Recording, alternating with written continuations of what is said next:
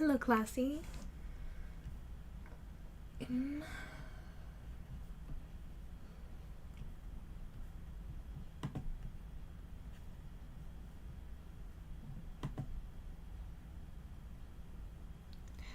Sorry, figuring something out real quick. Let me see.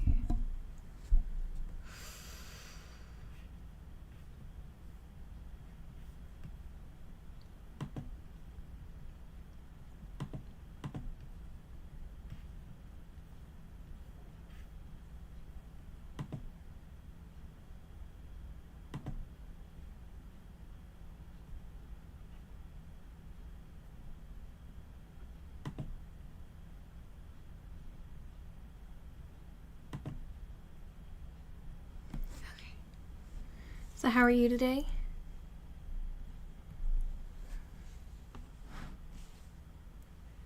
What do you mean?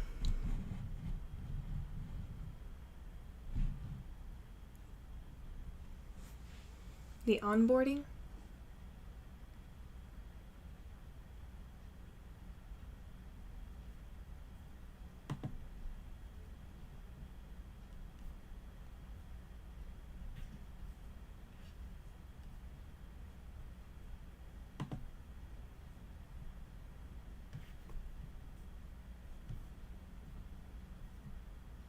Oh, yeah. No, just trying to figure out. I saw that it said it could take a couple of days to come on, so just waiting on that.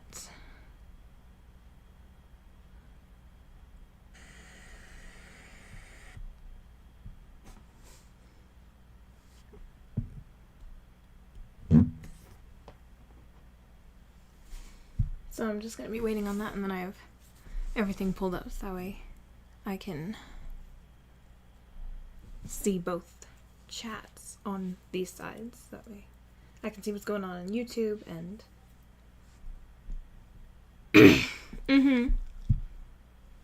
Did you get any sleep or no?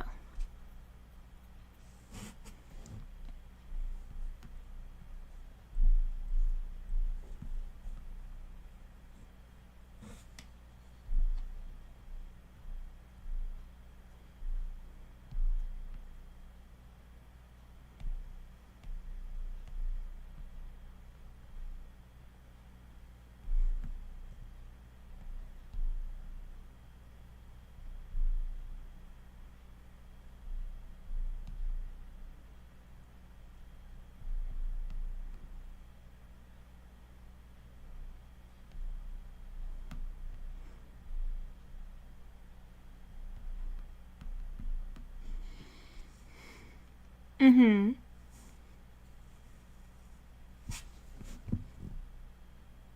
That's nice. Hopefully. It was just, what I was using before to stream wasn't making it, basically, it wasn't powerful enough to do that before. So now we're seeing how it works on this. So.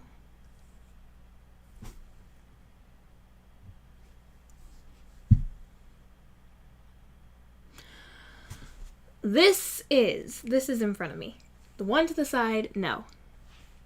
And so I'm using the old one that isn't powerful enough as my other view, basically, to see what's going on over there.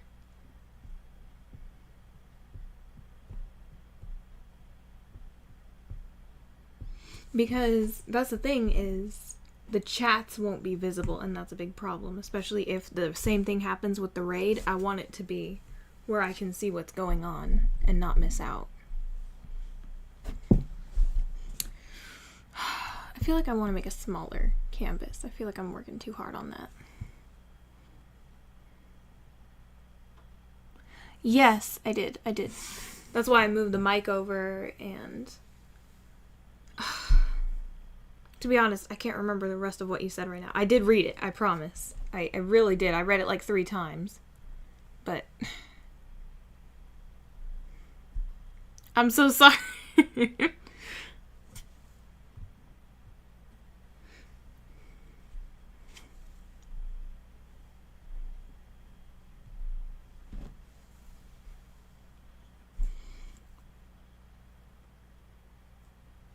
Yes, yes.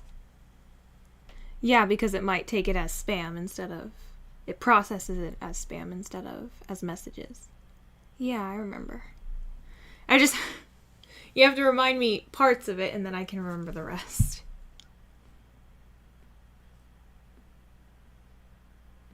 Yes. That's what I thought you were saying. Oh...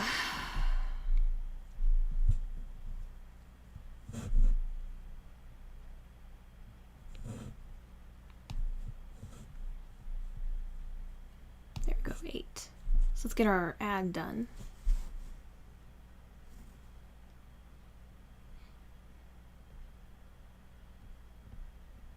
Mm-hmm.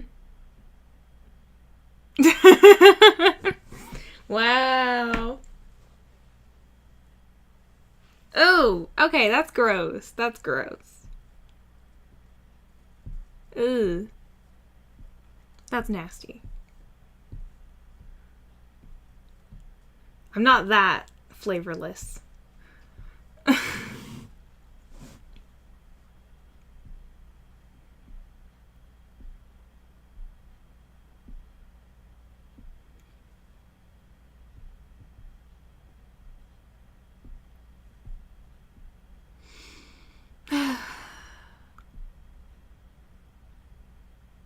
Gals. Okay.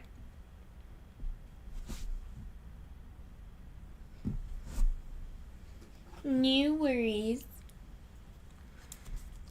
Ooh, reward granted. Thank you. Kiki's delivery service. What's that?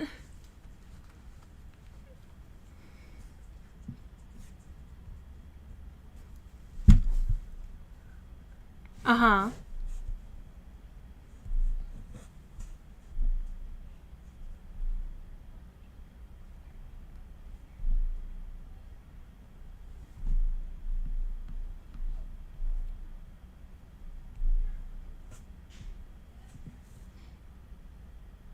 Mm-hmm.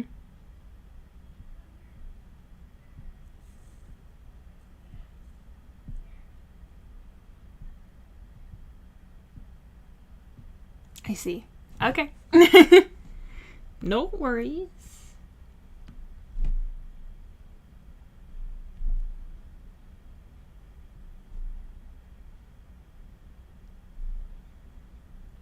I was thinking about what Nico said yesterday about one of the designs I made about using the face on it.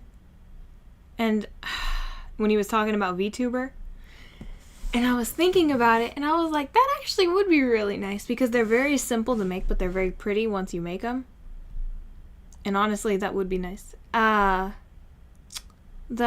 pink dress that I showed you. I can pull it back up if you need me to.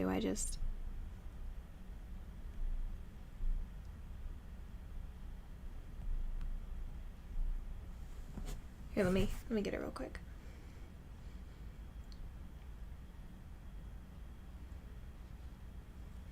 This one. My gosh, if her face will just focus.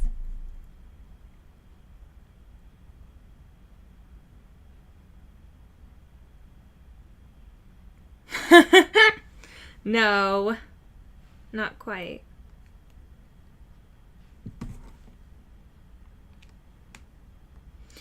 Well, I was trying to focus on the design. The arms were really getting in the way, and I know that sounds kind of silly, but they really were.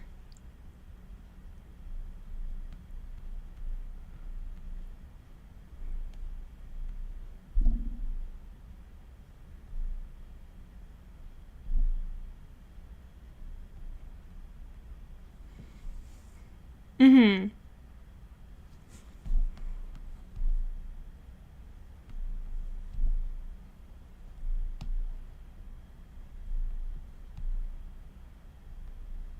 My gosh. I just want the line to come out good.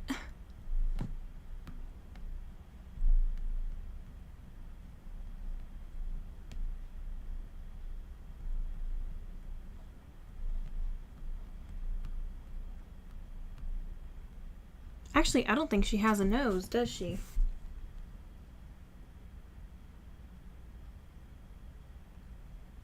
I don't think I gave... No, I gave him little noses.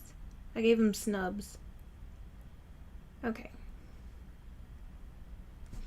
Okay, I was just trying to remember. I'm like, did I give her a nose? I did. It's a snub nose.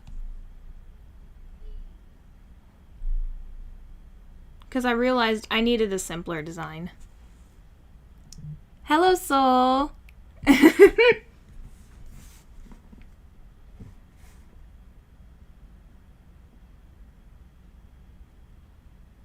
Haven't seen you in a little while.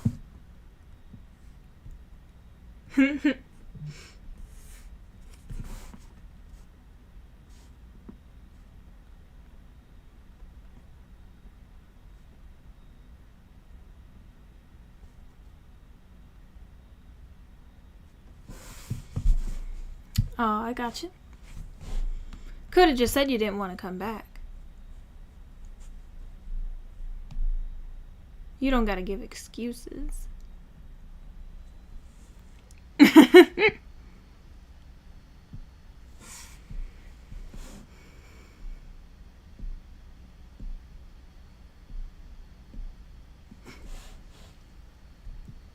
Hello, Puzzle.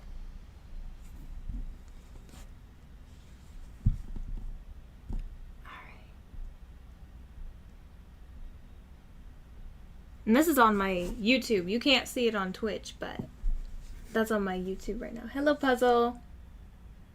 Nice to see you. I'm glad because I can see that right in front of me too, so I don't have to eat. Let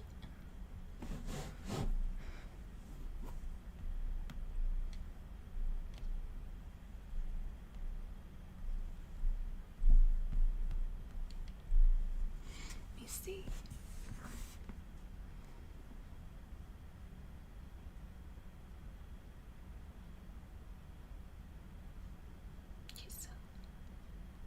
Big lippers.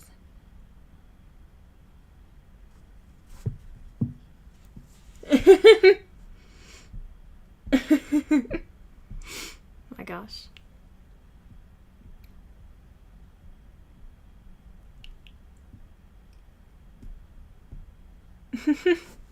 Hello, classy bathrobe.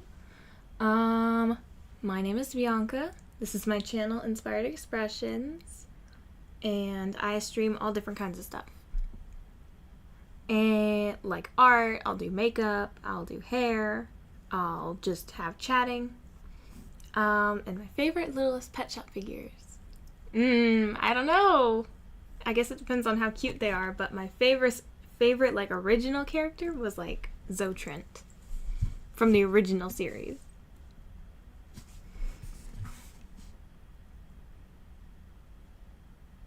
Oh wow, I'm sorry to hear that, Soul.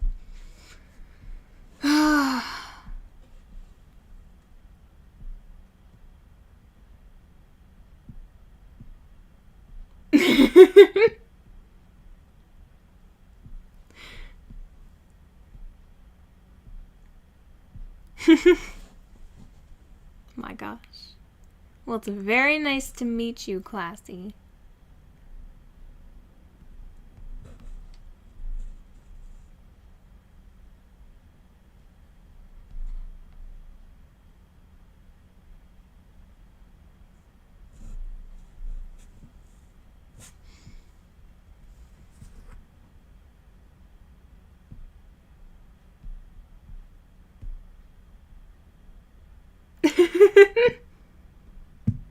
My gosh.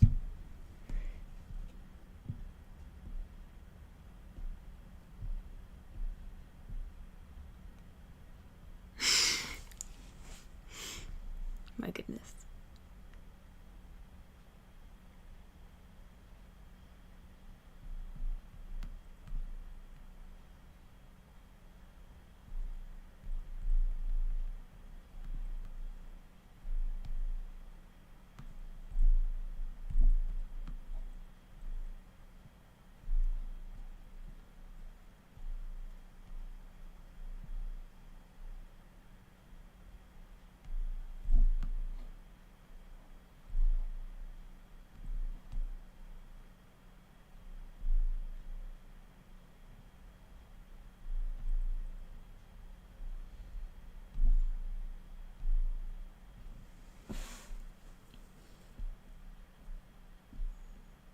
Mm-hmm.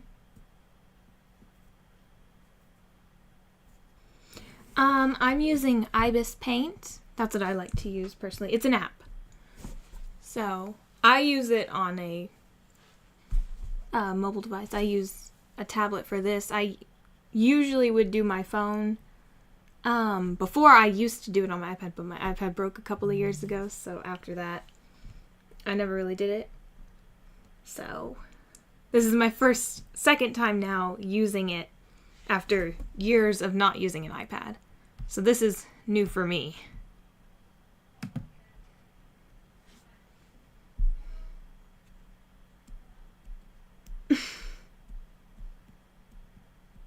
My gosh.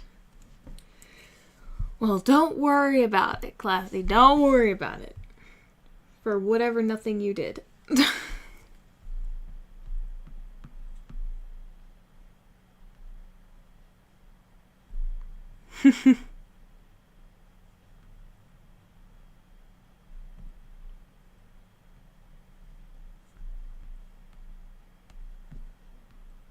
To be honest, I feel like this is going to be a lot more fun of a style to do for the emotes.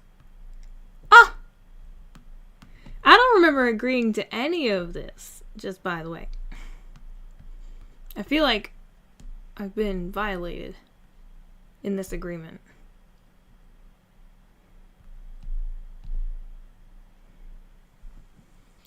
I'm going to be trying to draw my own emotes right now, so... I mean, if they're half decent, maybe one day, but not right now, no. These are mine that I'm working on. I really need to put on transparent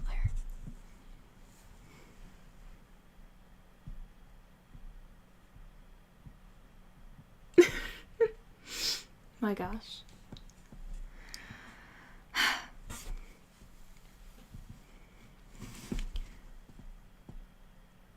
Yes, I am, Soul. That's why if I'll be a little bit back and forth and you're like wondering what's on the chat, I'm talking to two different ones, so just so you know.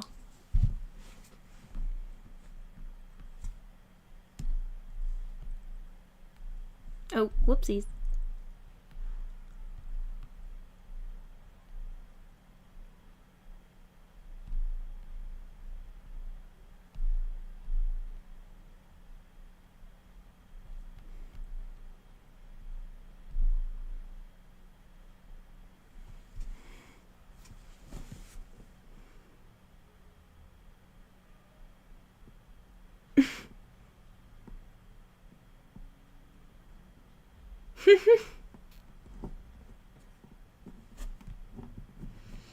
Yeah, it's not fun.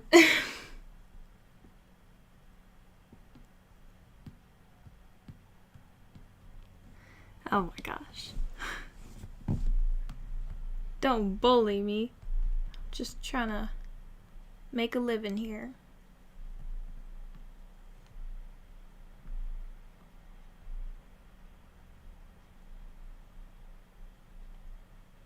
You know, I really would like to get that board where it has all the different buttons and everything, where you can just press it and then it links up to this or that, and it's really cool.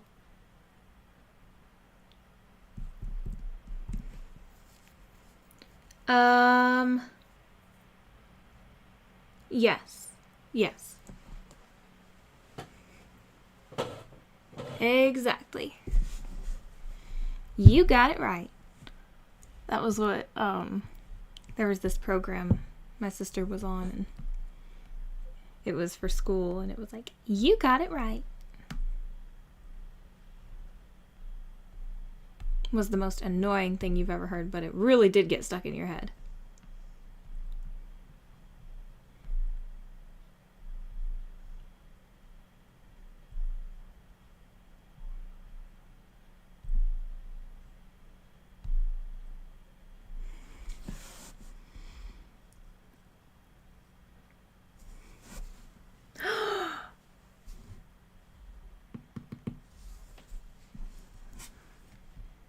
Did I do that?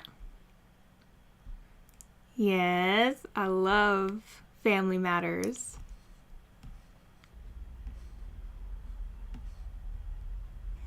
I know.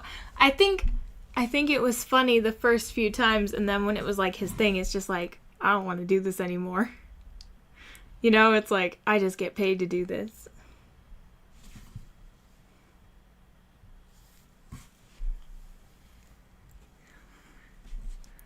But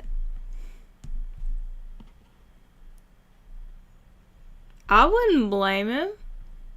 I mean, when that's all you might do really big with your career and it's like all you're ever known for, it's like, yeah, it's fun the first few times, and then it's like, yeah.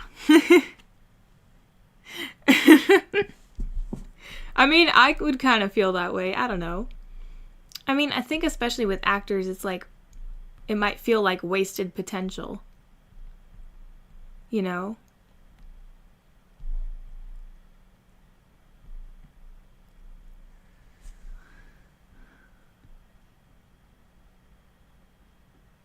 Yes, I did.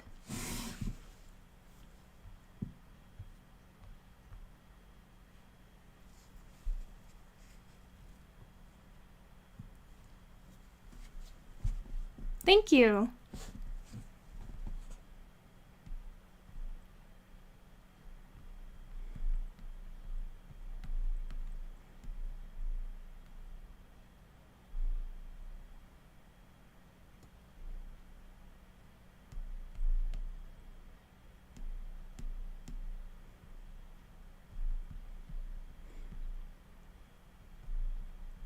My gosh, I just wanted to go right there.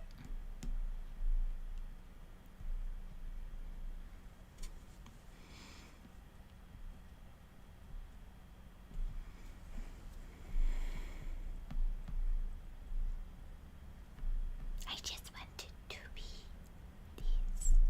Walk with me. I miss Myra, though. Myra's like my favorite. She deserves so much better. She was so mistreated, I feel like, the whole show.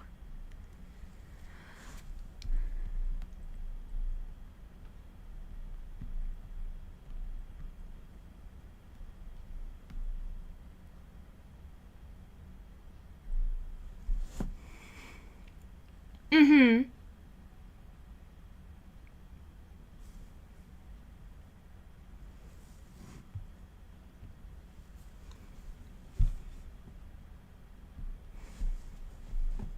Oh my gosh, the eye's a little freaky.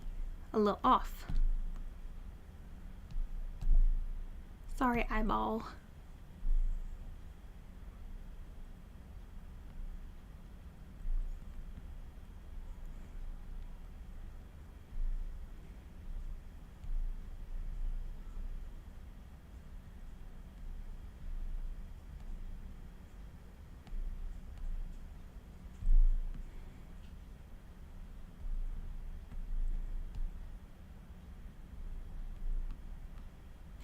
Oh crap. Yep.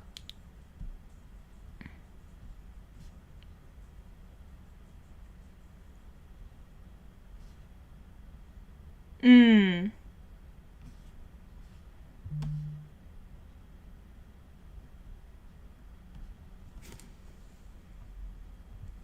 Well, here's the thing. Do you mean like paper dolls as in sticker people? Is that what you mean?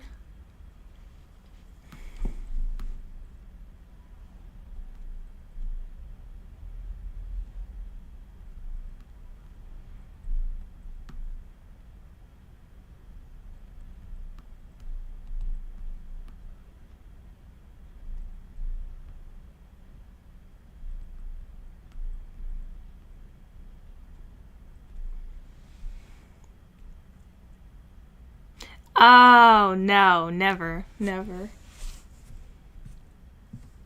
I don't know. I just can't live with myself doing that. Like, sometimes I'll do, like, the squinty eyes. Like, I'll just draw dots because I get really irritated at something I'm drawing. But otherwise, no. Like, I'd have to be really angry at my drawing for me to do that.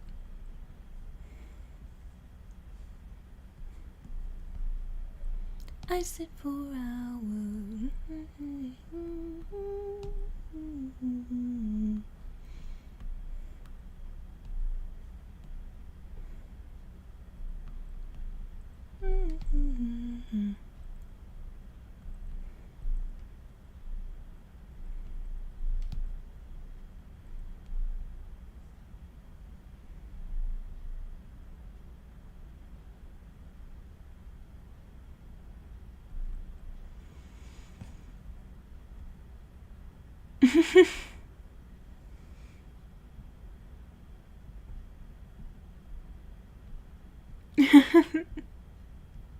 Aw, thank you, Classy. What a very interesting request. Thank you.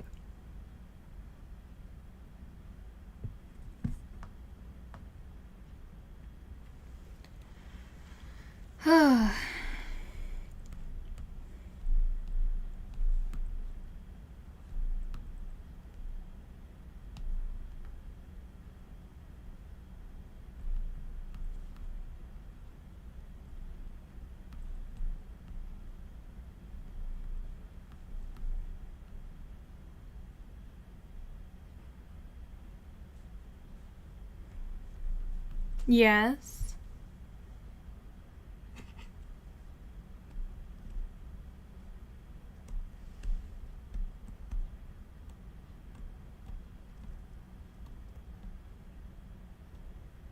Mm-hmm.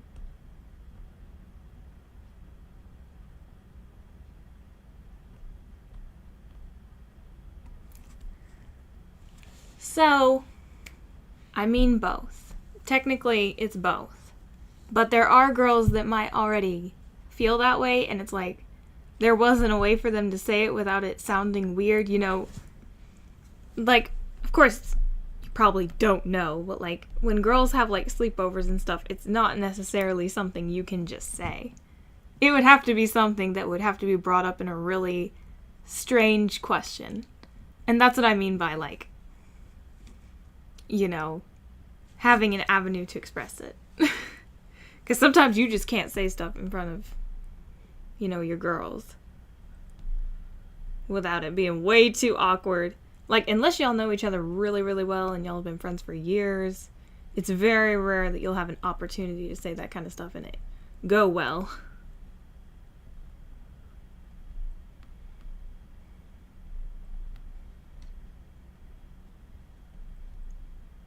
Mm-hmm.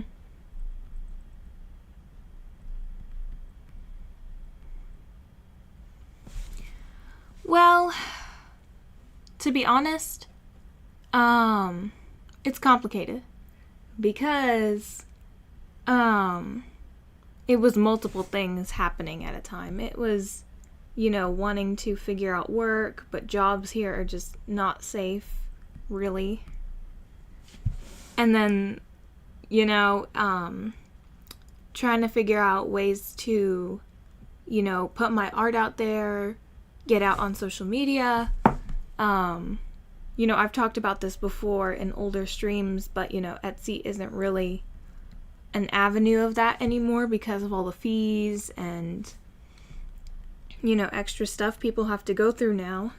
So it's not really considered a good option.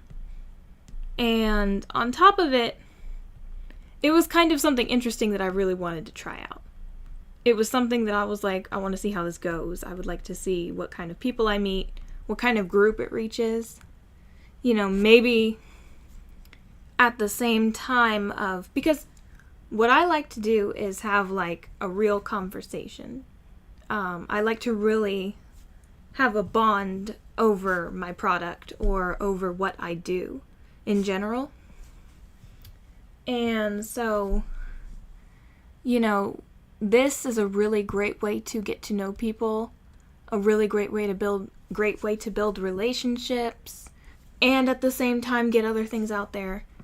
And so it's fun.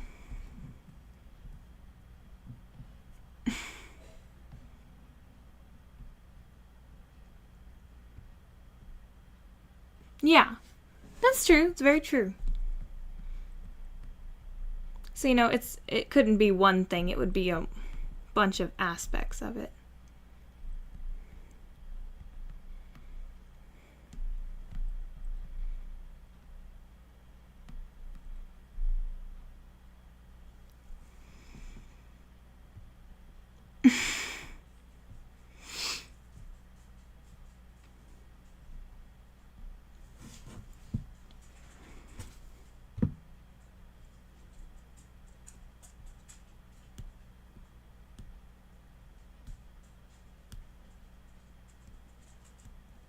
Oh. Yeah. That does sound pretty crappy.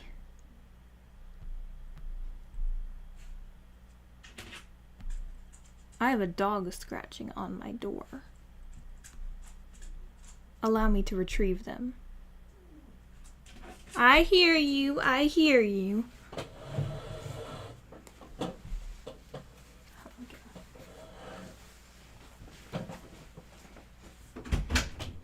Come on.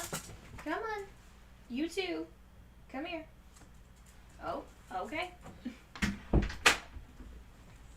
Mm-hmm. Stinky girl.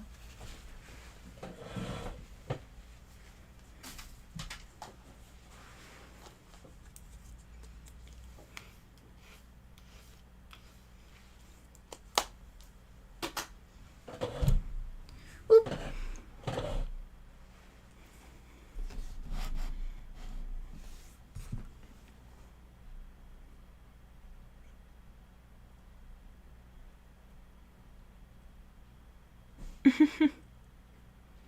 Well, yeah. I mean, this... I was not expecting it to go anywhere, let's be honest. But it really has become really not what I expected, but in a good way. And the same could be for you.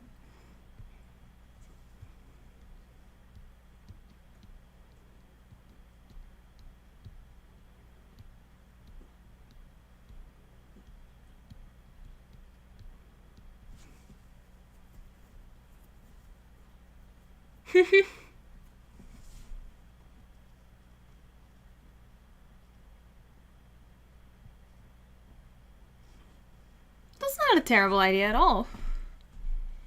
I mean, I think that's what a lot of people also really want is relationships. I think a lot of us are lonely right now.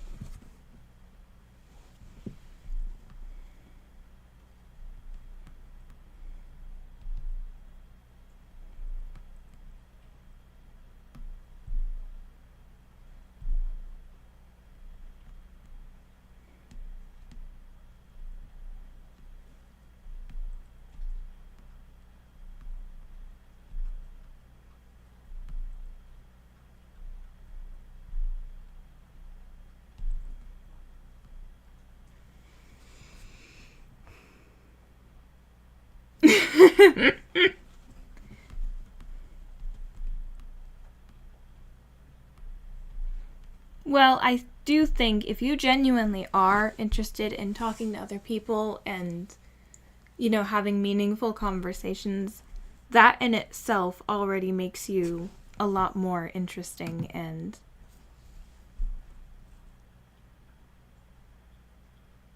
Well, I only had Classy for a while.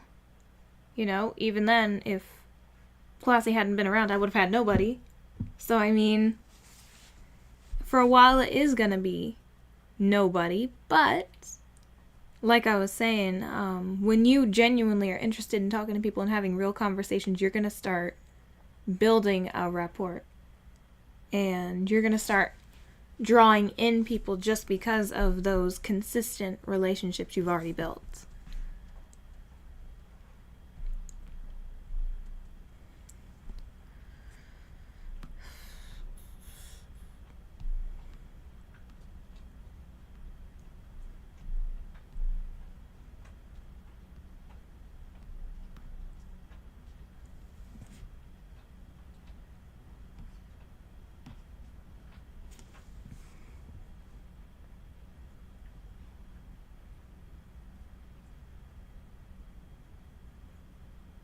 Mm-hmm.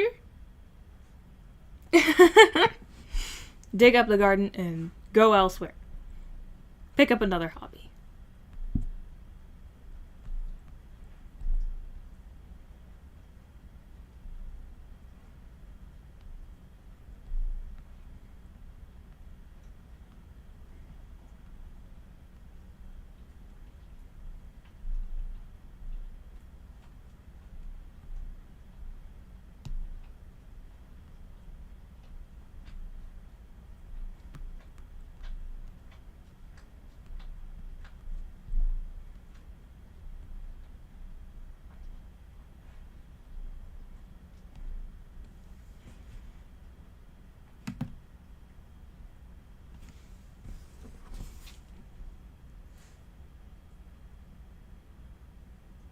Mm-hmm.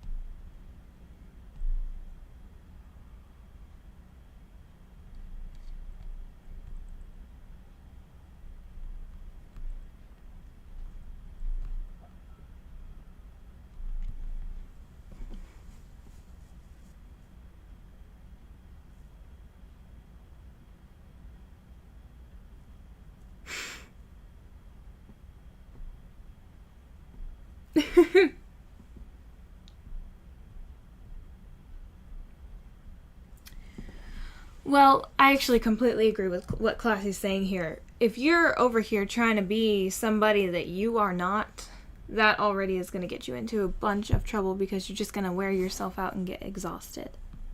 So, realistically looking at yourself, looking at your abilities, looking at your, even in the most superficial way possible, looking at what you have to offer physically, emotionally, mentally for other people is very, very important because it's also going to be able to tell you what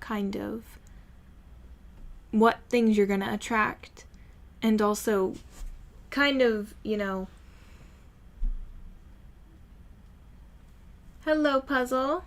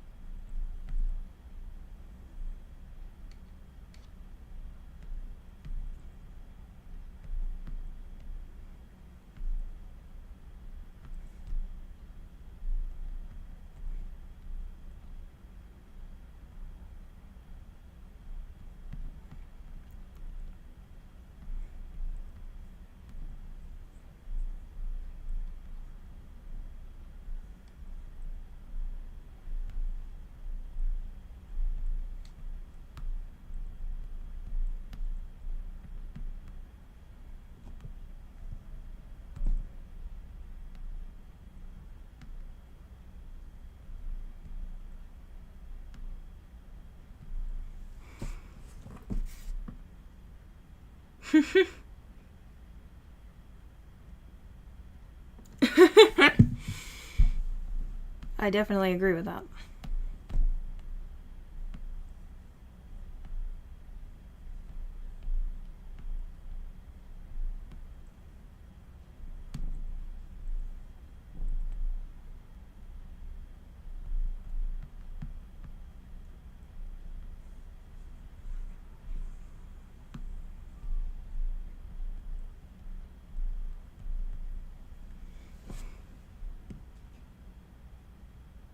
Okay. Well, have a good night, soul.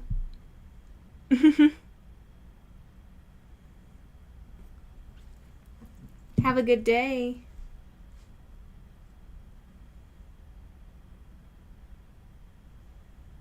Uh, I know. I didn't get that from that at all. I thought it was funny what you were saying it at all.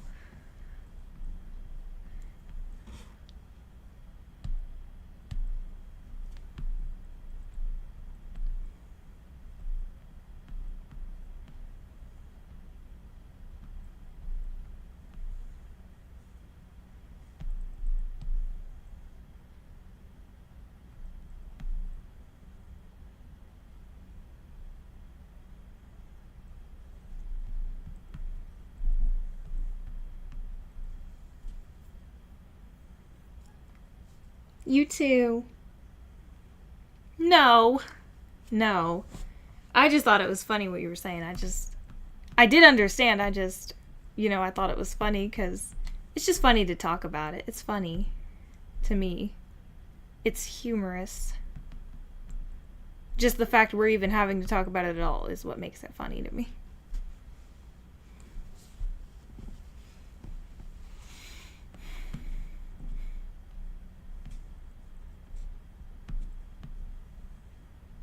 I guess really my biggest concern on that is the line between, you know, playing with somebody's feelings and, you know, that's more my issue with it, is trying not to mess with anybody or, you know, start any emotional problems. Because I'd rather that person leave and not come back and be upset for a little bit than invest in a whole relationship or, you know, thinking there's a possibility of something.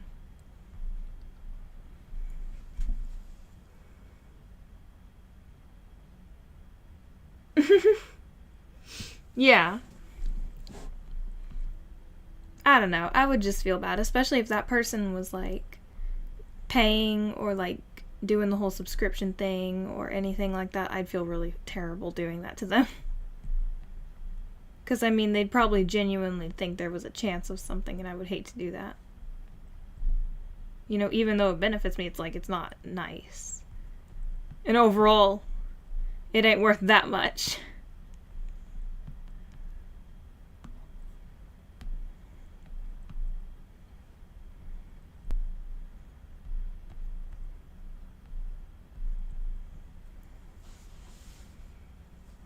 The only person I'll extort like that will be my husband. Because I'll actually mean it.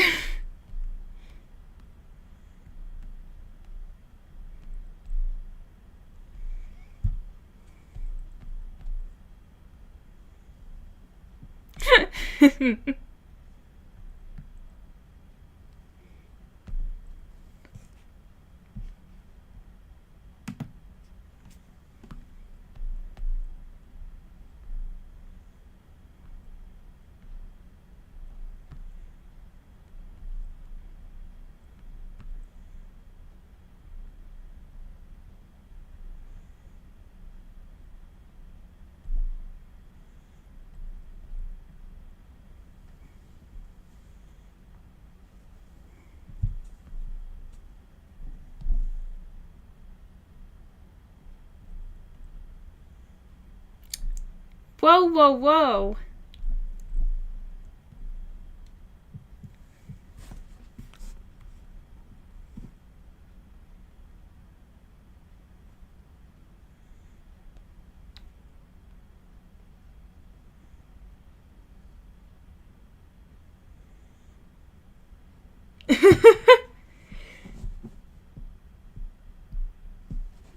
I don't know. I'm not really interested in that stuff. Maybe groceries.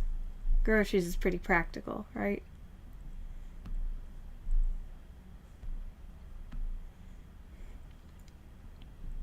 I don't really like... You know what's weird? I don't really like diamonds. I don't know. They're just not very pretty. Yes, they're pretty, but they're not pretty to me.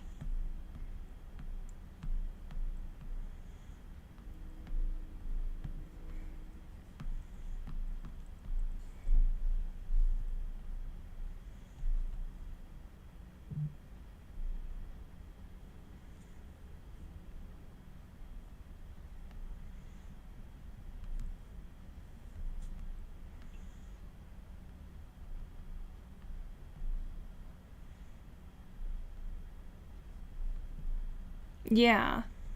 I mean, they are beautiful and shiny, and that's nice, but there are very pretty other stones and variations and designs.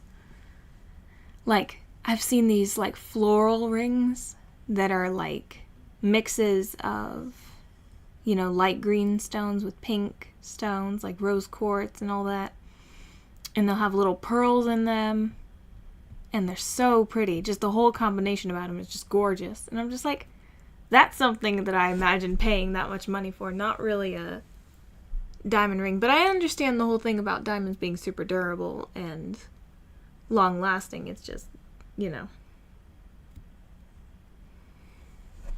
not my thing otherwise.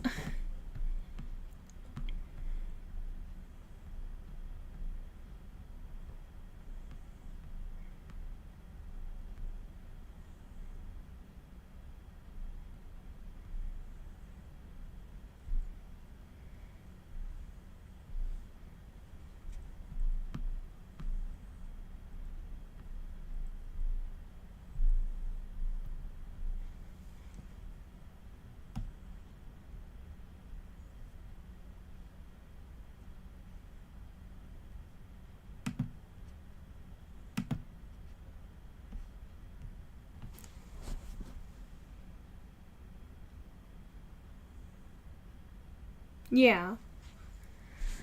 I know what you mean. I mean, it's okay if it does feel weird, because, nobody should necessarily feel okay just asking for things. Necessarily. I'm not saying that you shouldn't feel comfortable asking your spouse. But, you know, it's a lot. It's okay to be kind of on the more humble side either way about it. You're still asking for something. You're still.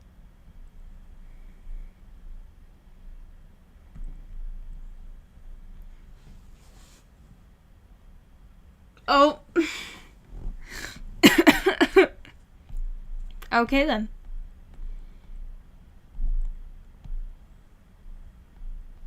Good to know, good to know.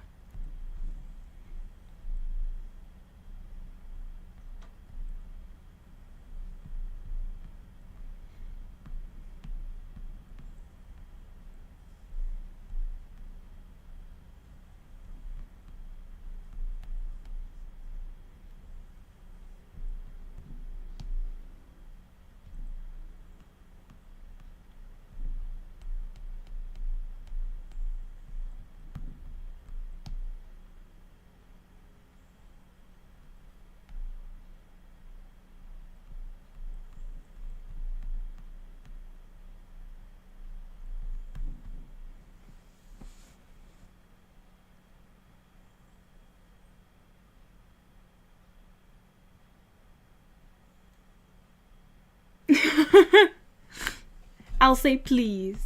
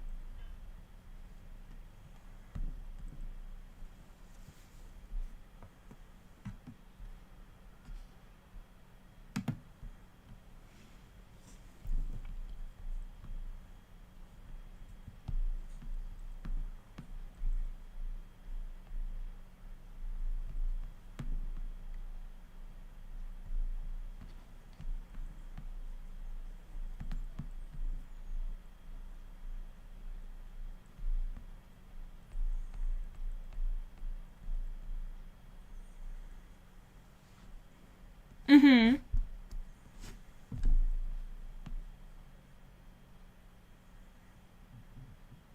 Yeah.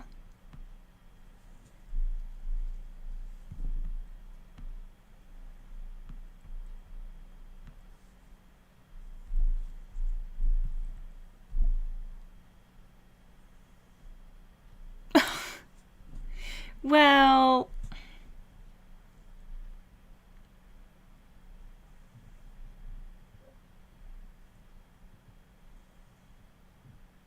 Mm-hmm.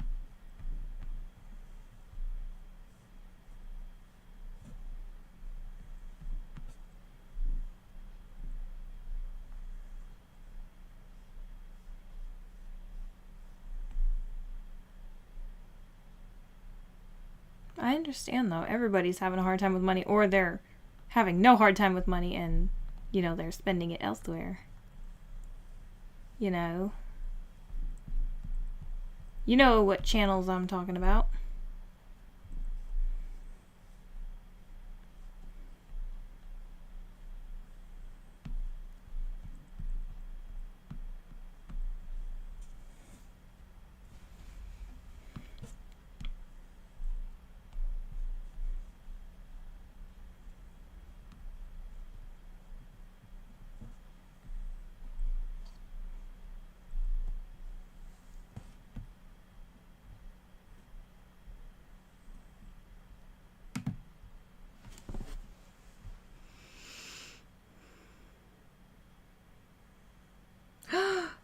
Oh my gosh.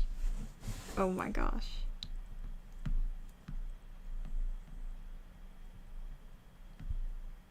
People are so weird.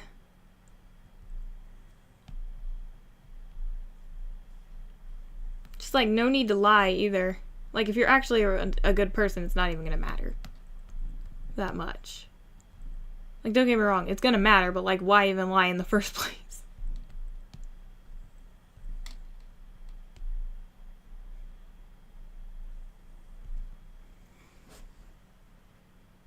Yeah.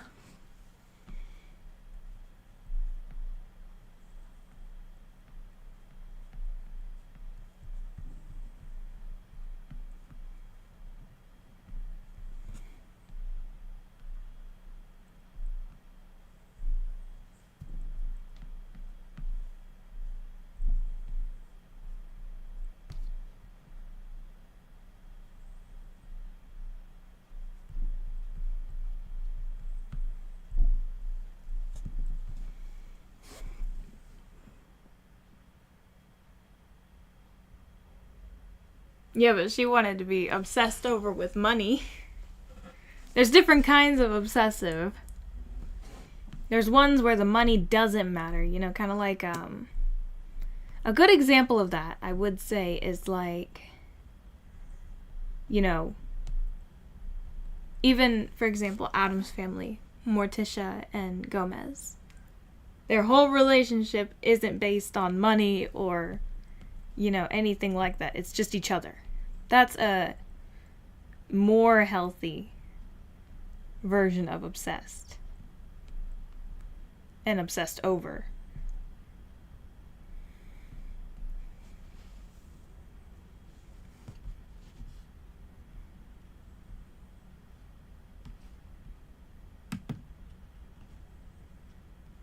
Exactly. If you can still be obsessed with each other even in poverty, then it's like it's not a big deal at all. Then you're like, oh, okay, we're good. That's a good... Like, of course, in wealth, you share it together and then...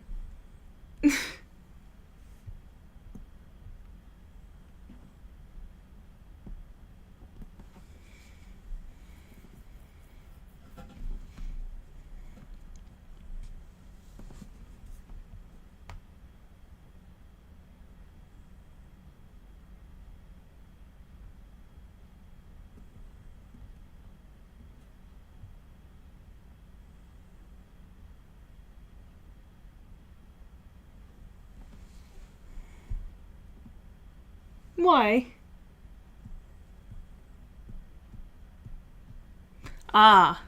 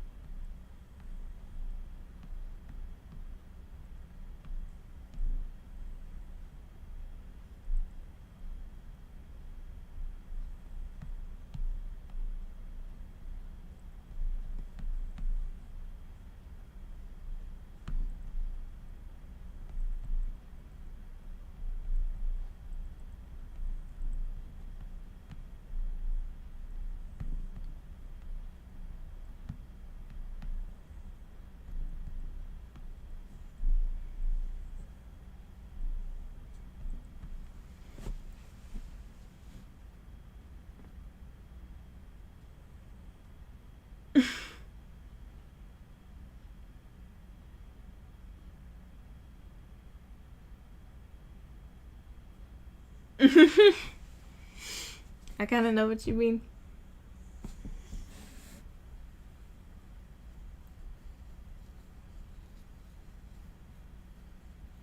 Well, I mean, is he like antisocial and like, you know, doesn't know how to be around family?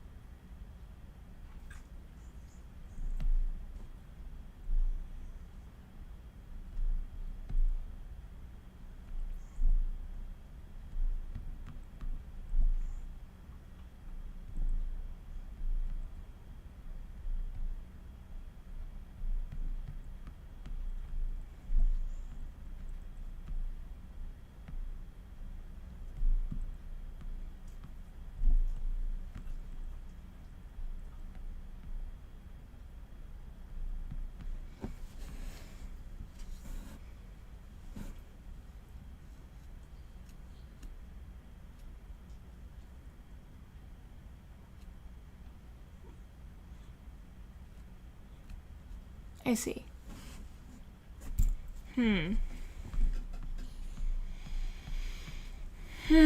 People are fun, aren't they?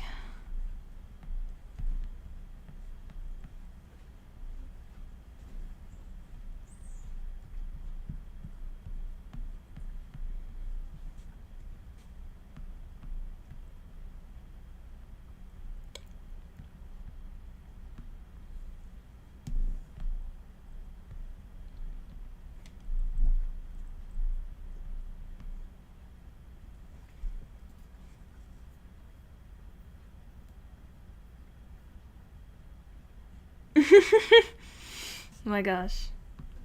We got plenty of those here. Bridges galore.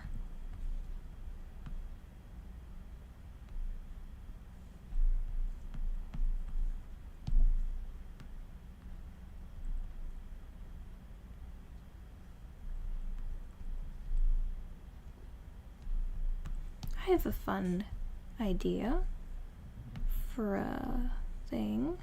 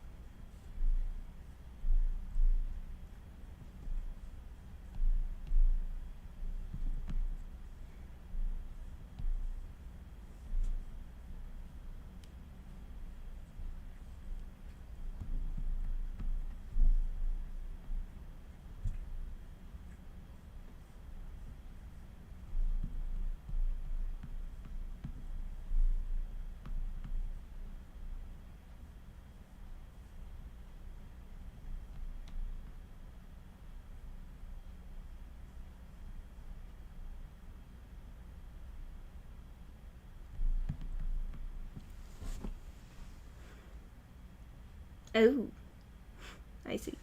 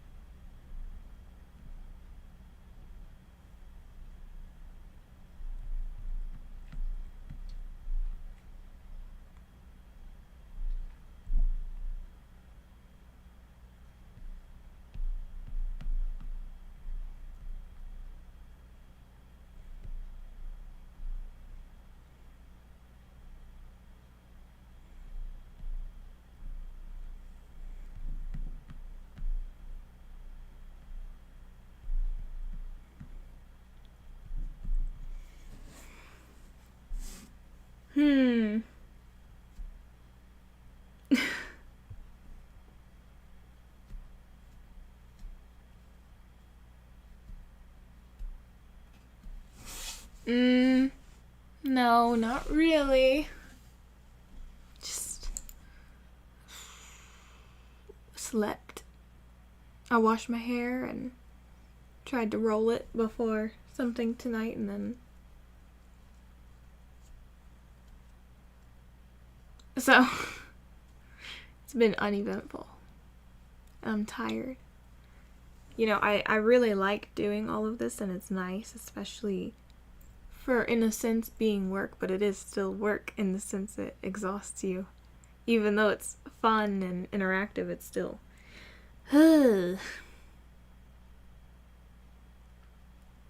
Yeah, almost every day, yeah. I can't not go without my hair being washed. It's... Yeah.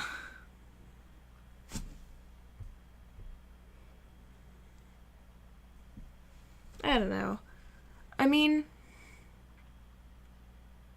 it's just nice to do in general. It's nice to kind of just talk.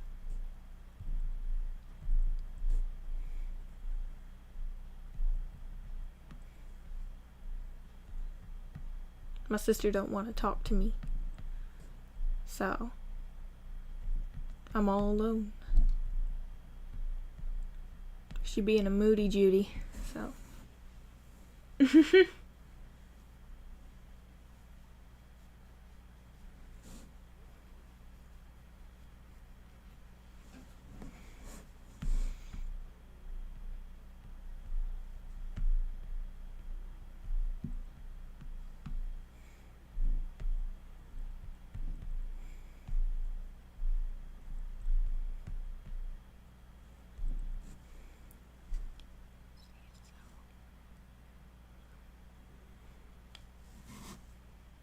Sorry, I'm just like doing a reference, so just hold on.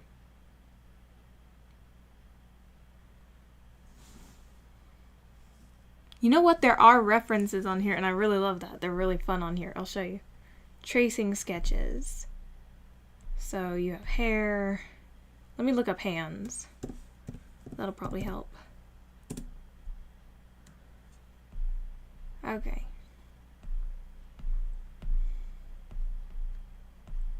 Maybe I have to do hand. Okay, there we go.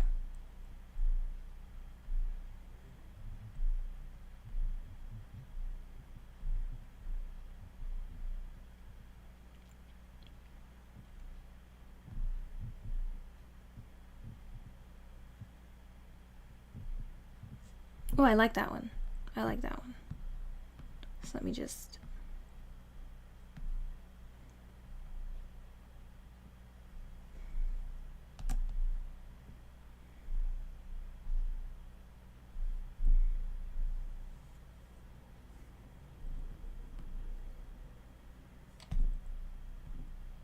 Let me change the angle a little bit.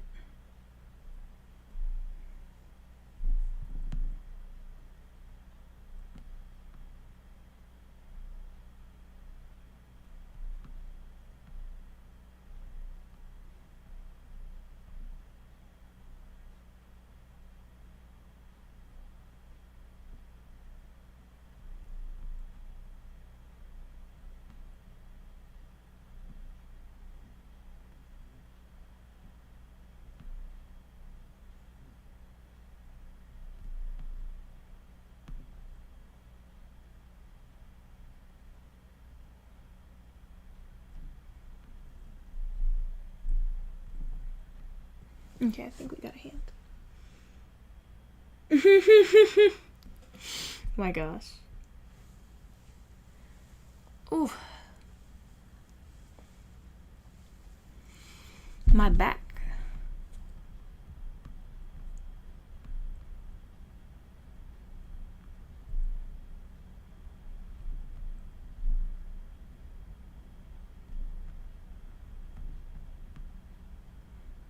Oh, crap. Crap.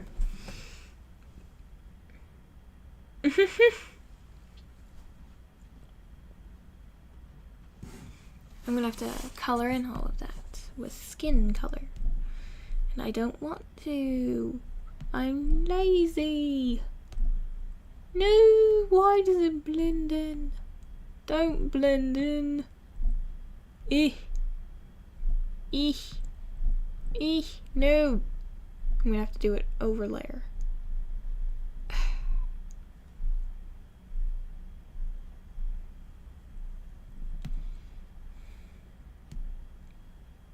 I hate that, but okay.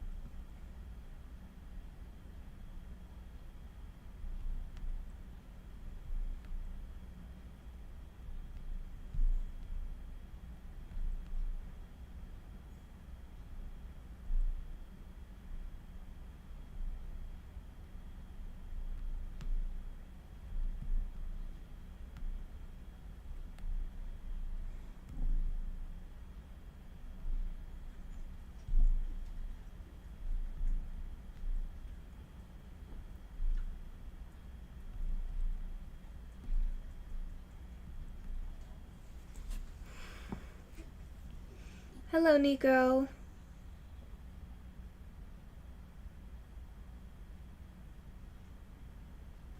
I don't think so. I don't think so. Let's not start making stuff up now.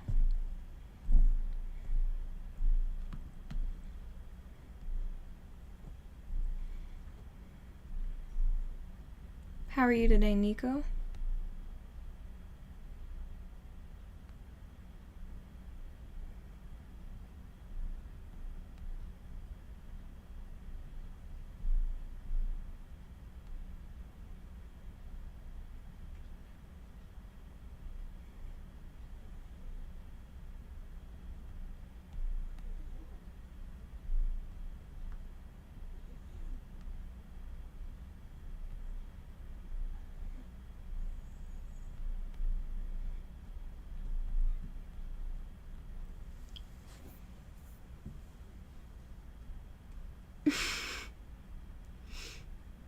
My gosh.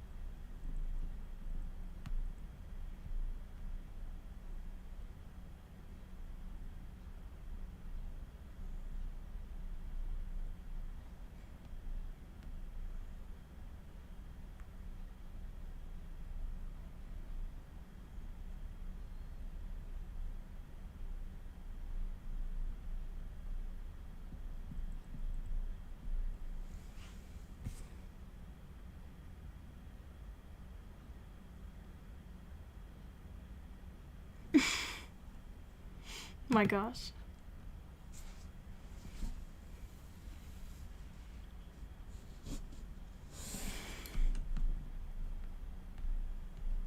I'm so confused.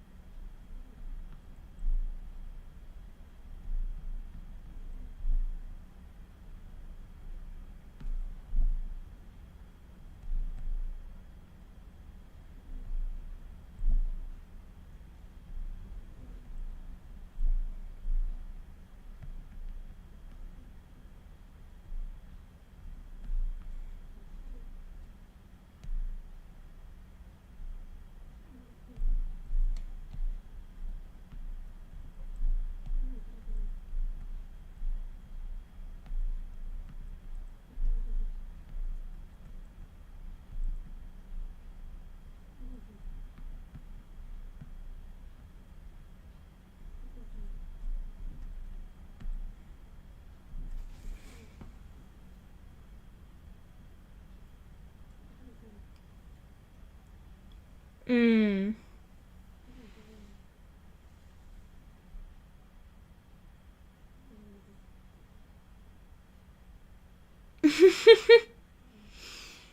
Yeah, I know what you mean.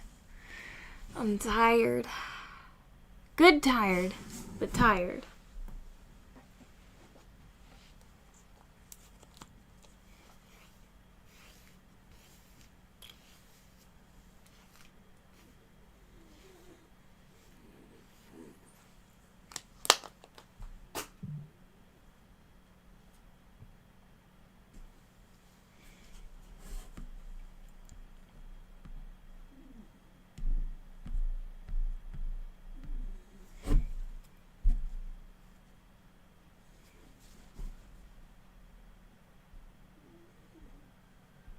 A disaster.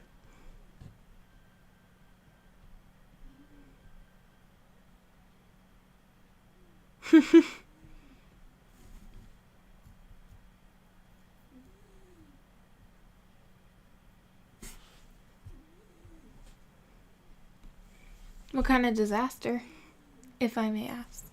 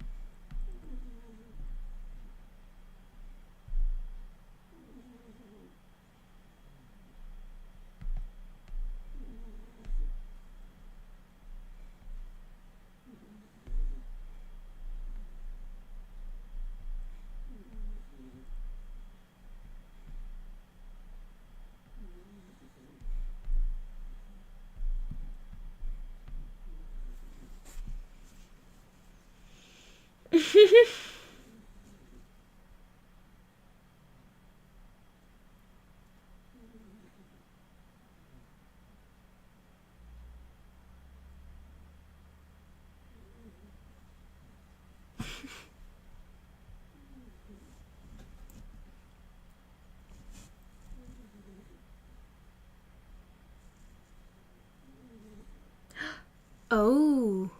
Oh my gosh. Ooh.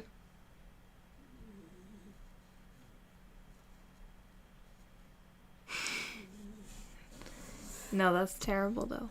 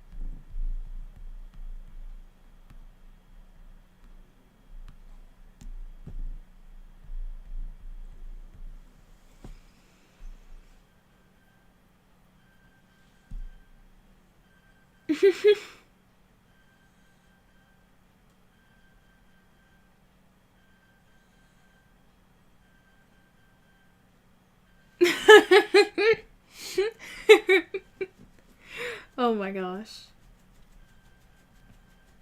I like zippers. I like zippers a lot, actually, except for when they get caught and stuff. But otherwise, I really like them. So.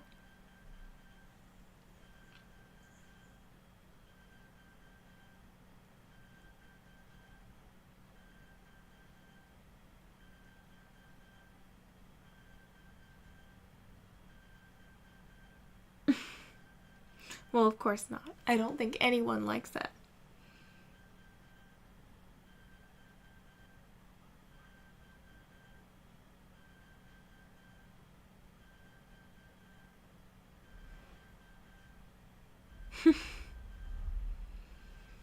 I see.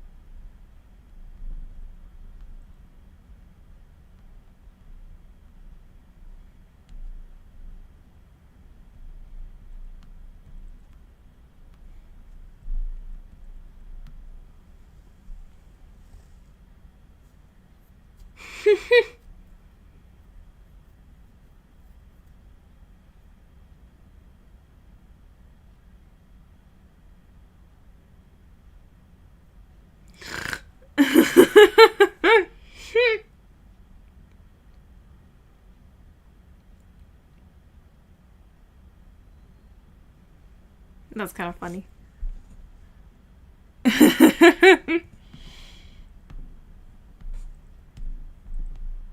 Gonna be honest, I've never really met a nice person named Karen.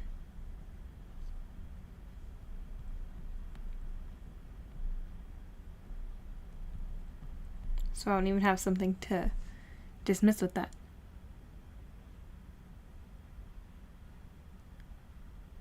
Mm-hmm. That makes sense.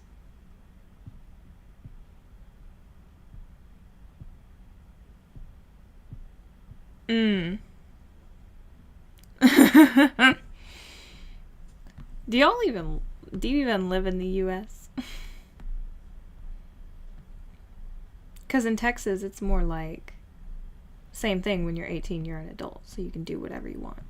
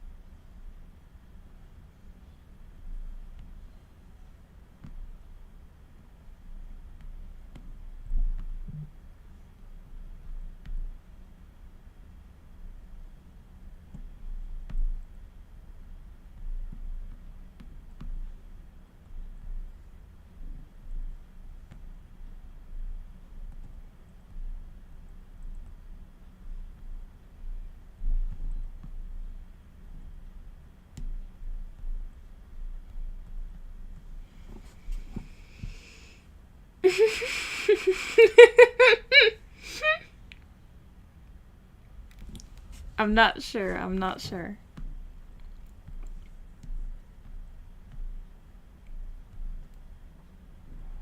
Is there a leopard?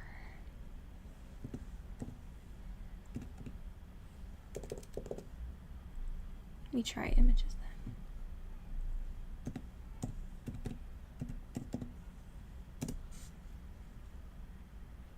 then. Ooh, nice, nice.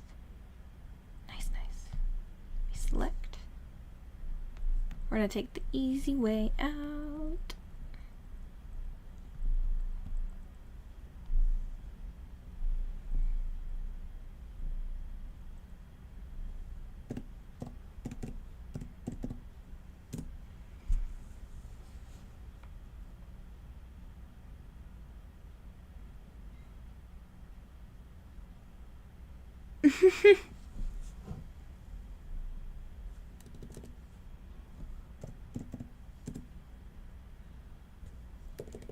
I just looked it up.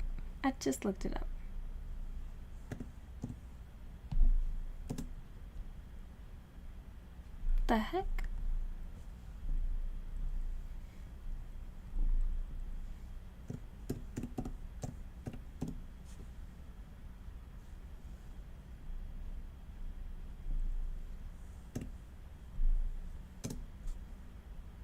There we go.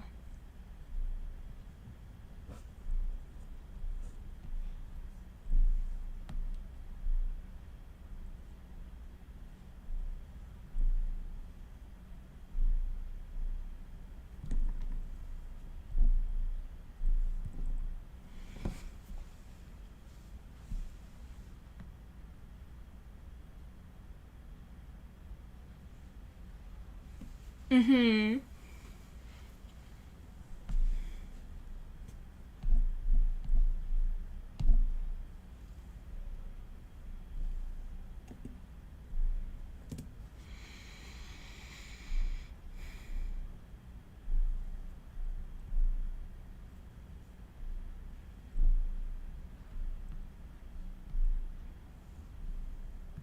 I think that one makes more sense. Okay, so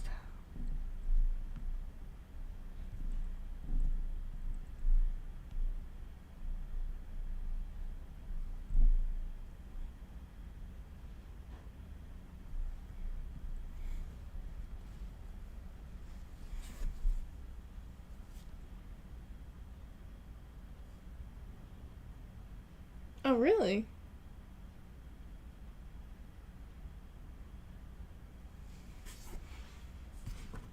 Here, hold on, let me see.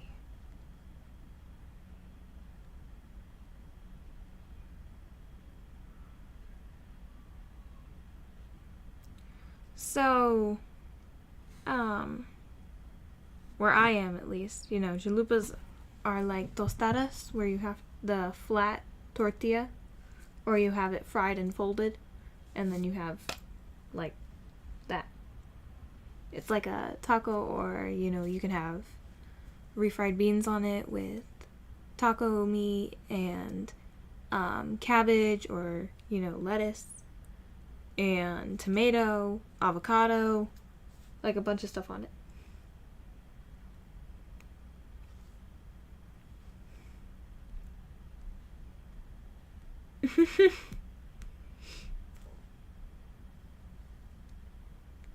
Yeah, they're pretty good. I make them sometimes.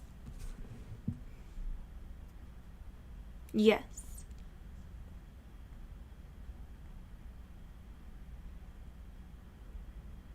Kind of what? What did I say kind of to?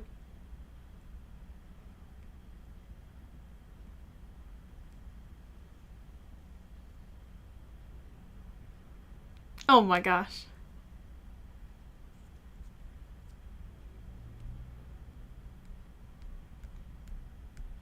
Yes.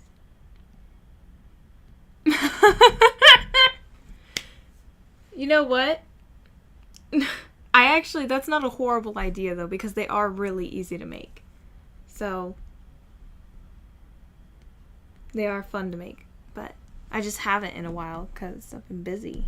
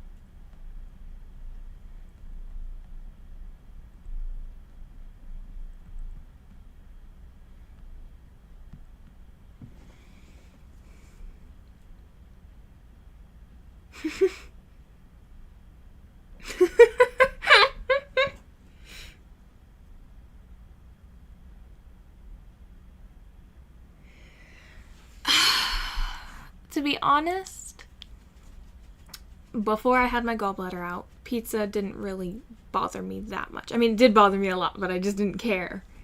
But after I had my gallbladder out, pizza was like one of the first things that, like I have mentioned before, things just started looking disgusting, and pizza is one of them. I might be able to eat the crust and like actually enjoy that, but otherwise, no. Like, I'm like, ugh, no, I don't like pizza. I don't know, it just really made me sick.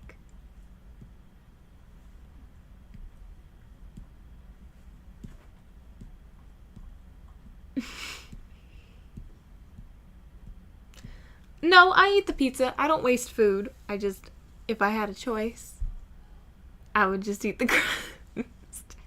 If I had a choice in my mind.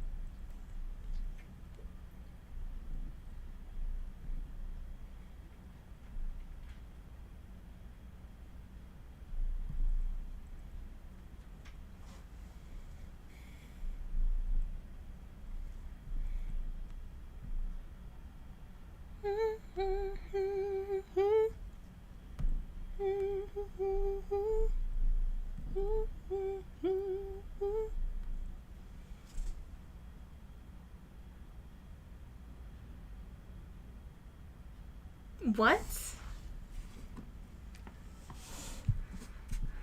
How do you say that? Bocadillo?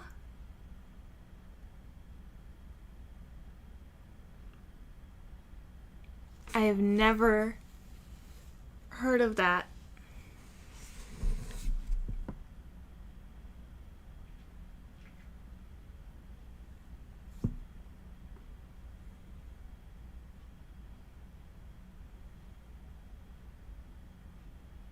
We don't really have Colombian food here either, so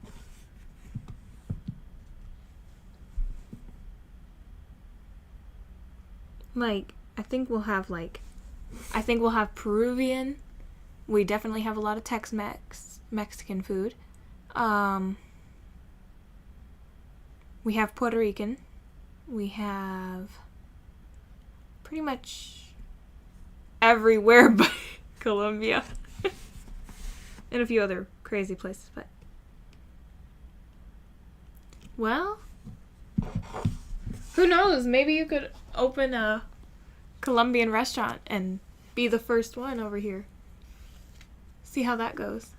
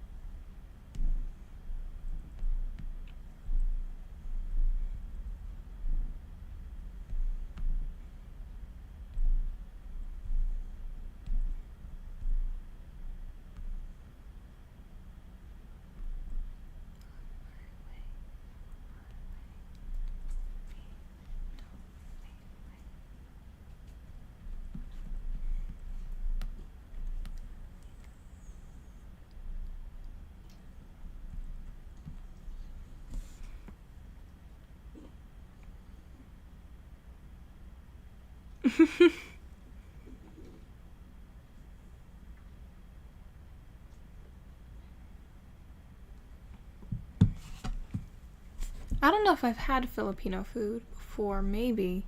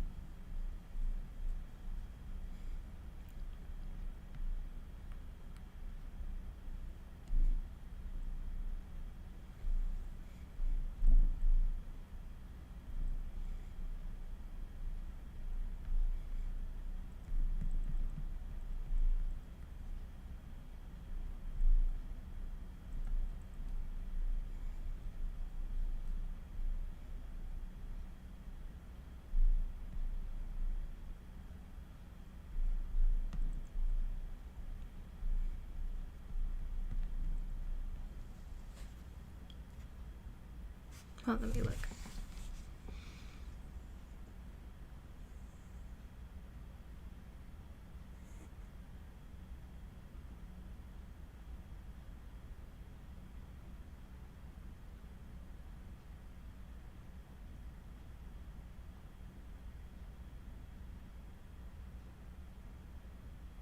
Ooh, I don't like heavy food like that. I can't eat too much. I mean, but that's not really everyone here in Texas. Everyone here in Texas usually likes bigger portions.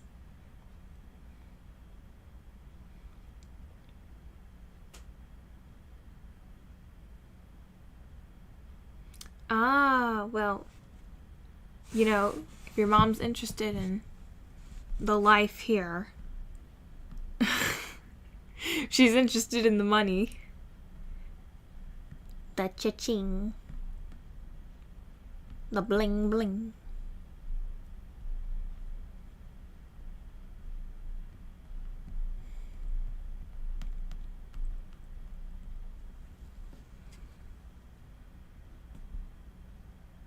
Oh, well, I don't mind the rice.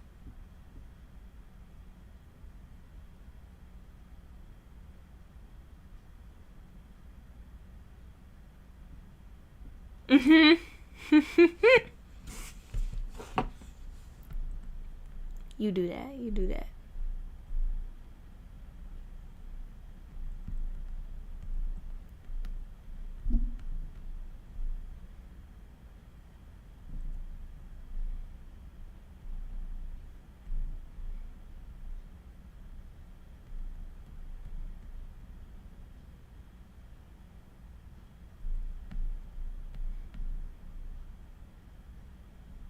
What does that mean?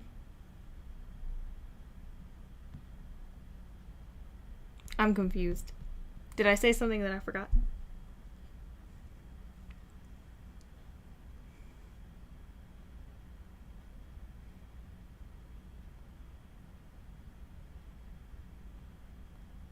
Mm-hmm.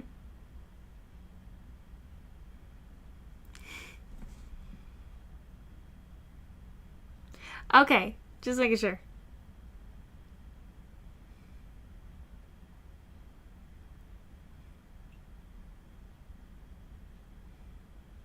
Mm-hmm.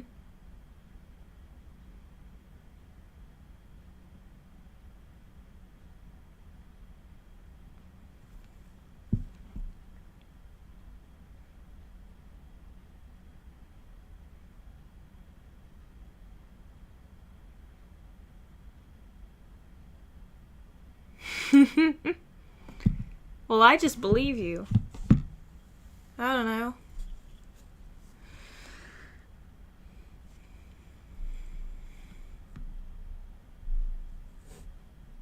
I mean, you're either gonna tell me or you're not, and it doesn't. I mean, I don't know. Does it matter that much?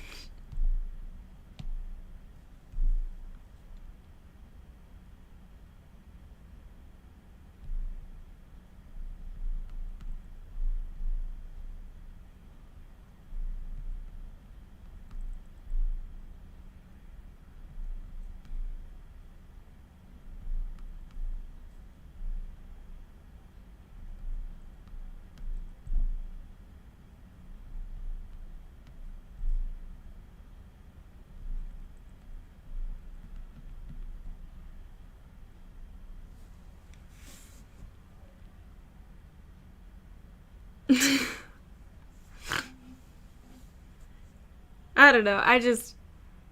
I like straightforward. Just tell me what you ate and then I'll forget about it later anyways, so. I care, but I still forget.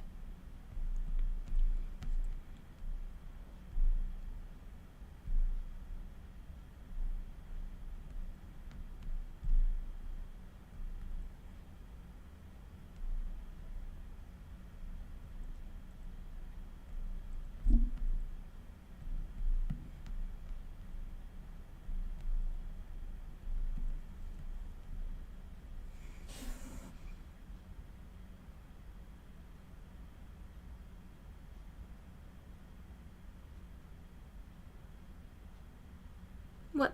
How do you say that? Arepa?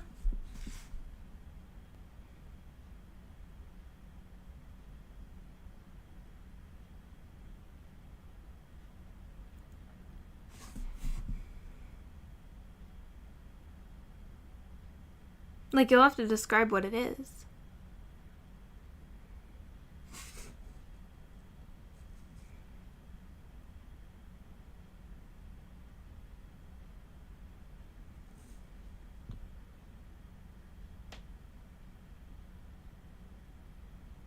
Does it love?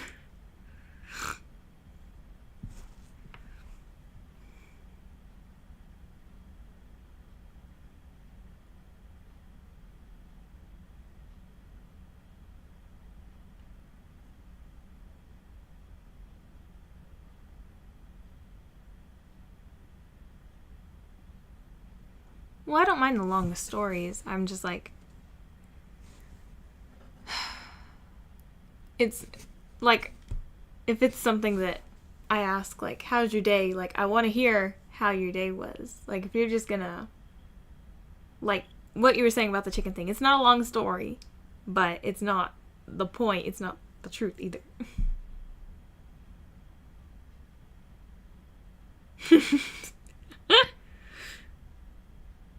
Wait a minute. I might know that. Hold on. Let me look it up.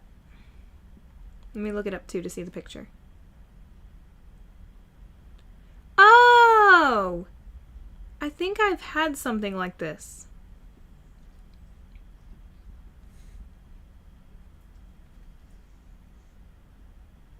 I think I've had these before.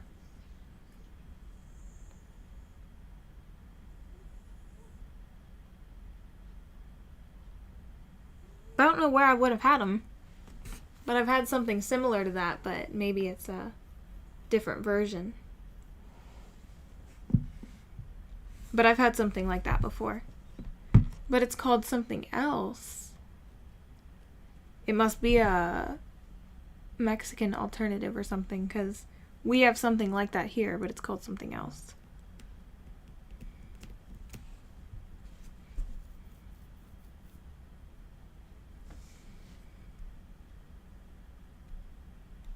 Oh no, I've had them small like that.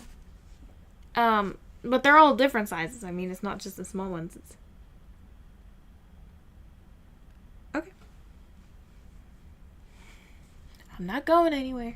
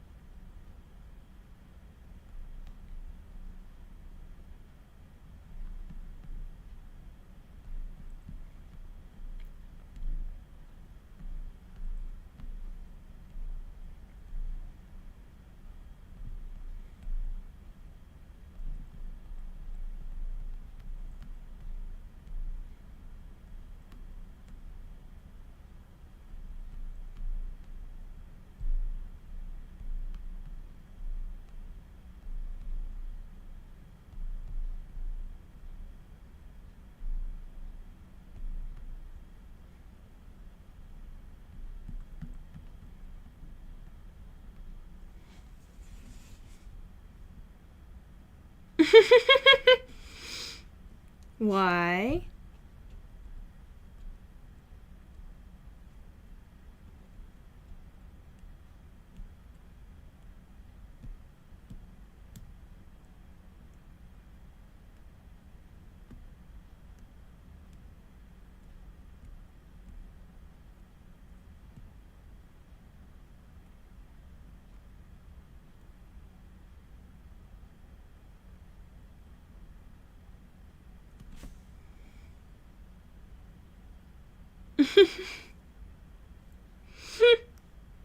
Well, I already read it, so.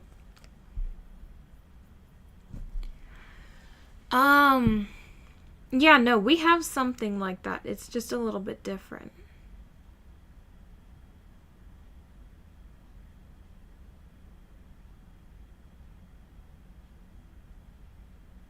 Like, I think it's just what we put it with, because I think we put it more with avocado,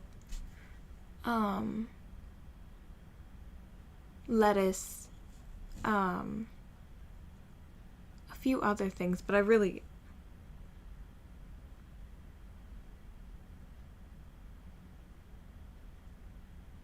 Or actually, yeah, a lot with ground beef, or mostly ground beef, yeah. That'll be what we'll have it with.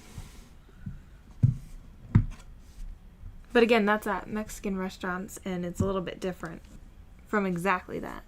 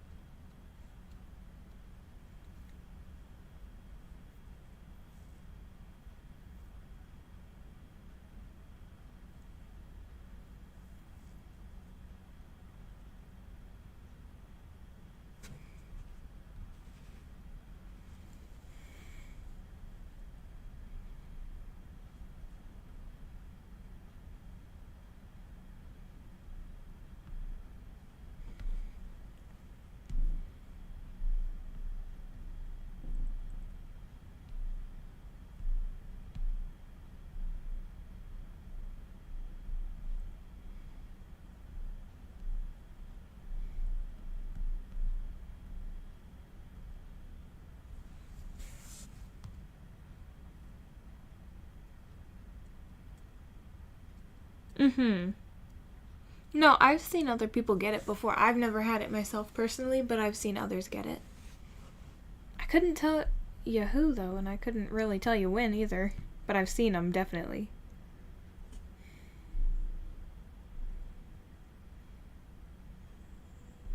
You know what? Let me put some sparkles. I think that'll go with it.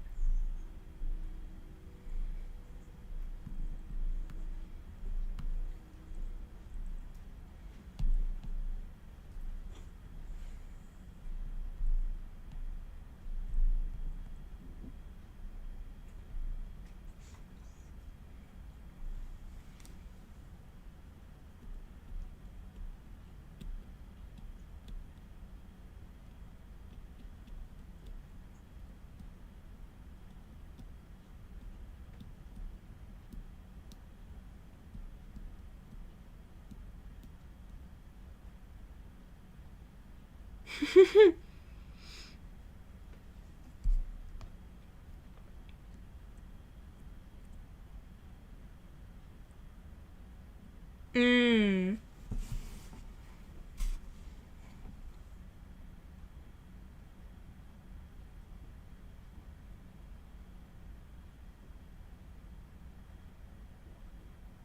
Gotcha. Well, I mean, there must be a way to make it with lactose-free milk. Because that's what I do with anything that I want to have that normally I couldn't. Just add lactose-free milk and then make it.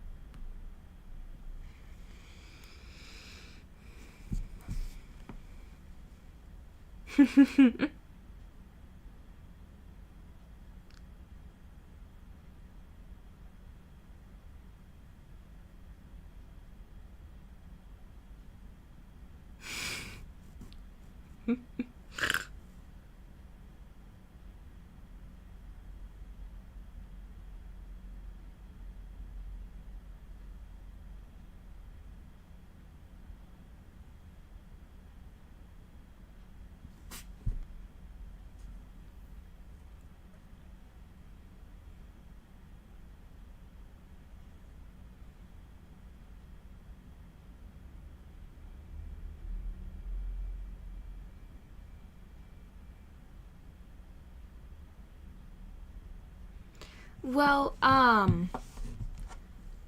for example, the lactose-free milk, it actually tastes, I would say, better than normal milk, because once you start having it for a longer period of time or anything like that, anything lactose-free, eventually your body is going to start recognizing it and start recognizing how much better it makes you feel. And I think it partially, like, adjusts how it tastes to you, so it's like the older stuff that's not lactose-free doesn't taste as good anymore. And so that's kind of what we use to cook and bake and things like that. And it definitely, I feel like, has improved a lot of the taste, and, you know, a lot of what bothers our stomach really doesn't anymore.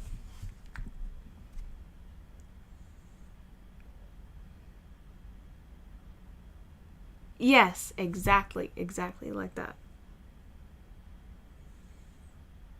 Oh, really?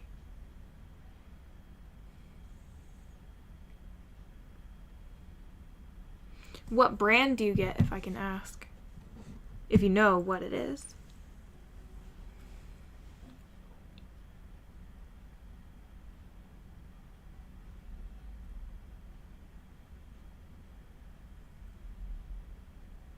You mean the miserable stomach pain? That feeling?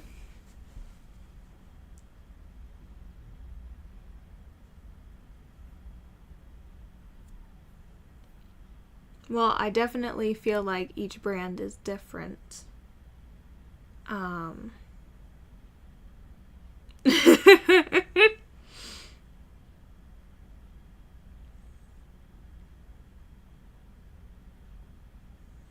Well, I had a ton of milk during childhood that was, like, really not good for me. Um, like I mentioned, there was a brand that was in school with me. I think it was something with a B, Borden. That's what it was.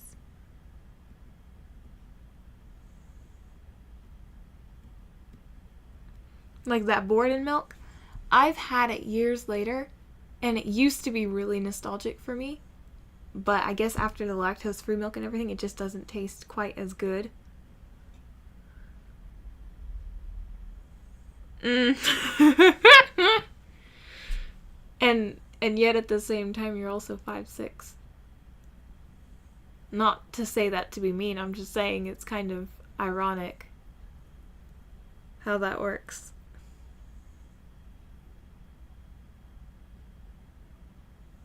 Mm-hmm. I don't think I was either when I was younger, but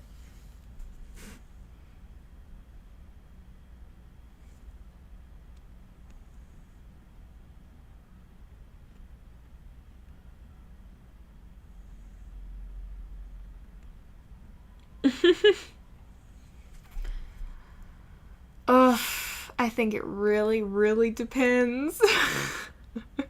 Because I don't really like food in general, but like I said, a Texas Roadhouse, you have to go to one. If you ever come to Texas, go to a Texas Roadhouse.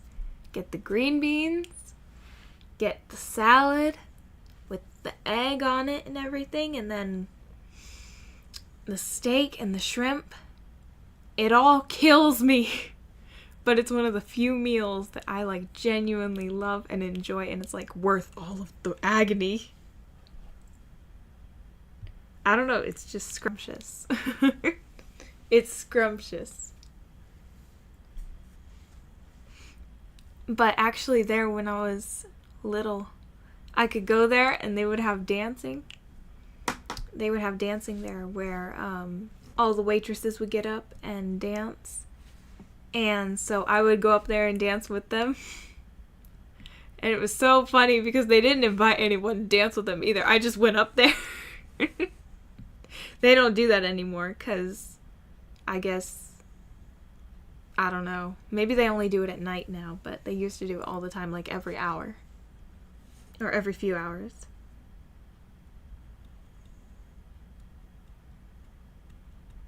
Yeah.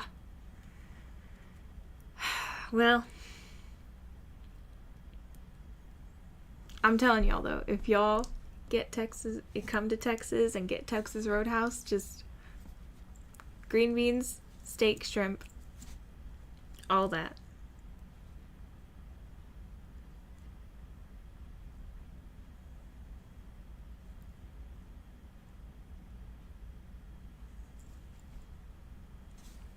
But yeah, it's pretty scrumptious there. I don't know. Ooh. Usually I share with my sister. So,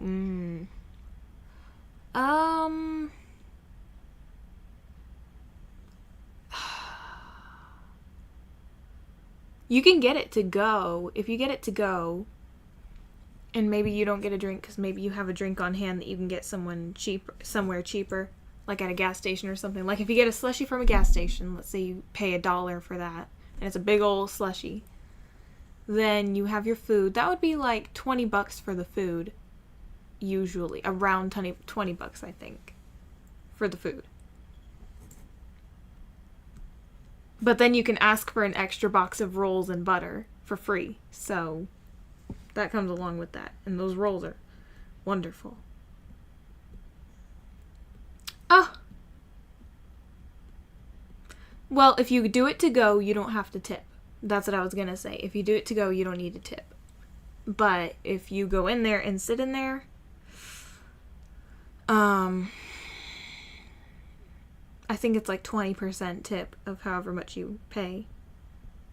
Yeah. Yeah.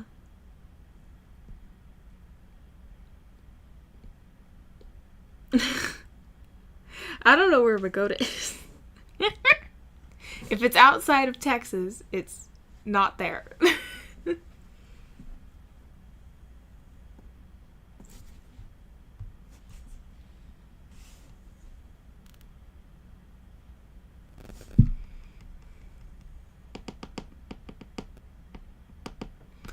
Actually, they kind of don't, technically.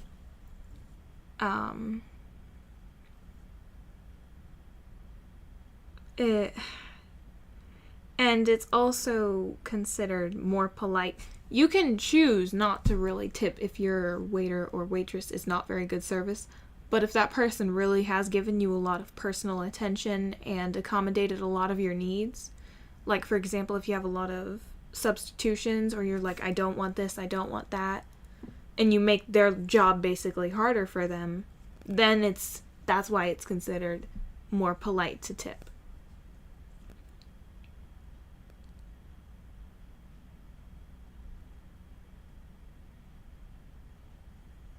What does that mean?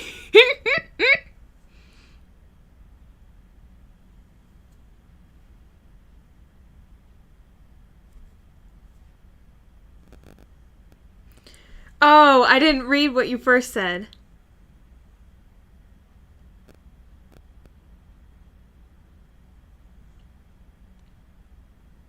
It's not super... I mean, it used to be considered a lot nicer, but I feel like everyone now is so much more particular about dumb things, too. I think it's nice. And I think it's fun to go there. It's not necessarily like a super nice restaurant or anything, but it is nice.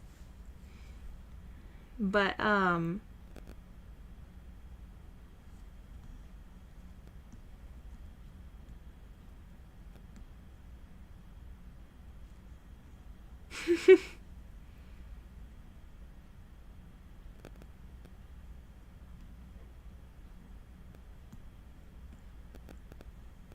Oh, wow. That's terrible. That's good to know, though, ahead of time. I mean, that's the thing. It's just not fair when, obviously you didn't like something or that person wasn't very polite or very nice to you, and you're still required to basically, it's like commend them. That's what I think a tip is. It's like a commend. It's like commending how they treated you and what they did.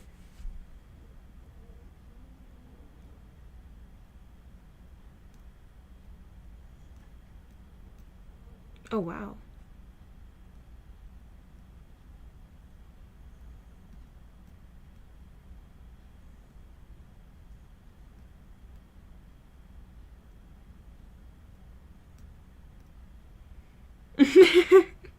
I agree.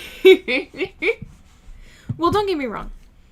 I do understand when they get forceful or like upset like that, especially if it's like tourists from like the US, because obviously the money difference and everything like that. And it's like, you're here with more money than us and that your money translates to more value, so there's no reason why you shouldn't be able to offer basically your pocket change to pay for what we need. But still, it's like there's a difference between that and actual quality and how you're treated and, everything like that.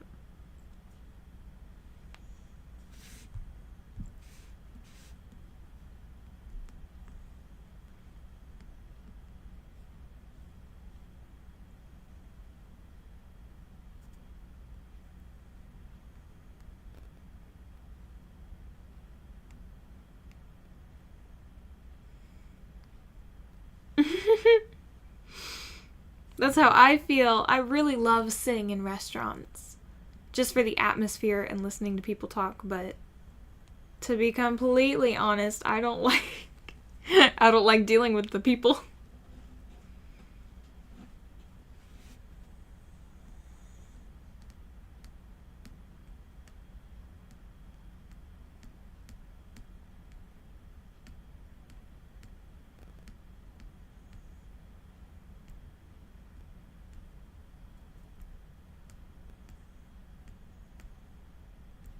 Mhm.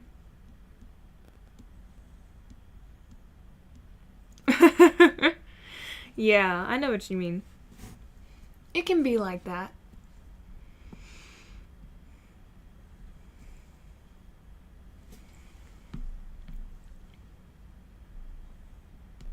I'm sorry that you seem to be confused.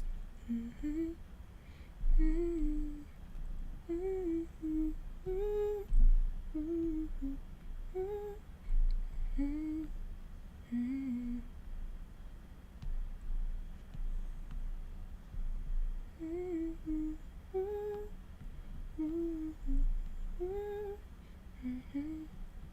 Mm-hmm.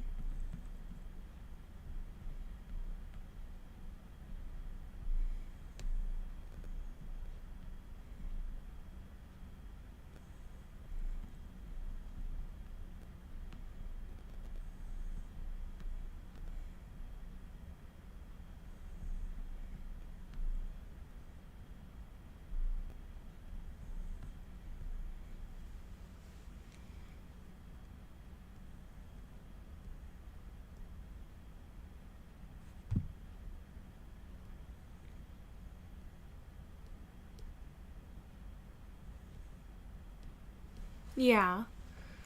Um, I don't know. I don't really like going to fancy restaurants. That's not really my thing. Um, I like little restaurants with like really nice atmospheres or like kind of like a cozy, homey kind of feel. I don't like big fancy restaurants. That's just not my style.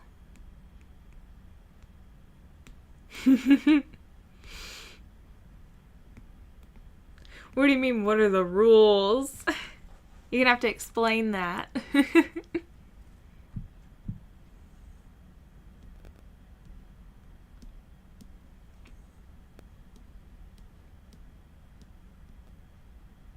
Well, I go to places that are small and I dress up anyways. Just because I want to dress up, but I don't want to go to somewhere fancy. I don't know.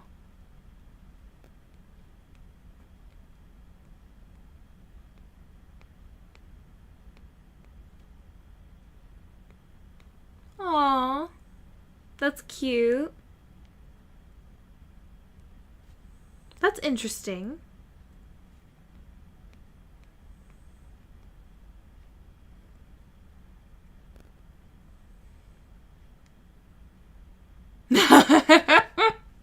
Okay, I'm not that particular. I'm not that particular. Well, I think that's partially what's with the US and with like you were talking about Mexico. It's such a gone through, how do you say it? How do you describe it? It's such a run through place. There isn't really able to be loyalty because no one really sticks around like that. Especially people who are from the US and things like that. So it's kind of like invading their space, then leaving that space, so you're not even offering loyalty, you're just there. Kind of like being a burden, technically. You know, especially if you don't learn the language or even the basics to get by, then it's like, you're really making me work extra to figure out everything, and then you don't offer me enough money. And then, like, as if you don't have that money when you do, and on top of.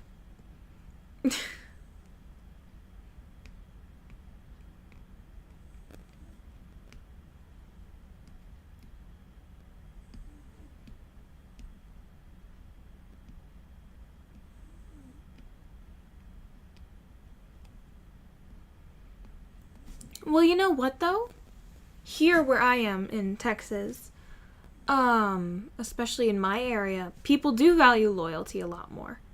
Yes, you do have people who are nasty to you and still expect a tip.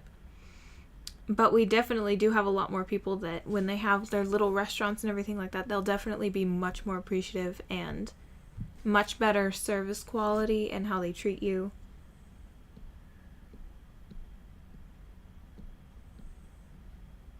I think both. I think technically both classy. I think they both kind of go hand in hand somehow.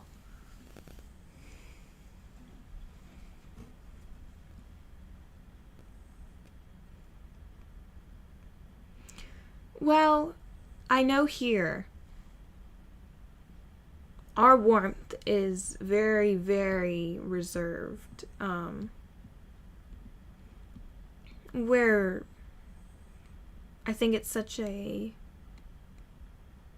dog eat dog, it's like everyone's always trying to dominate the other person, that we don't even really get down to loyalty or anything like that because it's such a fast-paced way of living we have. Or in the smaller towns there is more loyalty and much warmer and kinder people, but that's small towns, not the city or more mainstream areas.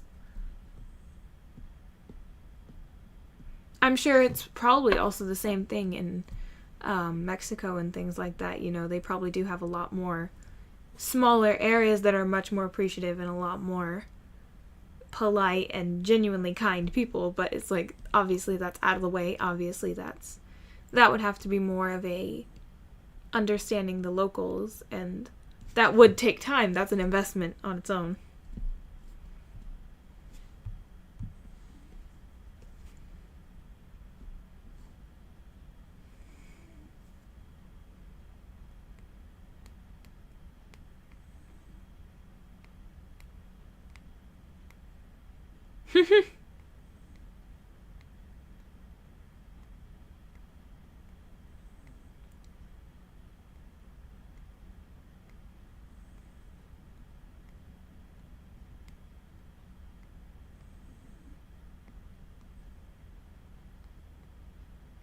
Aww.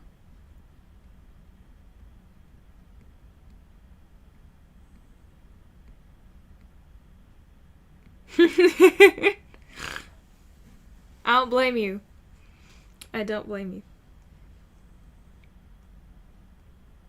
Well, actually, one of these little restaurants we go to, there's this really wonderful waitress there. Um, she's just super sweet. And I got to know her a little bit, and we'll share art back and forth and ideas together. And she was the one who would support me at my stand and stuff. And she was just always giving me ideas and offering to help me with things. And she was really wonderful. And there was, at the restaurant, the manager there.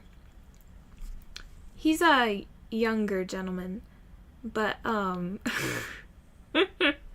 we'll go through the drive-thru occasionally, and he'll know us, because, you know, we go there a lot. And so we'll go there, and he'll be like, oh, I know, you like the cookies, so I have this whole box of cookies you can have for free. And it's like, they usually sell them. But they're very sweet.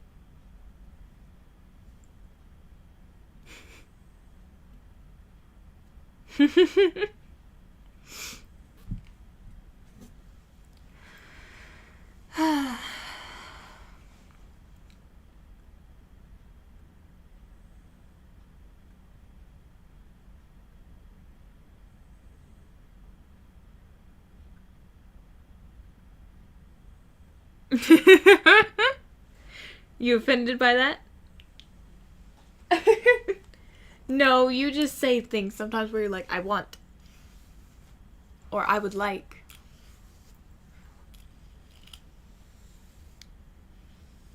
I think that's what they mean. Not that you've ever said that.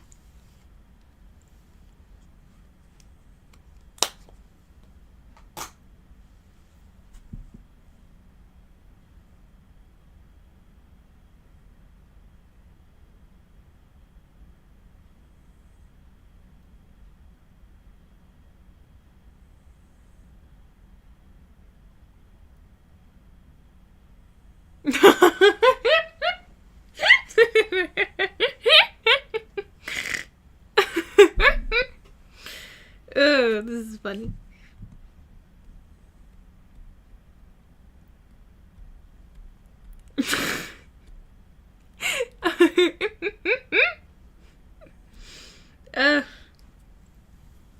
Okay. I think we have one emote for that.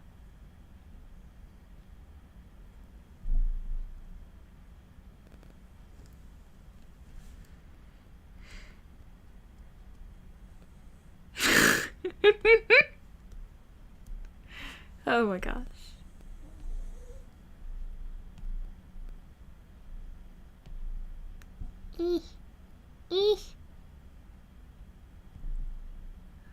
Ugh.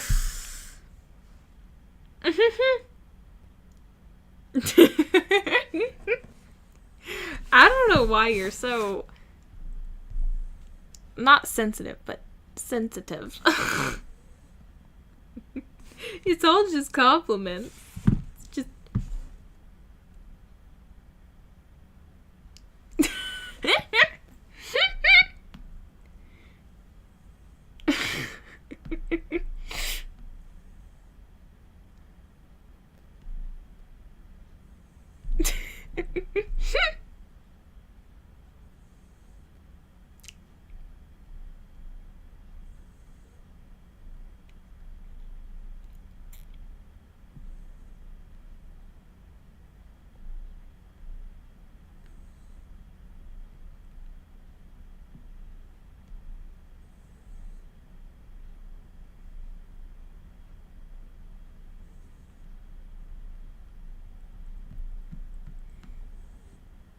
Well, I don't know. I'm enjoying it.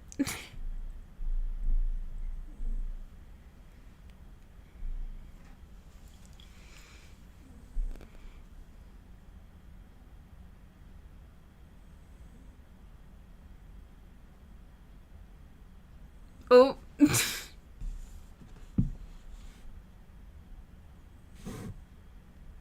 Well.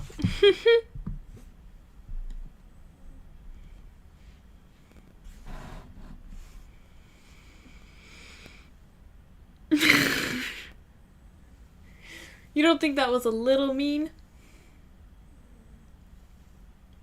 What if you given her a chance and she was rich? She could have been everything you hoped for.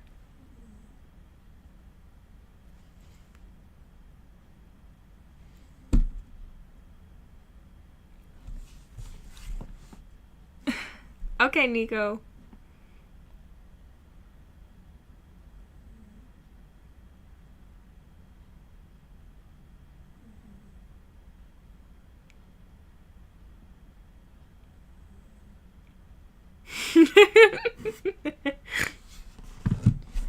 You heard him, Classy.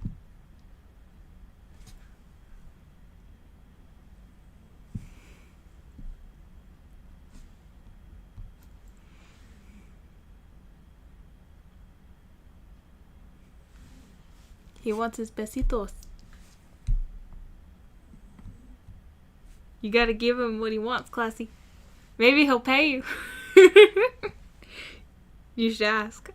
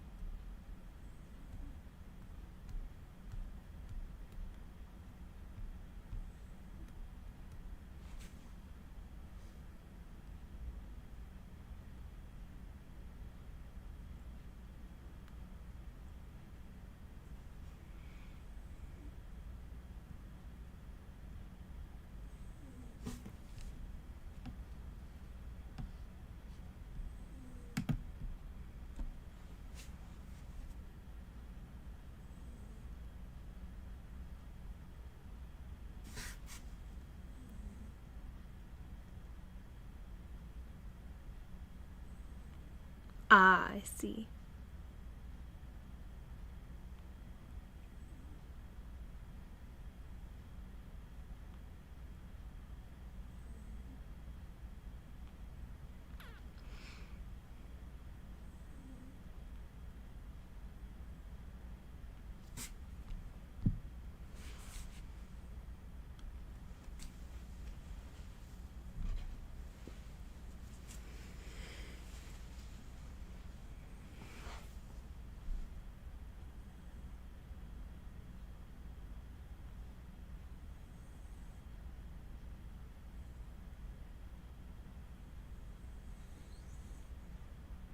The only reason I say it was appropriate was only because it was, it seemed like it was directed humorly towards you. It wasn't humorously, not to offend you. I think it was just to be silly with you and razz you a little bit.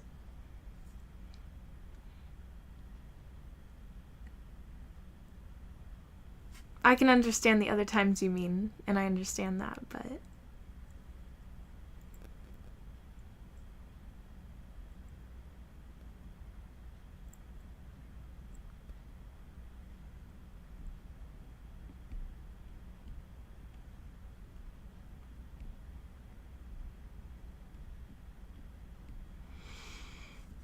Well, I think the only thing I feel kind of bad about is I can't necessarily be a little bit more playful without it being wrong. understand. I'm kind of surprised I was in a playful mood. I was not feeling good, but now I'm feeling a little bit better. So I don't know. It's just that kind of day for some of us and some of them not.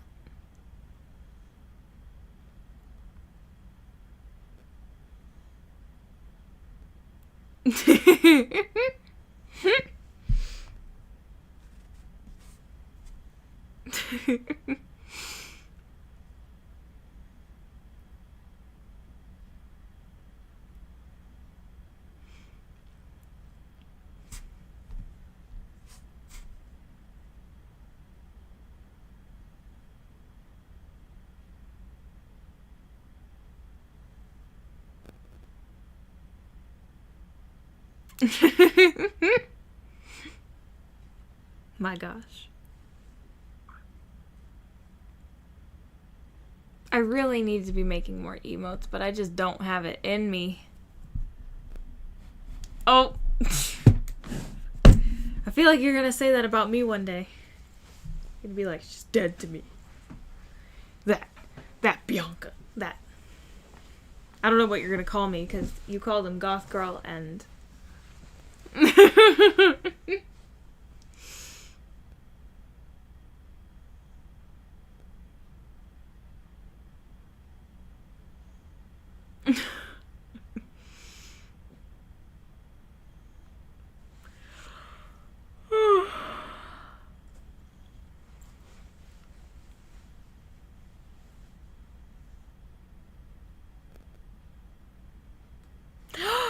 Oh my gosh. Wow.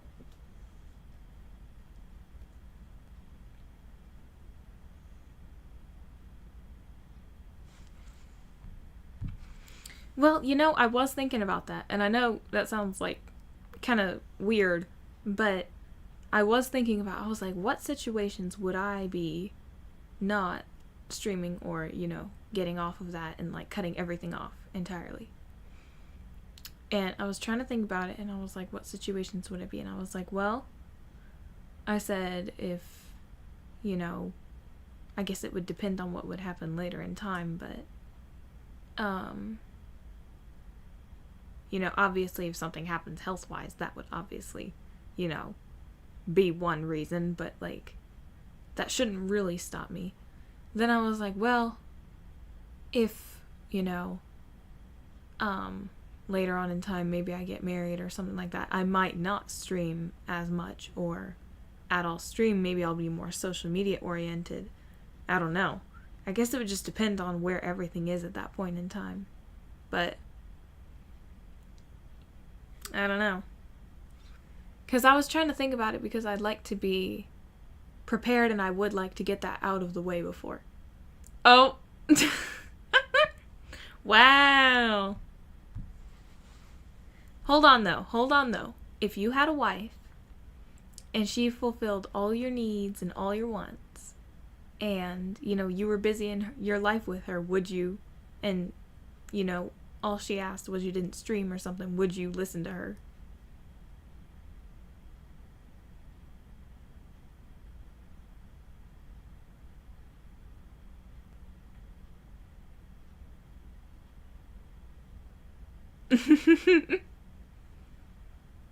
And let's say that she's gorgeous too.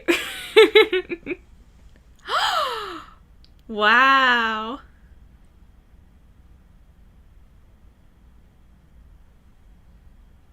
Should do? You're saying I should do this? I should be a streamer? Oh, well, of course not.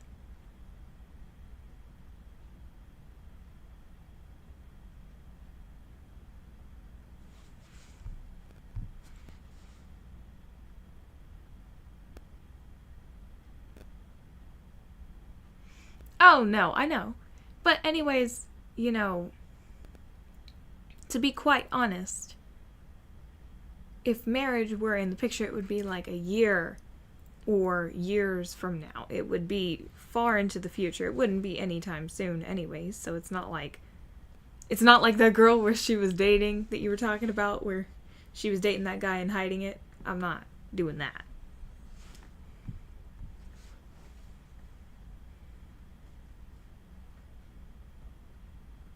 It would be much further in time. Mm-hmm.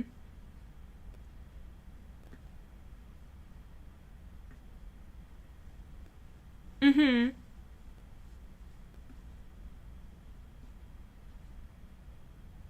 Hello, Green. How are you today?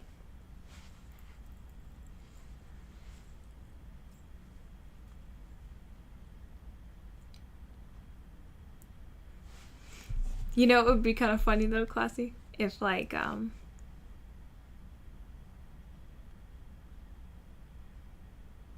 well, well, if,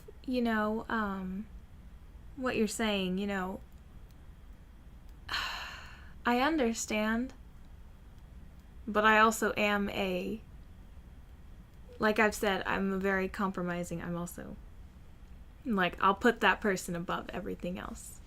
That's my way of how I would do it. But also, just as a joke, just as a side joke, but like, I just imagined if you did have like a wife like that and she was like, I don't want you showing your feet to anyone else.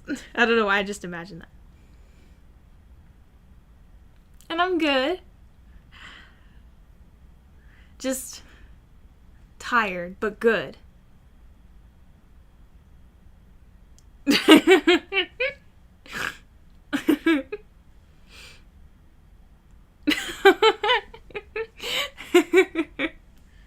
Oh my gosh. That's crazy.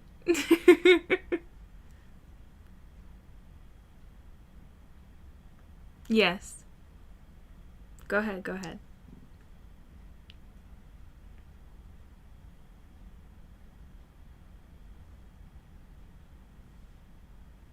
Mm, well, compromise is very select for me. I don't believe in compromising, my values or, if I stand by something for a reason, I'm going to continue to stand by it. But also, let's say, for example, this was a way I made money and it was my job.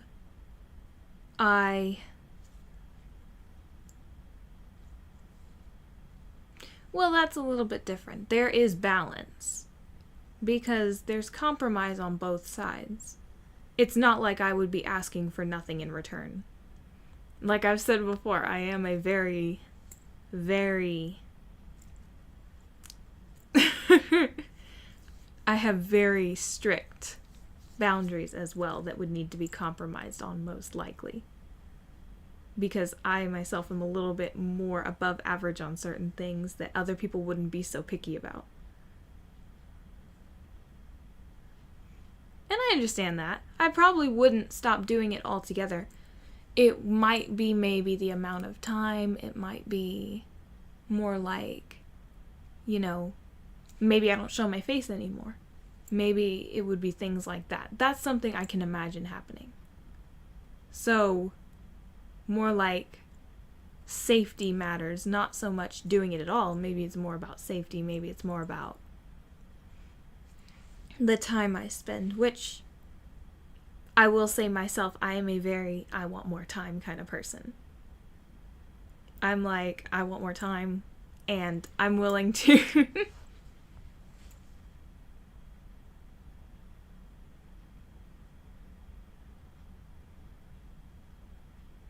Exactly, Nico. That's exactly.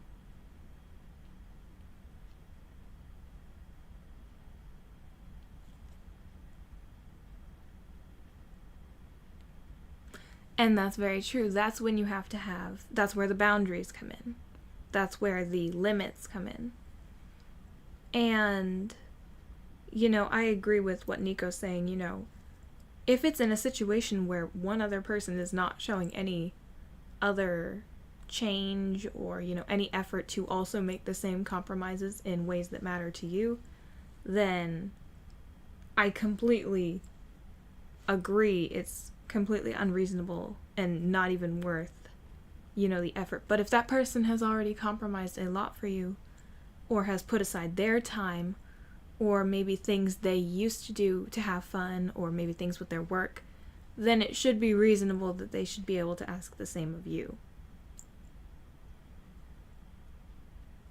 And I understand that. That's why you would be really particular in the first place about who you pick. And that's why you have to ask those kinds of questions before to root that out, to understand that person.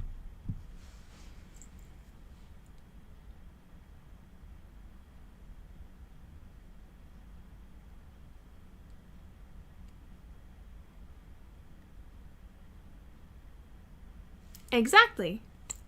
Exactly. That's exactly what I'm trying to say, Classy. That was a great way to put it. That's a great way to do it. That's exactly. It's all about hearing each other out and communication.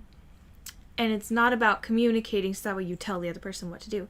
It's communicating so you set boundaries that both of you can feel comfortable with. So that way no one misses out, but also, no one's forgotten, no one's left out.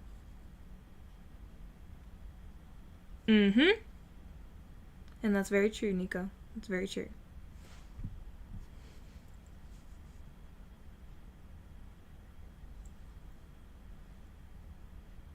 But also, seeing them in situations where they also have to make compromises, how do they handle it? Is their first reaction to get upset and, start trying to be controlling?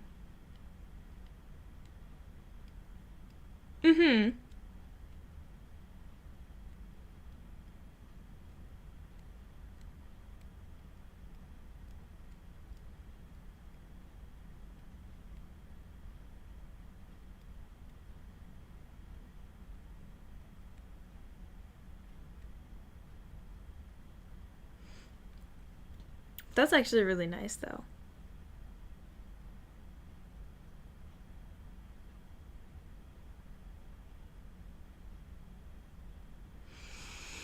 Well, I heard something that talked about, a strong relationship or, a marriage is it's built with two very forgiving people. And that's because there's going to be multiple times, multiple phases where you're changing and you're learning different sides of each other. You're learning so much that you constantly have to forgive or realize this isn't at me. This is a person. This is a human being with their own life, their own past, their own circumstances, the same as me.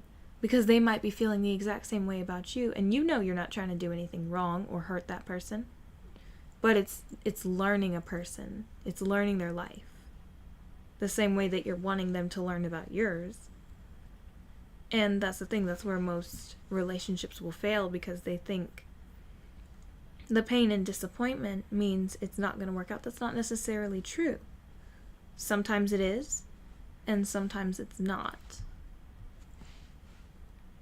Sometimes, yes, there is a point where it's like, okay, this is stuff I can't live with the rest of my life. Or there's also, this needs to be fixed. This needs to be brought up. If it can be resolved, then why not continue to make it work?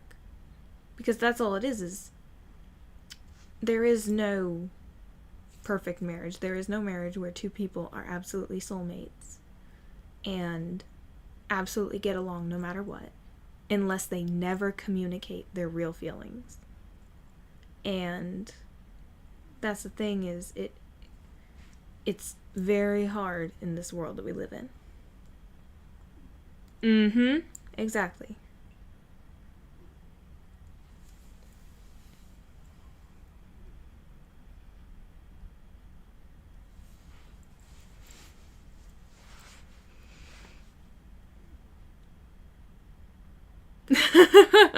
I don't know about that.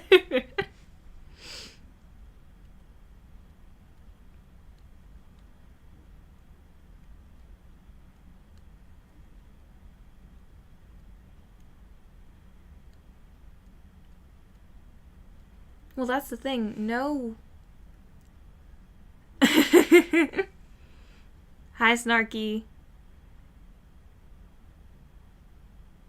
Mm-hmm.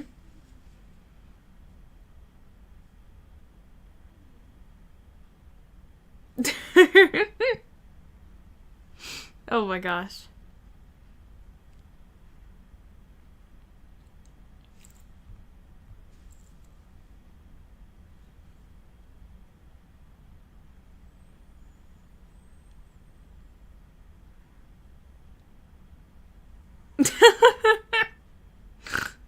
My gosh.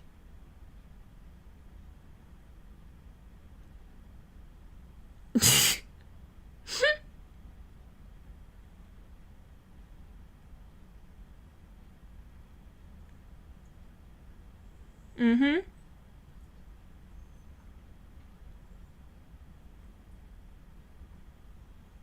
I could put on the... I don't know which hat I'd put on, but I'm sure we can figure one out. No, but exactly. Classy.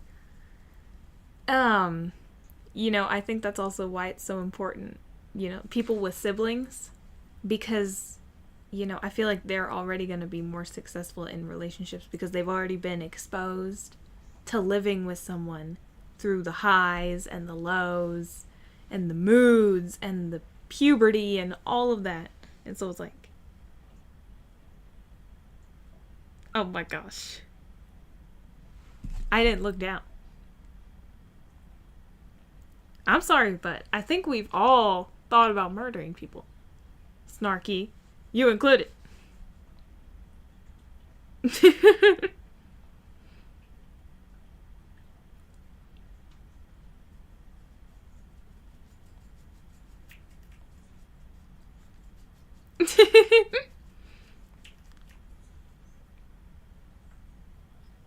Oh my gosh.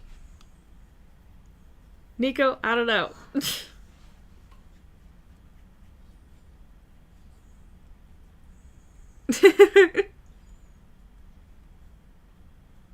Oh my gosh.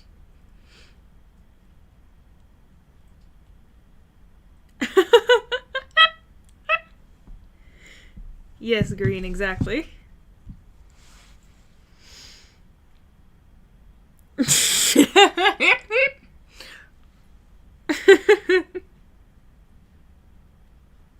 I'm afraid that's up to your wife.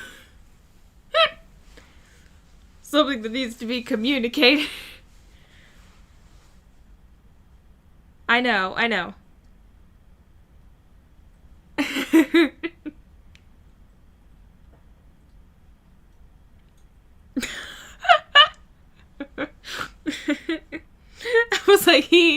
I was like, this wife went from a...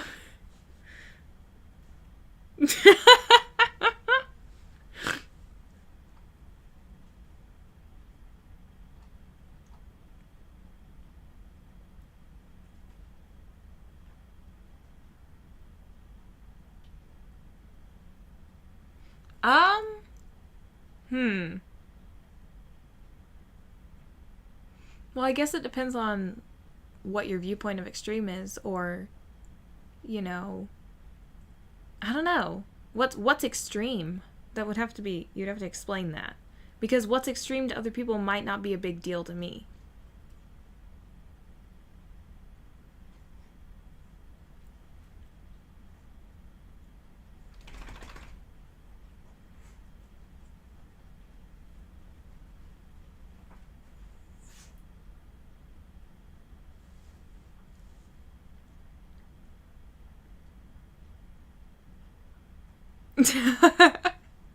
I would not consent to shark hunting. Thank you, Greek.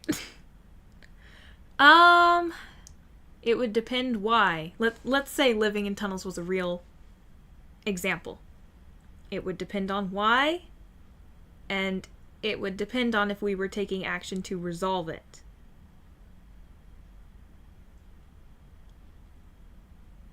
Let's say living in tunnels and under a bridge. If that was our situation, and maybe we had no money, we were in a situation where we weren't able to find somewhere to stay, and we were already working to make the money to find somewhere else to live, I am absolutely fine consenting to that.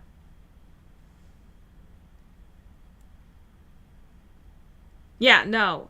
Just because I like Phantom does not mean I'm like Christine. That doesn't mean I agree with Christine. Is it a nice bridge?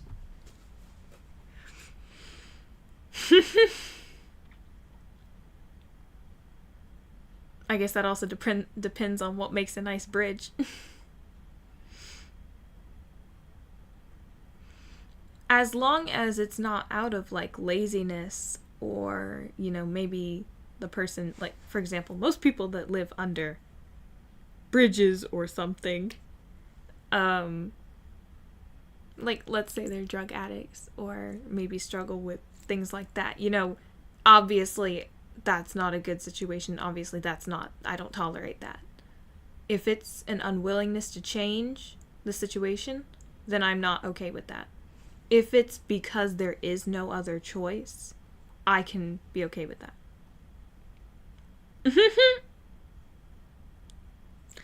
I said drug. And then I said, you know what I said. You know what I meant to say.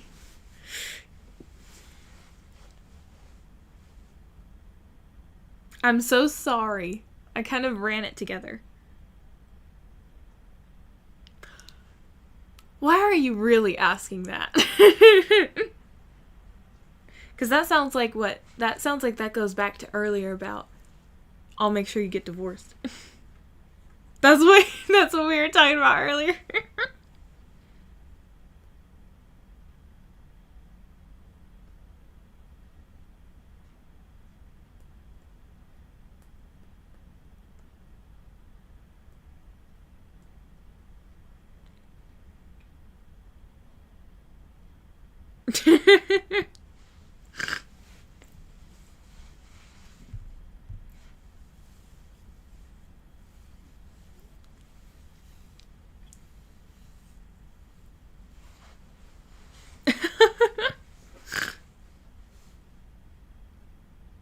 That's exactly what I said, snarky. I was like, it depends on.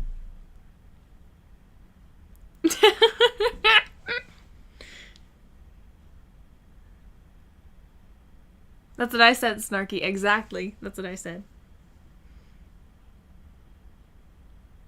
Like, for example, what if I was like, I don't want you on social media. I don't want you having access to it.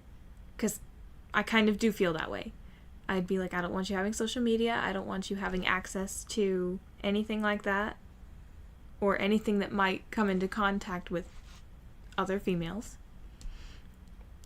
And they were like, okay, then I don't want you doing the same thing, and that includes your stream. I mean,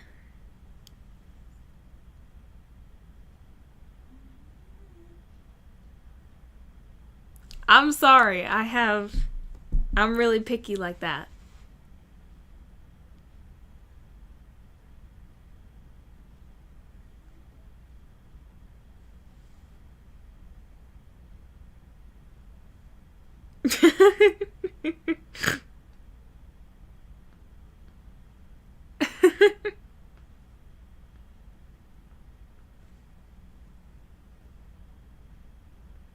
Yeah, I'm aware.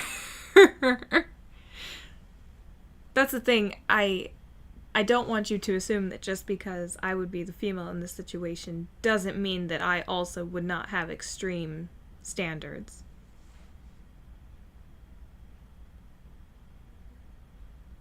Well, I mean, it's more of a preference. I personally don't really like social media, not because I don't trust myself on it, but just because it can be really negative, it can affect your mood, and there's so much you get exposed to, or people that will reach out, not even that you can control, and it just happens, and just not having the situation at all would make me feel more comfortable, not out of distrust, or that anything will happen, but just because it would make me feel safer.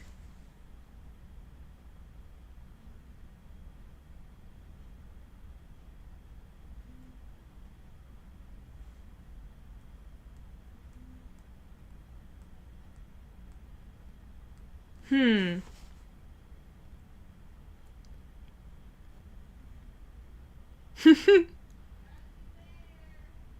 I know.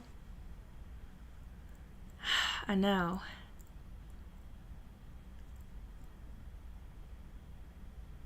But, hmm.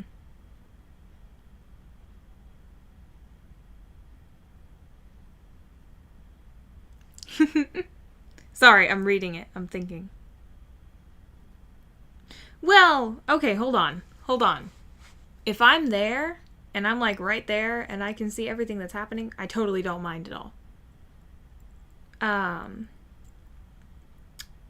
but preferably not close interactions, not really, like, not ongoing. If it's like small talk and like the weather's nice and it's with me there and including me in the conversation, I'm totally fine with that. But, um, you know, if it's all in my presence, that's absolutely fine. If it's only when I'm away or something like that, that I would be concerned about. I would be like,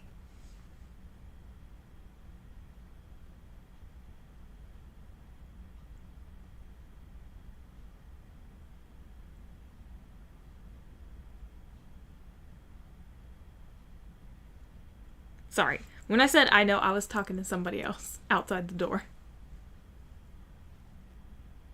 Um, Depends on why. Depends on why and depends on what for.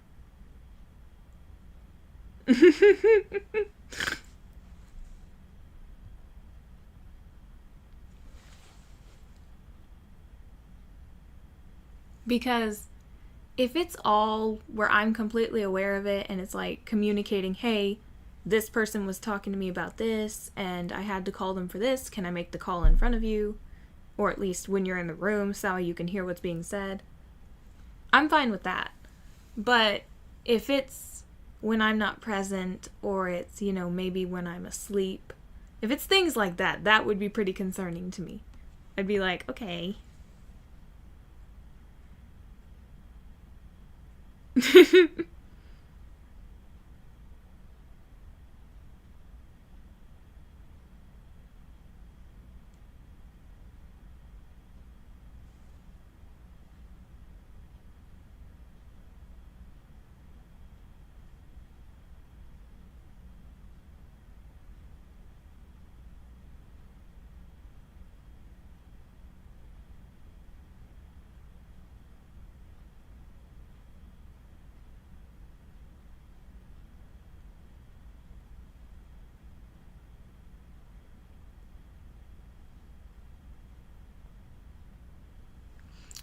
Well, also, let's say it was me instead.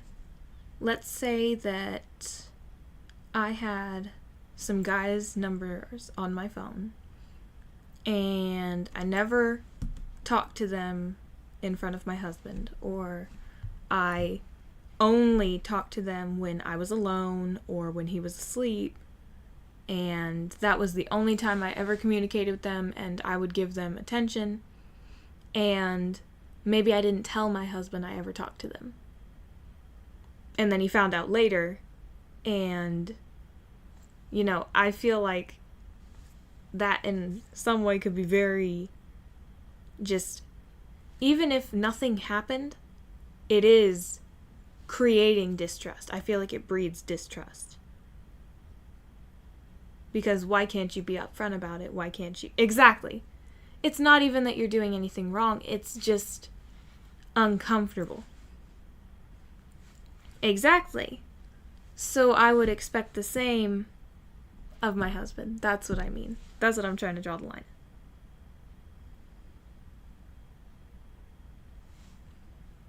That's what I'm trying to say, though, Green, is like the same thing I would expect of myself, I'm also expecting of the other person. But, if you're completely upfront about it and, it's in front of me in any way possible, or just clearly communicated what was said, that's completely fine. Then I don't have to worry about it. Then I'm like, okay, you told me what happened. I don't have to wonder. And, let's say back to the airplane, what you were talking about, the girl on 90 Day, not letting him sit in an airplane seat next to a woman. If, there was the possibility I could switch seats, I'd prefer that. But I mean, if my husband's like holding my hand the whole time and talking to me the whole time and, just hanging out with me and falls asleep on my shoulder, that's fine. That's completely fine. Then I have no reason to be any bit concerned at all. It's not like he'd be interested in her. He's giving his focus to me. But if he's all looking over, being flirty or talking to her more than me, that would bother me. The same way if I was sitting next to a man and I was basically flirting with him in front of my husband instead of giving my husband attention, and maybe leaned over towards his side, because that's usually what happens in a conversation. You usually lean towards the person you're talking to.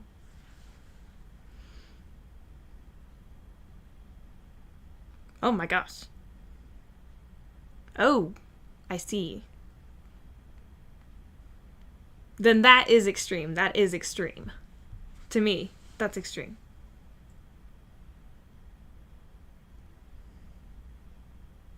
Yeah, no, that's very different, because clearly that person made a choice to sit there, not your mom.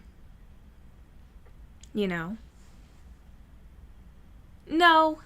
no, but I've definitely seen a lot of things that have bothered me, and it just really clears up how I feel about it, or what I look for, or what I'd want, you know?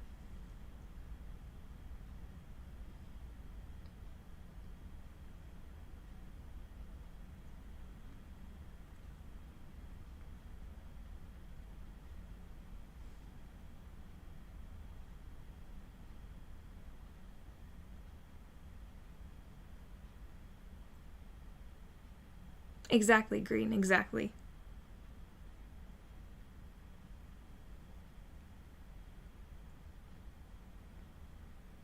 Ah, that's the thing with that, Classy, is it's very complicated because every person is different. And also there's like a fine line between extreme and compromise. And, you know, if you feel like, especially that they're more unhappy for their situation, if they're more unhappy for the concessions they've made, then that is too far, because it's not building the relationship, it's not making it stronger, it's weakening it, it's attacking it. And so, like what Green was saying, it's exhausting. It's straining to it, it's not refreshing to it. That's what boundaries should be, is refreshing to the other person. It should be relaxing. It should make it so that way the other person can breathe and be like, okay, I'm being respected, you know?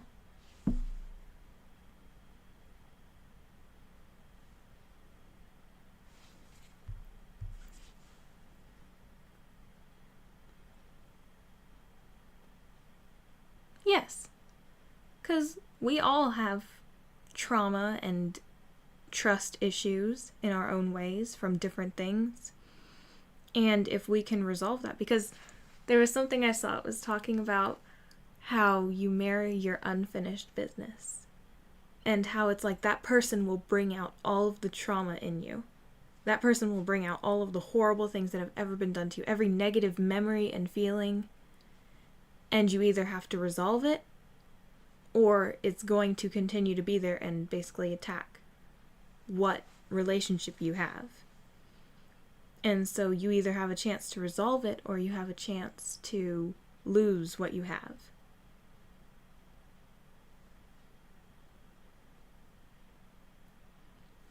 You know, maybe for you, yeah, exactly. But, you know, you're talking about your situation with your parents. You know, the way you've seen that happen, maybe for you, boundaries might be a very different thing compared to what whoever you might be with in the future feels like is a boundary.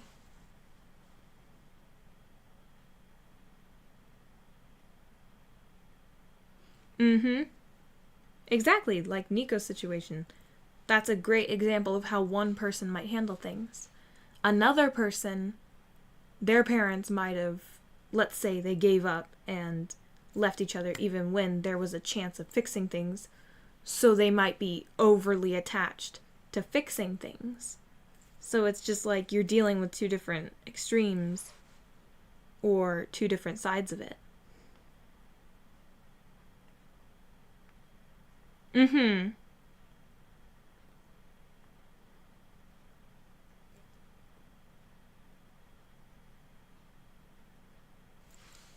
It could very well be.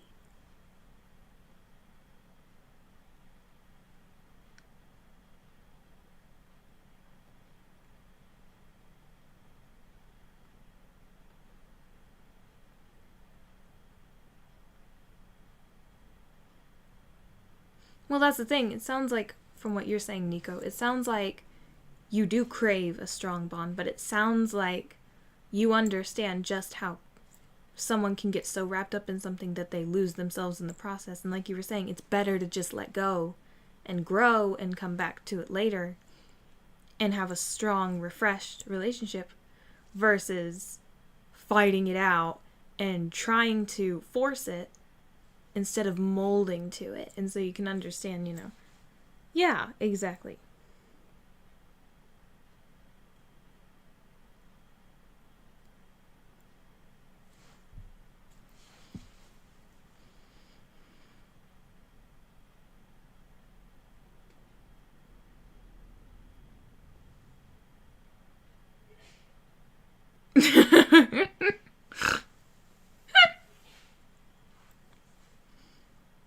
No, classy. No, no. That sounds like when they talk about in, I think it was medieval times, when they would talk about spouses being allowed to physically fight each other to resolve a fight.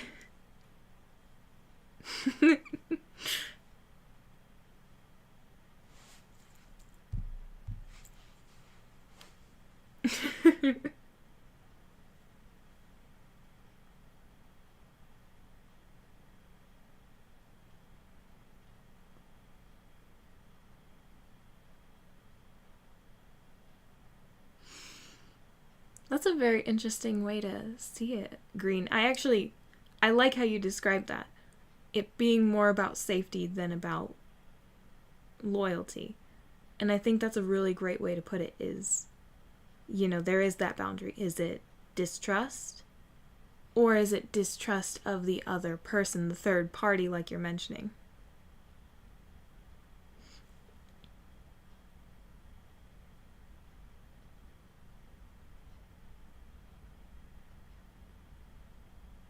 Well, and you say you guess you don't mind.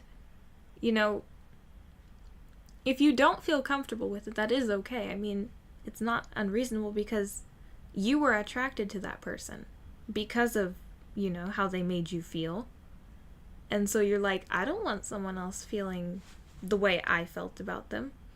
It's something very precious to you that is very personal. And so, it is okay to be like, I'm not really comfortable with that. Because you understand just how quickly feelings, especially for that person, might rise. And the thought of combating that with another person it can be very painful.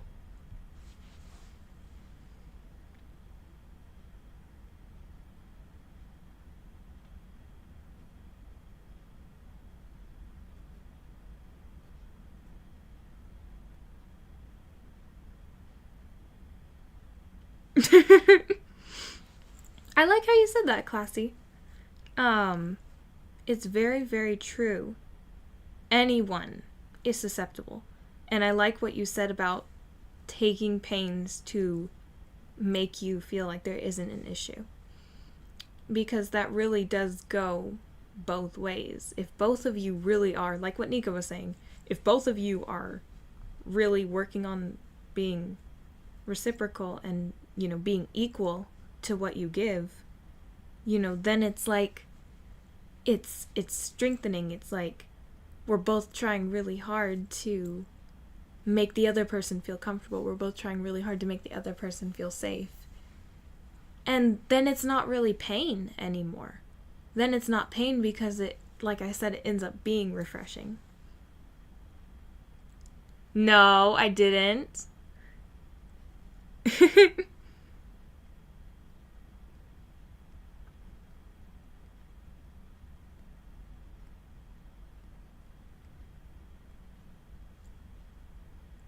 Well, that's a little bit different when it's your girlfriend. When it's just your girls, it's like when guys do it with their guy friends. It's like, it's not going anywhere. But I do understand the strangers thing. I do understand that. Because, people are just crazy nowadays. People take one thing and they run with it to a whole other place.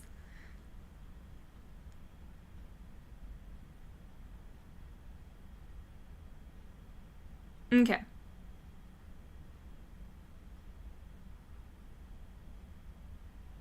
Well, of course, it can go too far. If it starts being weird or like, okay, I'm not comfortable with that. That's, that's totally fine to be like, make a boundary about that. But if it genuinely is like, what's a really, it's like what Nico was with you earlier, Classy. It wasn't really pushing a boundary, it was just goofy. And it was more silly than it was actually trying to, or being too much,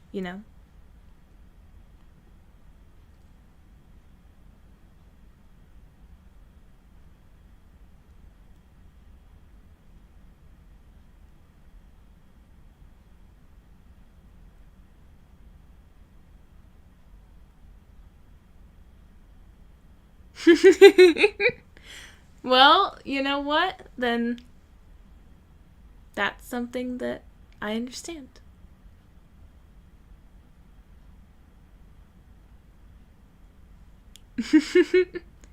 And that kind of reinforces my point that one person's boundary is different from another person's. What?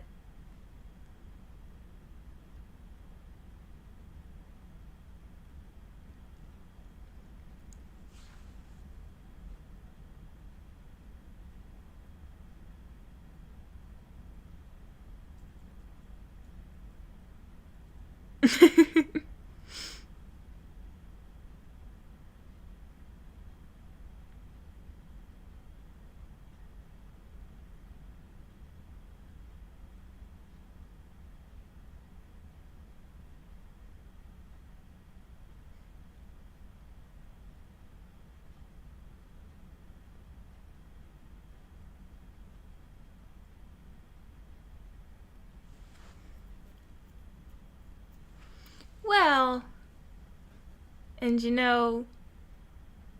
I think that's kind of, you can see Nico obviously wants to be communicated with and wants to be told up front things.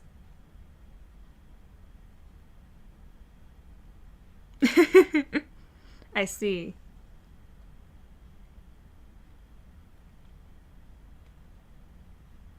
But you see, you have other boundaries and you're obviously bothered by something, and Nico wants to be communicated with. And you can see how quickly that can go awry, but also how quickly it was resolved. Because you just said it. You were just like, I don't like that. He's like, okay.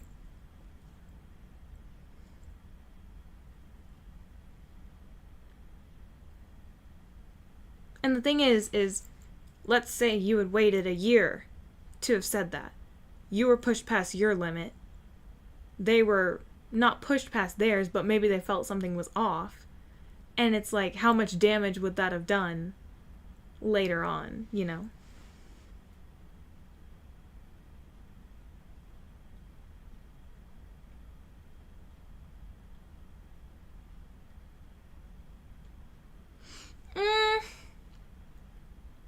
I mean, I'm okay with doing that as long as maybe we take breaks or I'm able to go places I want to go to.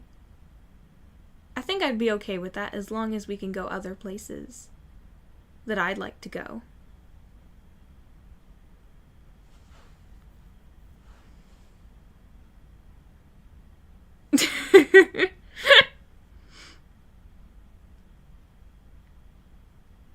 Exactly. Hello, Puzzle-Headed. Thank you for the raid.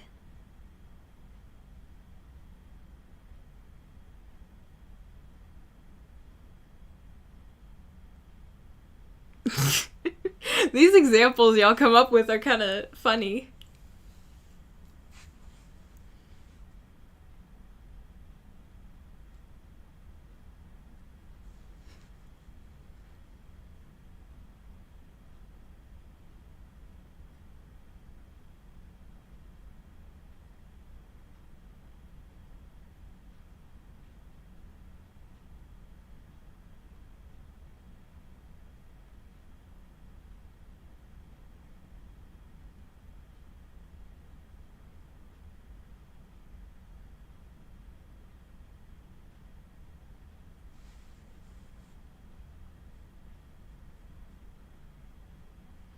Good.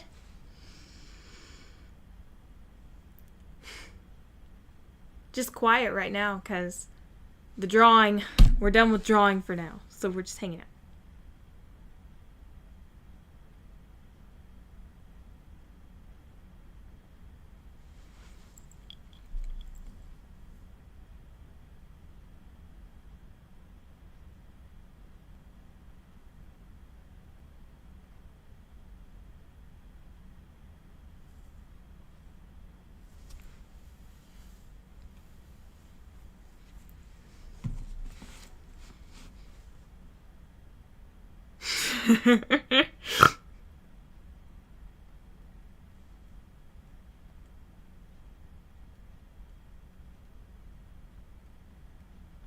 Mmm.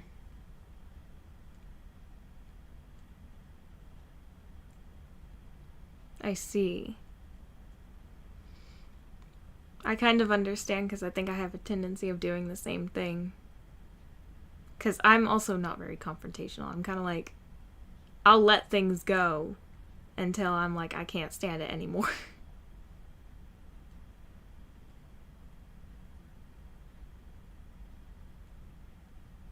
Mm-hmm.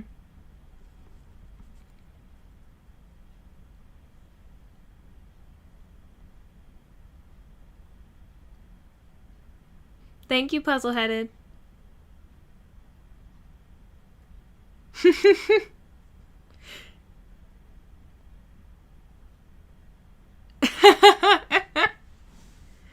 Well,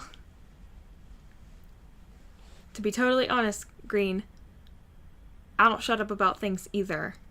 I have a lot of things that I don't stop talking about. So,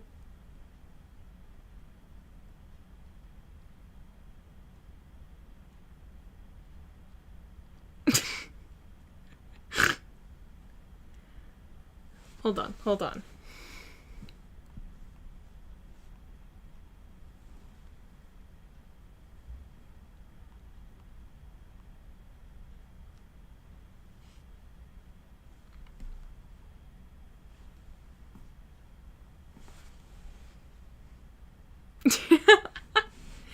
Well, it's okay to be with someone who isn't well liked or popular, you know?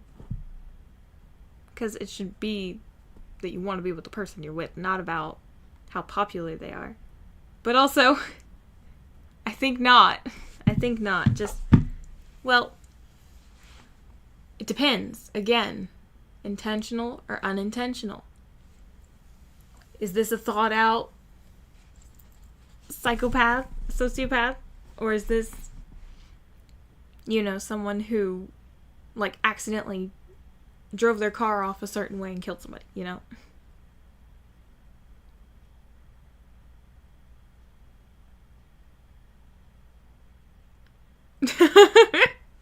I agree, Classy, I agree. Like, what if they're the most amazing person in the world, but nobody likes them? Or they're like the most amazing person in the world to you, and you have the most chemistry and the most you get along, and you give it up just because other people don't like them. That just seems really silly to me. Like, I don't know, that seems like a waste to me.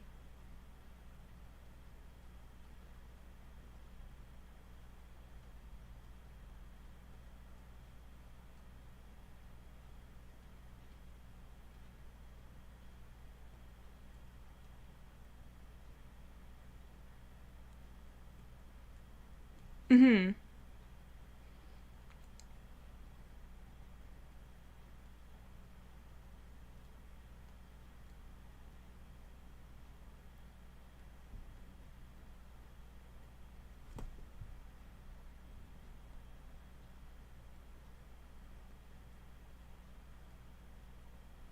Mm-hmm.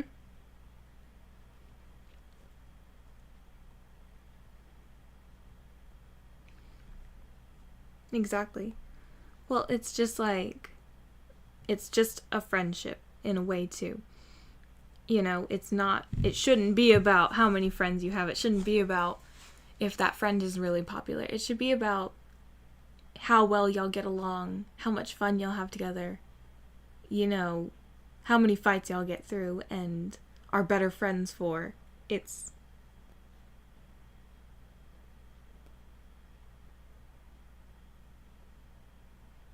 the bat thing. What bat thing?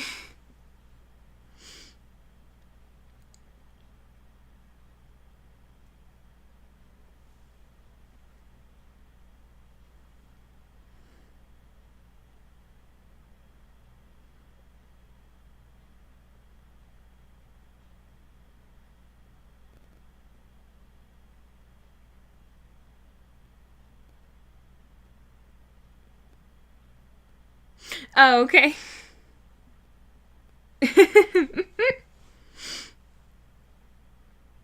No, I completely agree. I completely agree.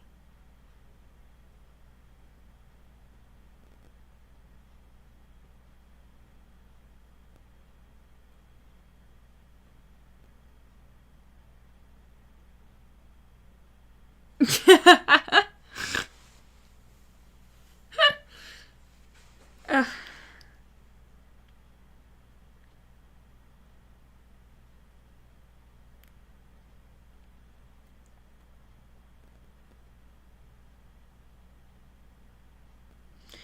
Well, that's the thing. I think, along with what Classy just said, it depends on the kind of person you are. If you've been exposed to people in a way that you've never been rejected, or never been an outcast, or put aside and picked over, you'll never appreciate someone who just cares about you and what you think, not about what other people think.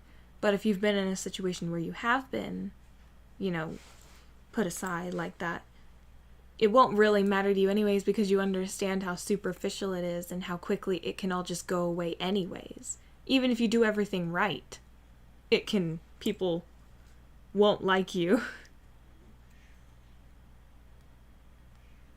I mean, even kind of back to what you said about artists making their greatest art in opposition to what was basically the standard, It's like I don't know where I was going with that, but I was going somewhere. Well, yeah, people love it now, but they obviously probably, when they heard the idea, they were like, oh no, that's going to be terrible. But then later in time, they were like, oh, it's such a beautiful thing, now it's appreciated. So it's like, people are so, exactly, you can't control them.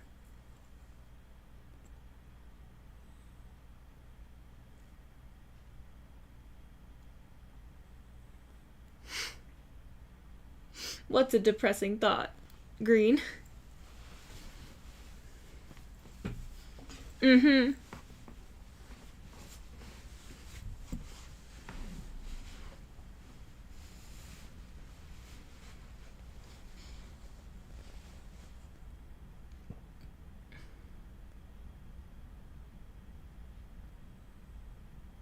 Mm-hmm. Exactly.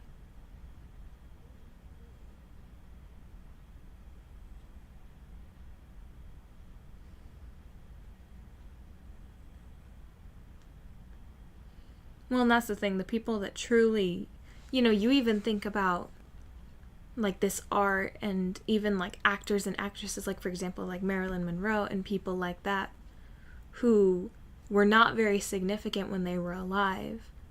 You never hear really about the people who were actually close to them and actually appreciated them ever really, like, being all over them now that they're gone. You know, now that it's popular, they don't go out promoting it more.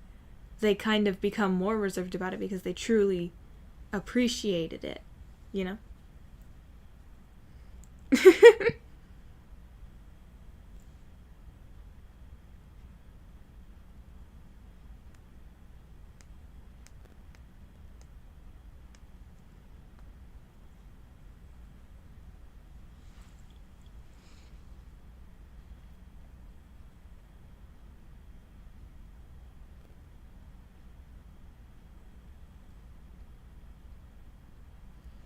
Hello, Insensato.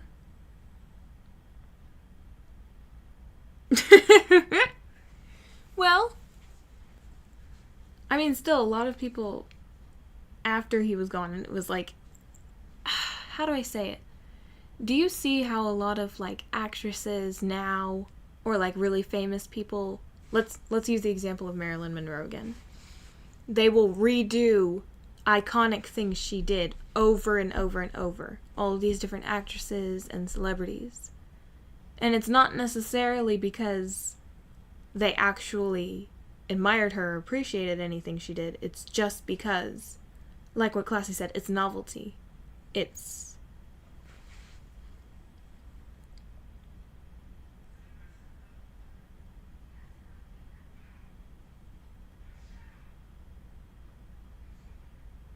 Aww.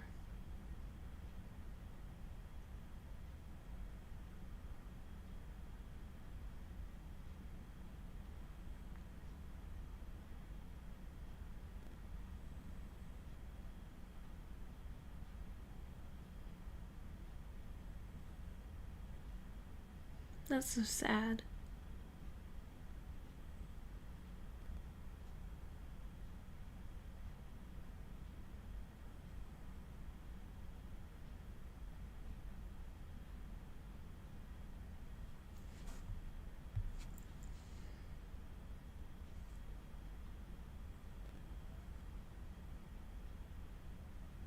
Mm-hmm. Well, it's really to compensate for what they don't have. You know, when you're using constantly other people's lives or, you know, things they've done because you can't come up with your own, it's like... Mm-hmm. Exactly. Exactly.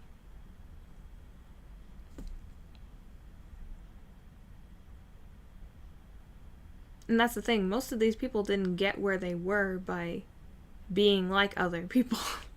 They literally did the exact opposite, and that's what got them where they were.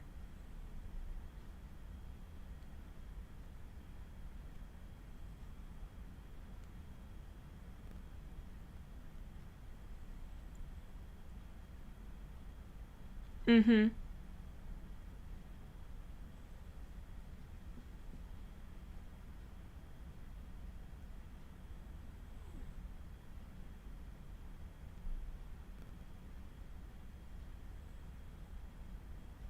Mm-hmm.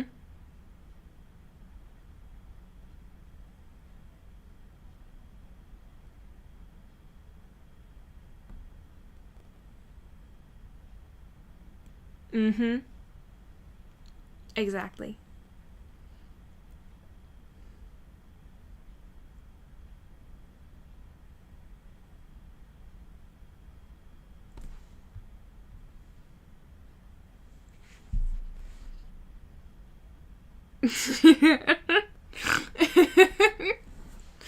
My gosh. My goodness.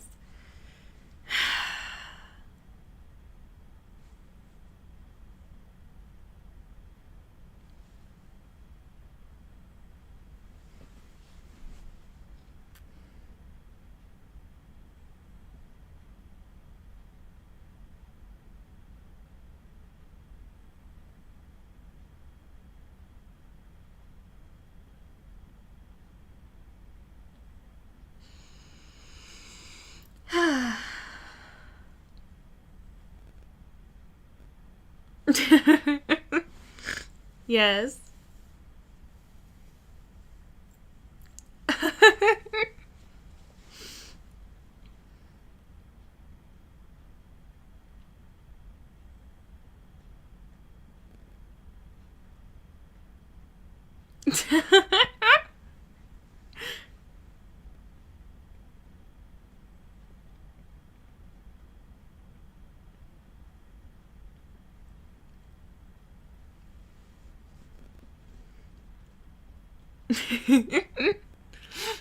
I don't blame you. I don't blame you.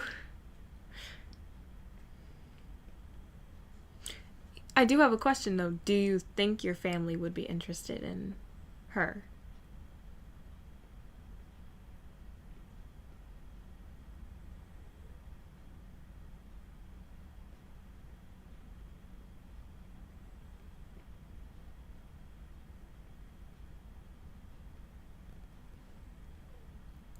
Oh, I know. I know. I'm just genuinely asking, you know. Because sometimes it can be like, it's kind of like grandparents with their grandkids. They might not be very nice to their own children, but when they have the grandkids, it's like they'll become the parents they should have been, or better, or like they could have been.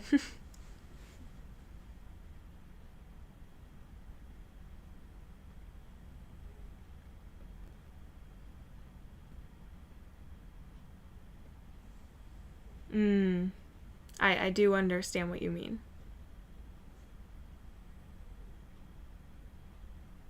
It's not weird to admit. It's understandable.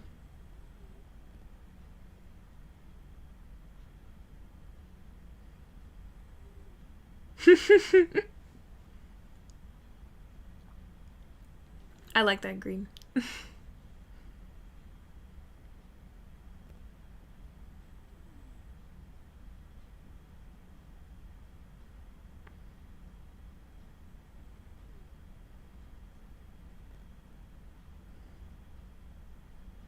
Well, does she get along with.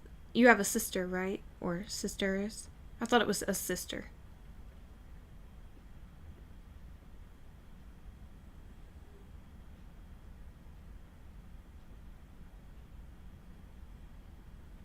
You know, I mean, if your mom might have.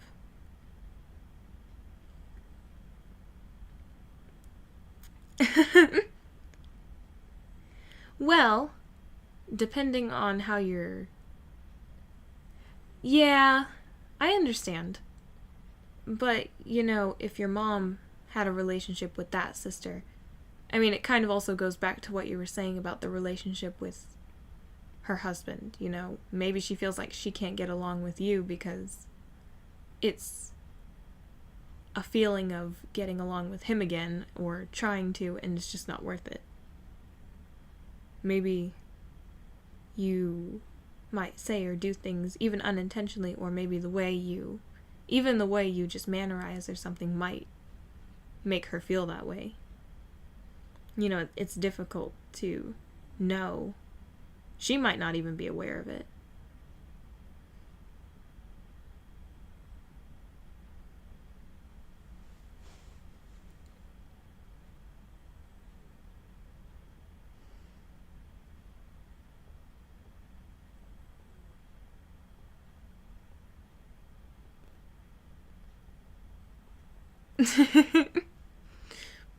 I'm not here to argue. I'm not here to argue about it.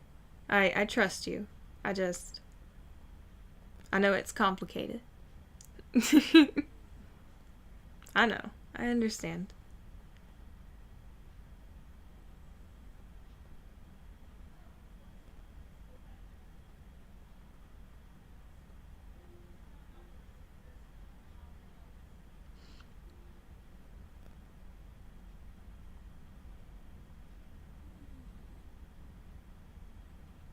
I guess what my point I was trying to get to was, you know, if she has a good relationship with your sister, it is possible she could be interested in a relationship with, you know, someone you were with.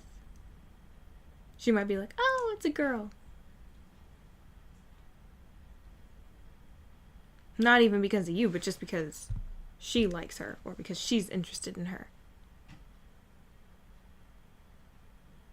It would depend, of course, but I don't know. You know, it's complicated. It's different for everybody.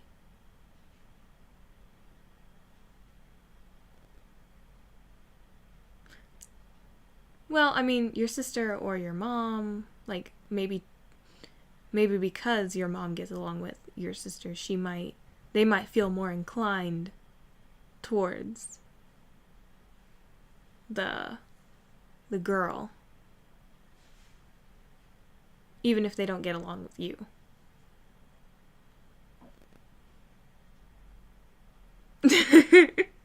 I know. I know.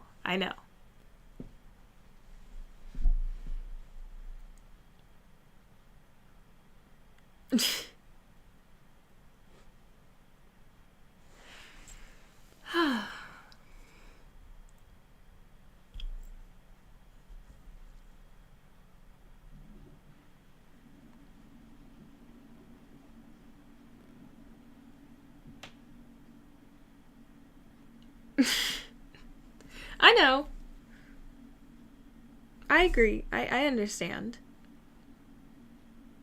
I'm not saying you should. I'm saying as in, do you expect it to happen? Do you find it to be a possibility if it did? You know, that's really my questions. It's all hypothetical. It's not, you should feel this way. It's not, you should do this. It's genuinely asking. Got it.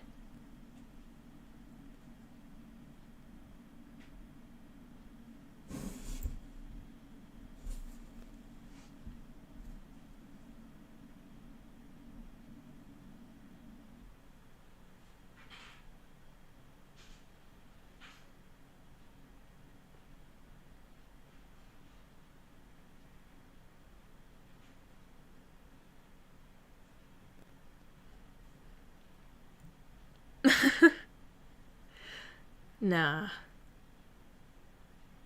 I don't think so.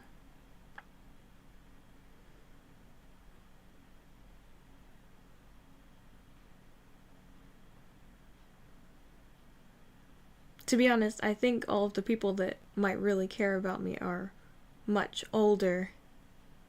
Oh, no, I'm not interested in that. I'm all simple as possible. I don't like spending money. I like budgeting. I like sorting things and organizing, and I don't want the thought of all that.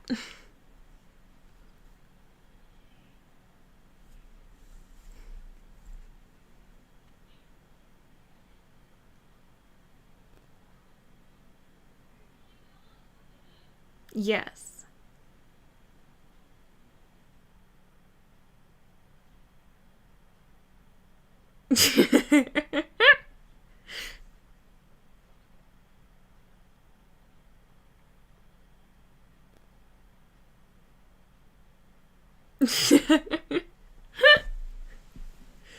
That will be very chaotic.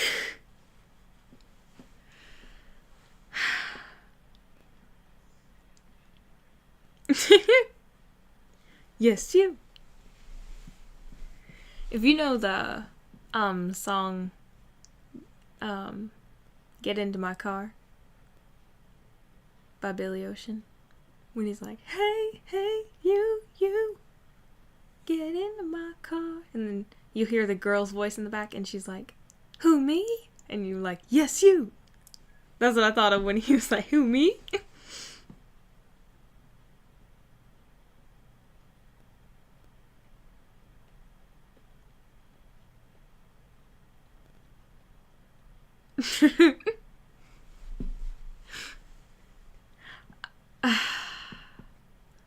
I remember, I think it was when I was having my gallbladder surgery, and so they put me under. And I don't know what song was playing, but it was an older song.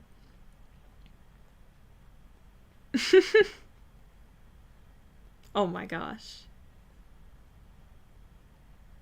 I only know a few songs by him. But, What was I saying? I totally lost my thought.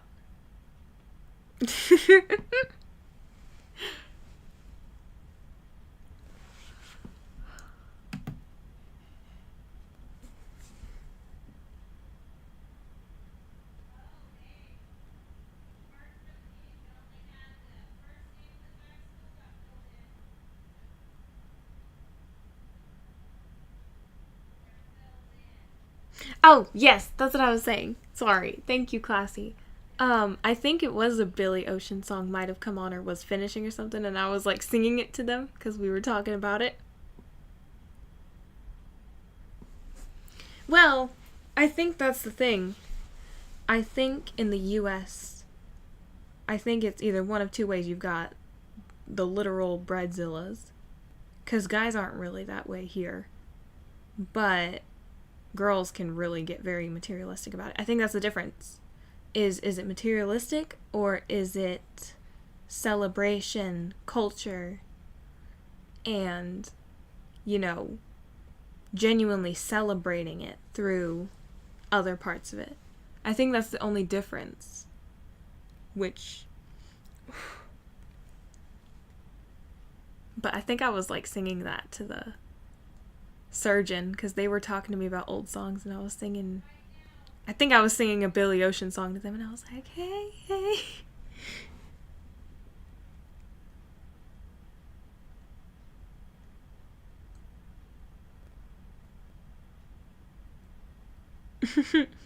It was Get Into My Car by Billy Ocean.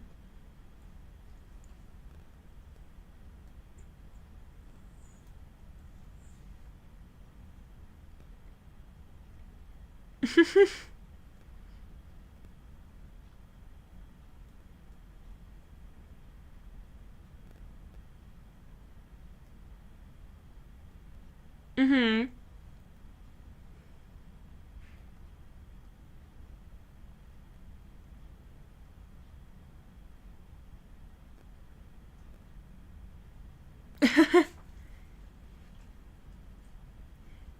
Yeah, no. Sorry. No.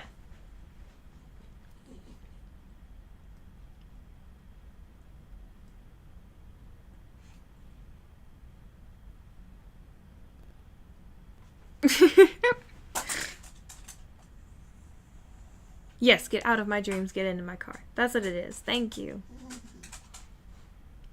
Oh my goodness. Delta's trying to get out.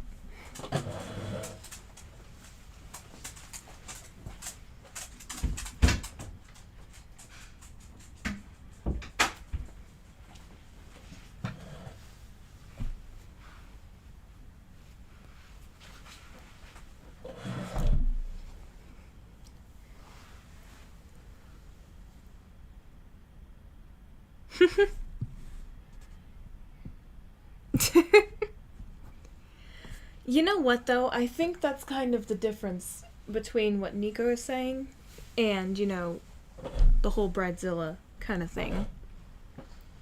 Because, you know, how many girls, you know, these big weddings you hear about, you know, where all the money's being spent and everything, how many of them say it's to celebrate? How many of them say it's about, you know, the whole thing?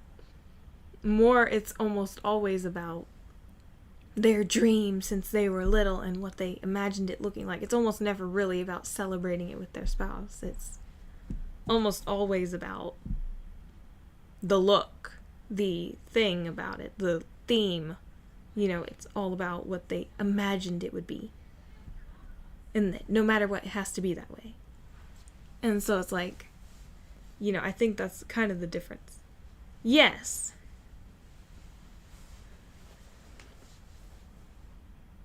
Exactly. It's still sentimental. It's still about the person. That's what Nico's more describing is. It's more about the person and celebrating it with them. Where are you lost?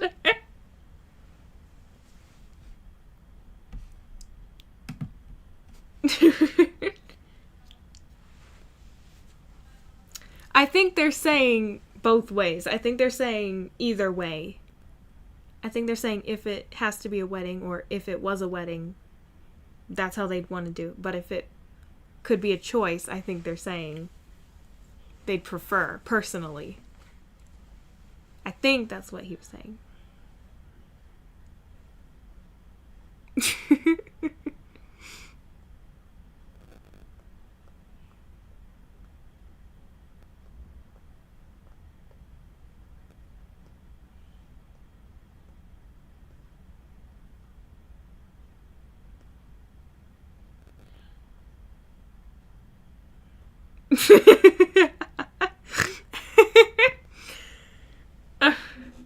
Maybe he really does like red or blue. Maybe he does like red and blue.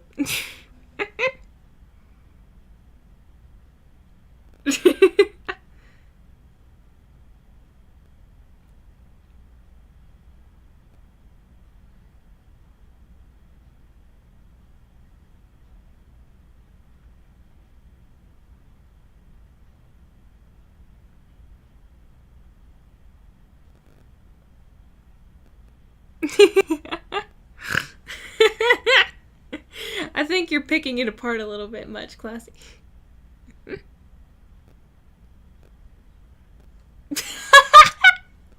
No. I understand where you're a little bit lost, but gotta try and pick through what's being said. Remember, there are translation issues.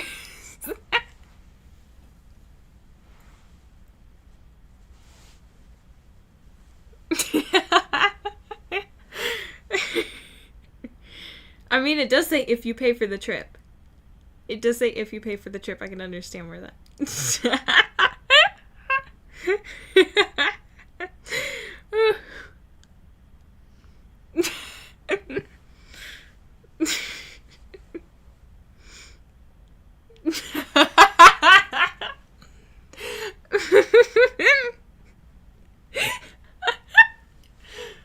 Oh my gosh.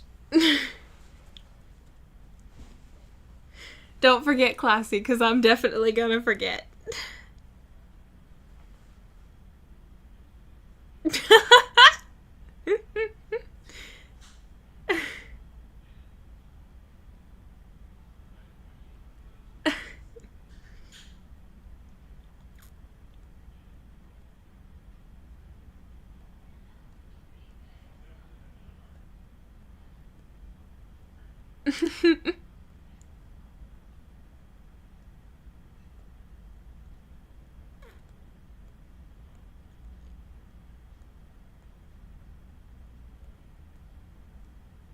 Well, I don't know if I could do all that.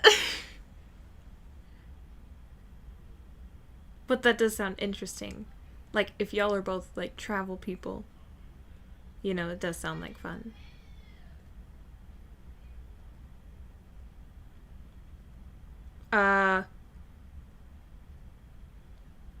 They should be before.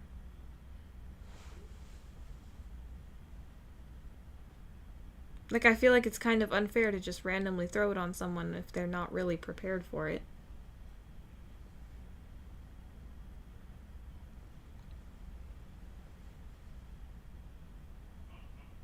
Yeah, again, you have to... Oh my gosh. This is my problem with people. I think, in my opinion, it does not matter to me that much if I know what it's gonna look like. Or, like, if I am like, I want something like this, and I'm this size, and you still surprise me, or, like, the other person, you know, then it should be fine, right? Like, if you're still gonna have the surprise, and... Oh my goodness, Green. Oh my gosh. But also, that's kind of the thing. People are like, you're supposed to know that person well enough to know exactly what they'll want. Not necessarily. Because even though you can know that person really well and you love them, it does not mean you're going to know exactly what they want, always. Yes, exactly. And that's not fair. That's not fair to just put that on someone.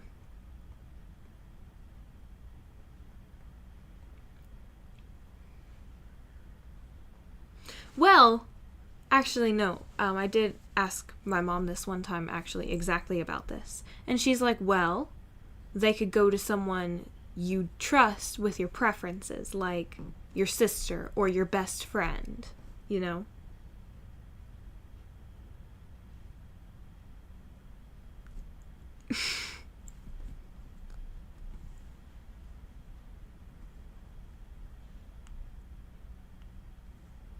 You know, but usually if it is someone like your sibling or something, it's,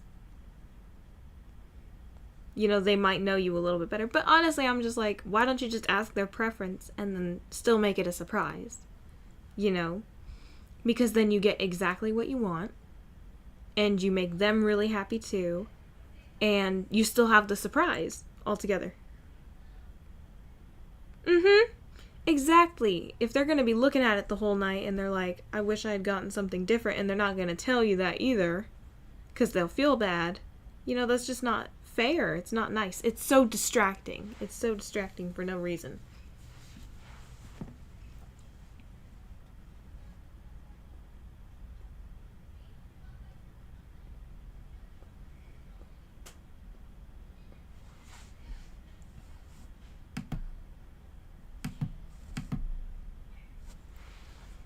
Yeah, and then it just distracts from all of the more important stuff.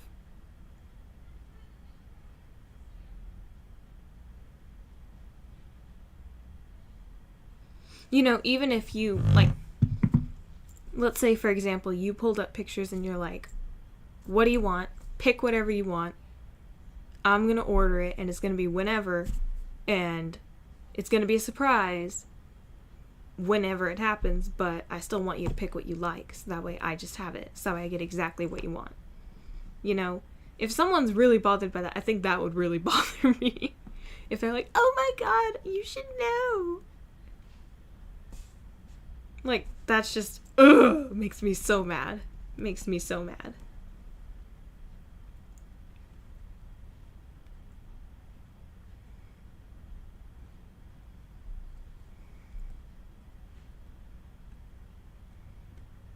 Yes, I know, I know. Or even at the same time, there are some people who will not talk about it or even talk about their preferences ahead of time. So that way they're like, I didn't want to give it away what I wanted. But then you still expect them to know, and you're like, oh my gosh, like, how is that fair? Like, how would you feel if they did the same thing to you? You would hate it, and then you're doing the same thing to them, and you're angry with them.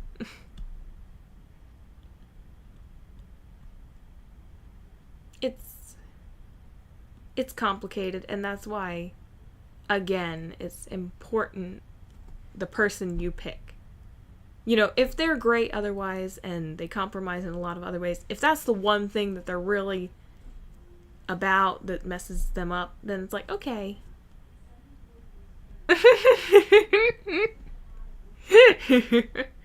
I know what you mean. The drawer.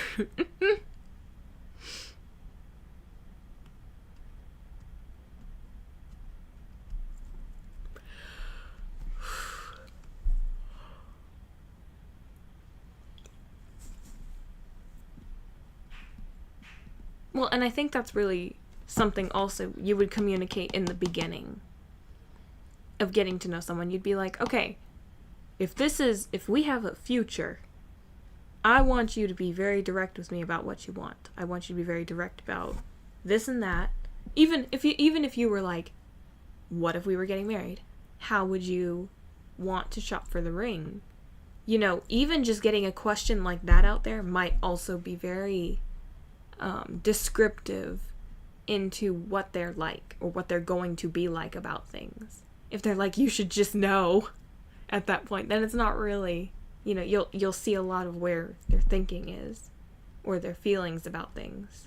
So hopefully you don't meet somebody who's, you know, like that. Yeah. I mean, it's not like you should completely write them off. If you can talk it out and fix it, and be like, I'm sorry, I don't work that way, I need clear communication, and y'all resolve it, then that's great, but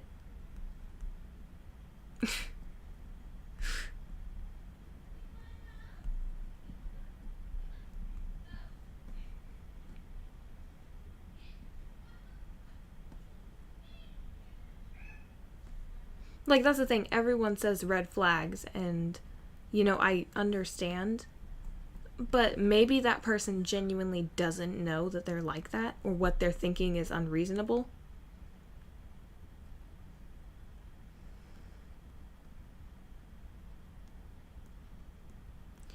Well, that's the thing, some people really don't understand that they're like that. And just the same way as you would want them to give you a second chance, you should also be willing to give the same second chance. Because we all can make bad first impressions, and we all can say things that are not absolutely what the other person is looking for in someone. But maybe we want to become that.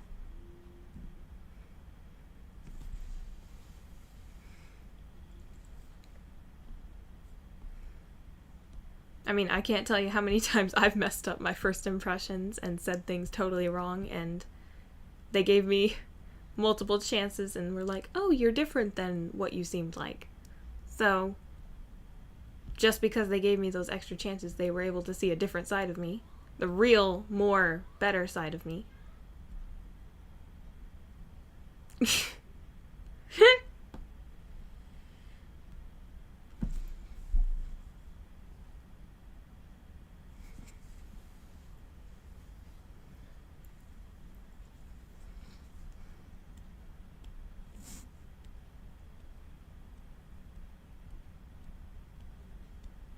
Mm-hmm.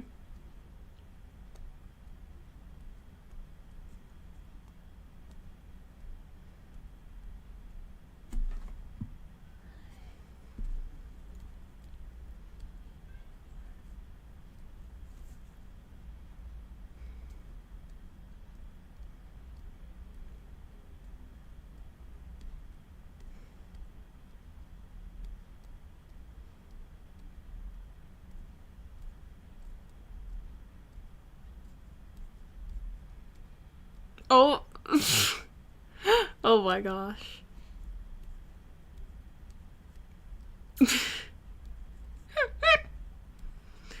My goodness.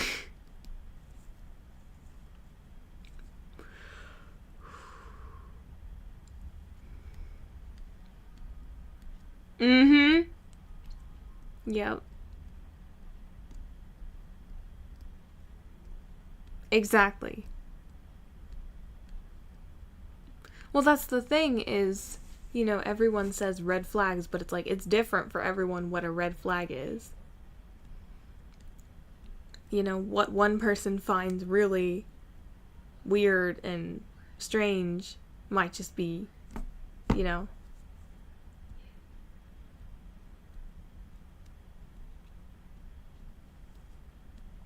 It is silly.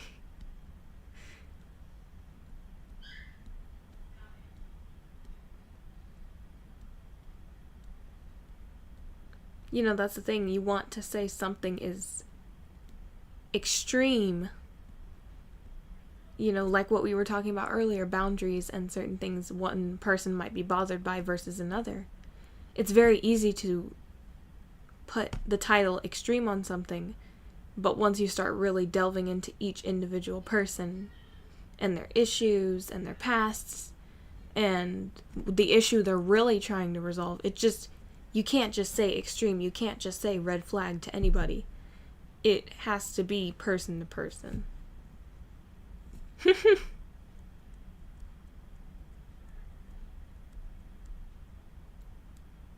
Yeah.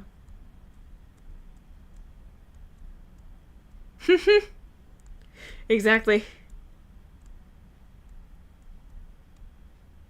Mm-hmm.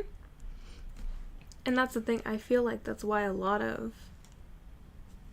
people can't succeed, is because they're so busy hearing from their friends and from other people, that's a red flag, or that's really bad.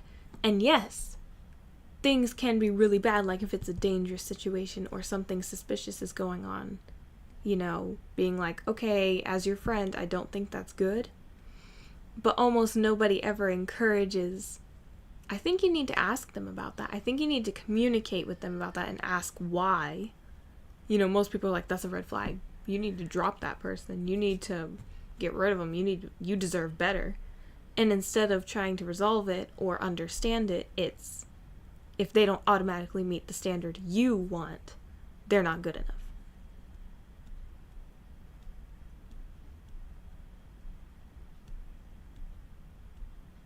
No, I know what you mean. You're right. Yes, there is a time where your friends can come in and be the reality that you need, the reality check you need. But, you know, that was a very clear situation, though. That's physical. Like, if you understand what I mean, when it's emotional, you know, in-depth, emotional, mental things, it's a little bit different than the physical boasting and, like, physical showing for it. You know what I mean?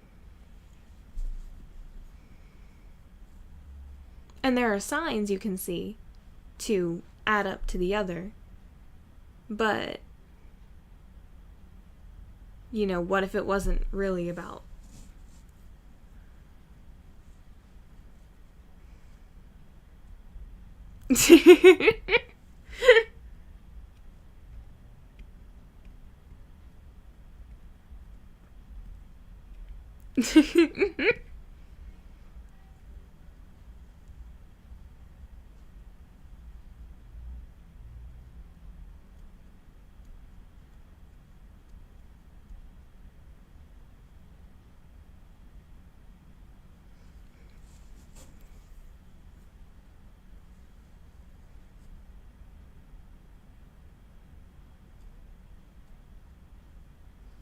Well, you know, I was thinking about what we were talking about the photographer. And, you know, I did agree with what you said, but I also imagined if we were in his place. And, you know, I saw what you were doing with the picture of Grace Kelly the other day. And I know you would never look at Grace Kelly like creepy or anything like that. I know that you see her and you were inspired by her and you were, you know, drawing her because clearly there was something about her that captured an essence you wanted to capture in your own work. And I know I've done the same thing when I've gone up to random strangers and been like, I love your look, I want to draw it. And I think that's what I was trying to explain was it that person was being creepy and suspicious, or was it that they were also inspired by something and trying to capture it in the moment? And just, it came off really weird because they didn't communicate it verbally. And I think that's the words I was trying to find when you were asking me about it to explain how I might have felt. And my sister said it to me later, and I was like, so, it's not to dismiss what you said. Yeah, I'm not dismissing the possibility because it's absolutely true. People are crazy. People are weird. It happens every day. But it's also very possible the other.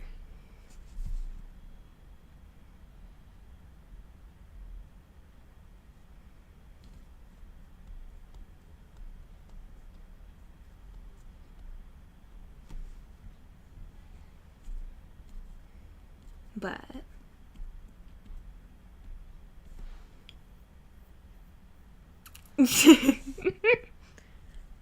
yes, they are green.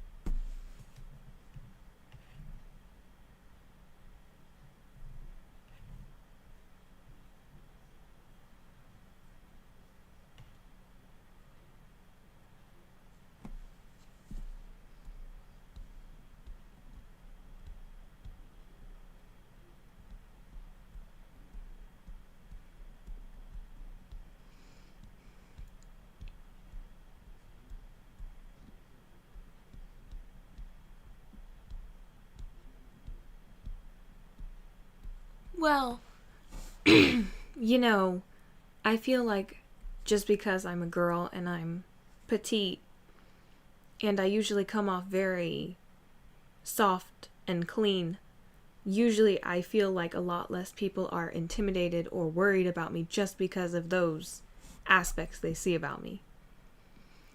And, in your situation, you don't go out very often. You don't necessarily.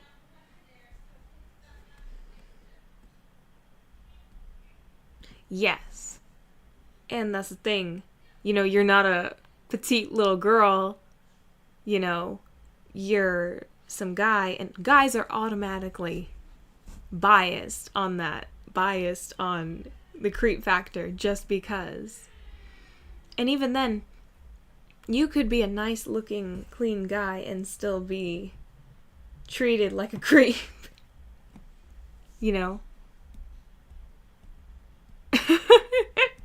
I don't know how to feel about that.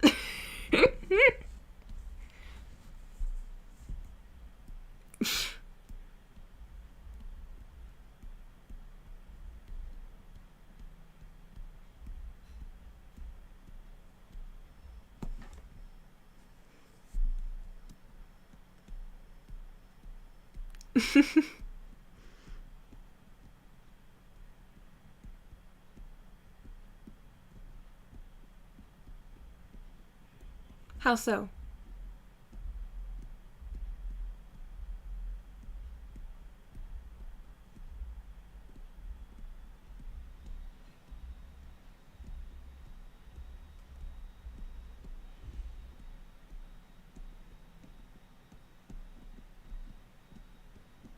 Yeah.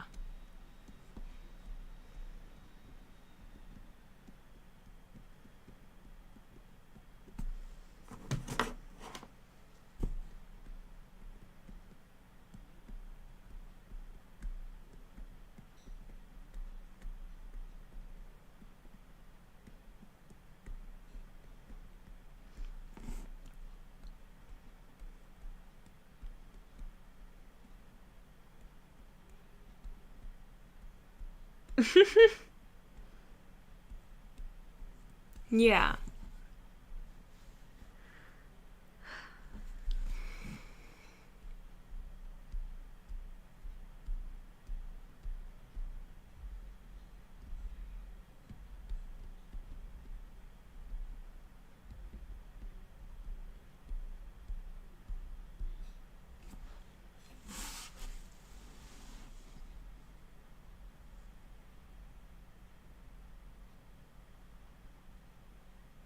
My eyes. My eyeballs.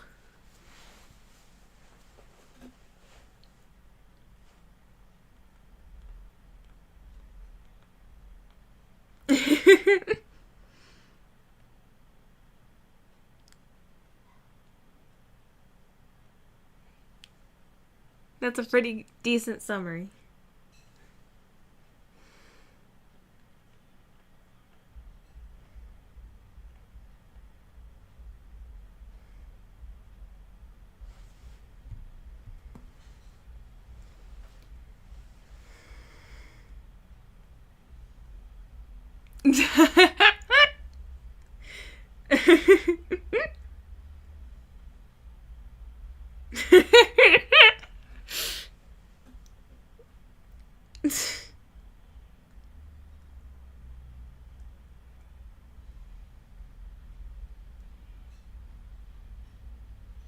Oh my gosh, don't even start with me. Ugh.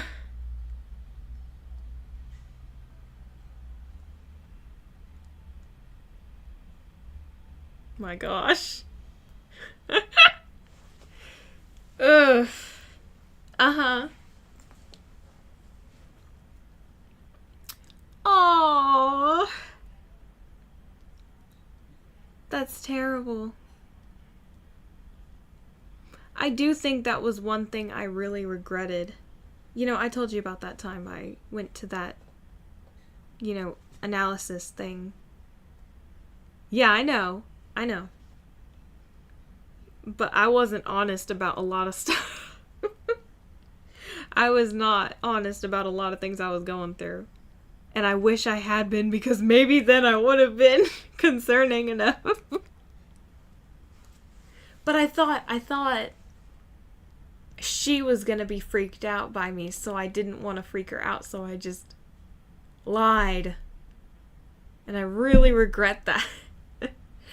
Because maybe it would have changed some things.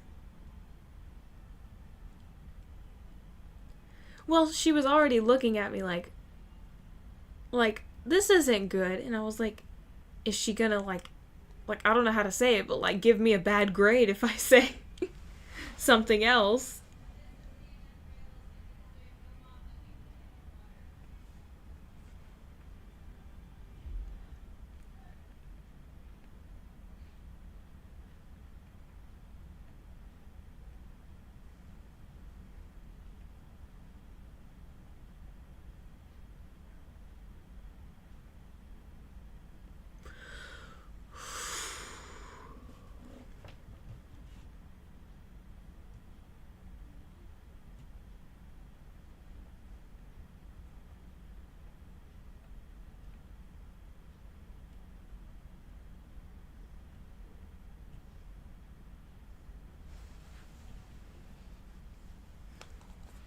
Well, and I was kind of worried, because I was like, what if I get put into a mental institution for the things I'm going to say? I don't know how crazy I am.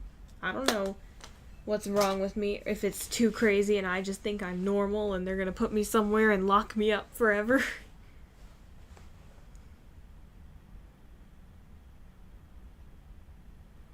And also, that was before anyone I knew had been in a mental hospital, so I had no idea what to expect.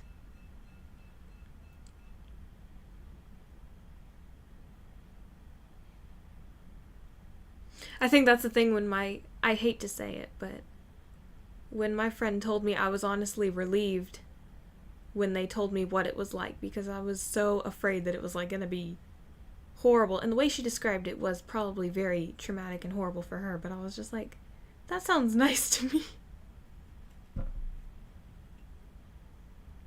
And I understand there is scary stuff, and it's not something to be playful or light about or take lightly. But just understanding it and knowing what to expect already made me feel a lot better. Mm-hmm.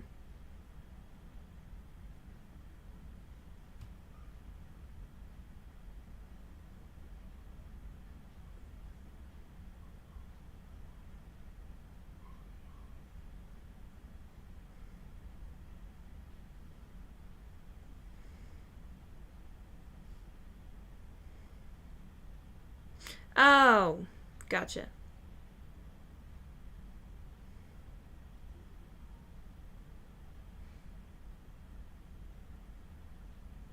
Mm-hmm.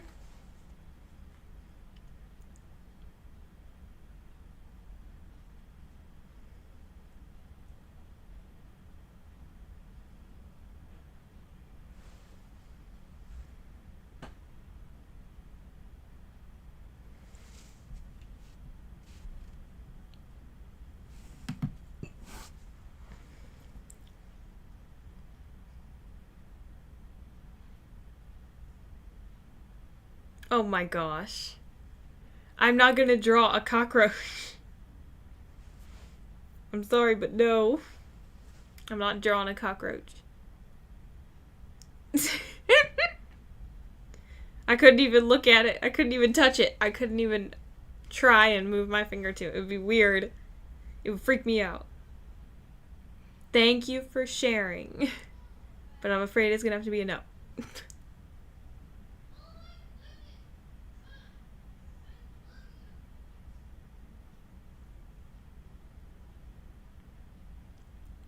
I am gonna have to get off in like 9 minutes, but yes. I feel like people are gonna do something with cockroaches just because. If I do that, I feel like it'll be more baiting, then.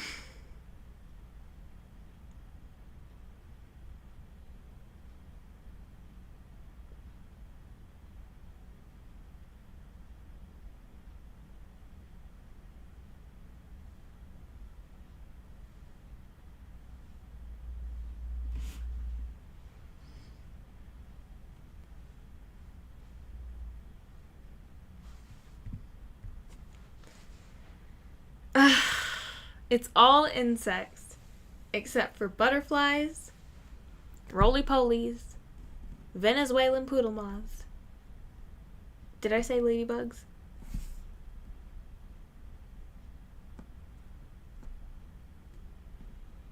I do have a lot of roly-polies here. I don't necessarily like touching them anymore, but I used to be fine with them when I was little.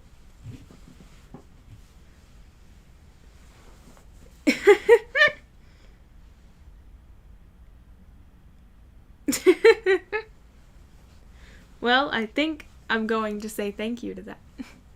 Thank you, Nico. You too. Yeah, that was fun. I think they were, but maybe they weren't.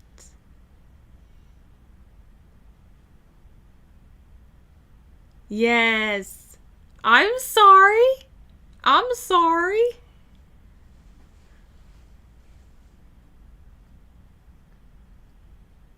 I like pretty things, okay? Maybe it's like lookist. I know that's obviously not the word, but like.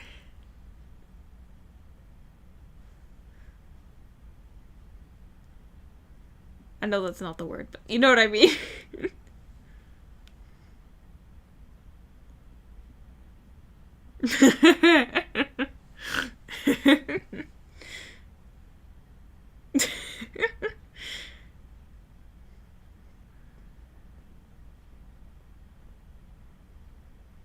Aww.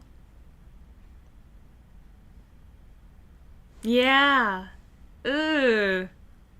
That's a really terrible way to describe it. Because it's true. It's true.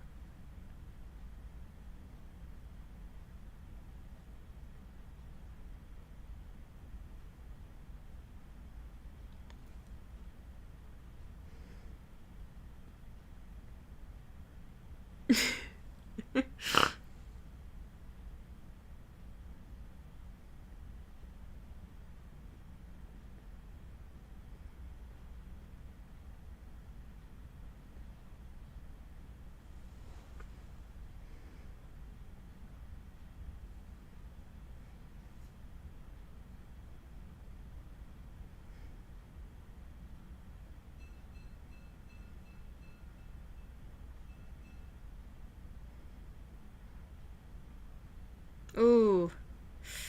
Oof. I understand. No.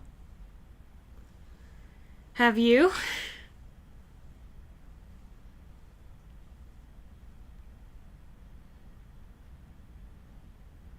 No, we're not doing a word of the day. No. We can do one tomorrow, though.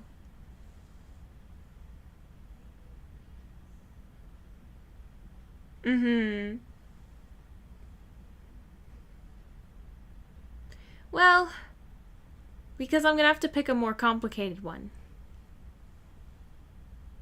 Okay, we can do twice tomorrow. We can do that. That'll be good.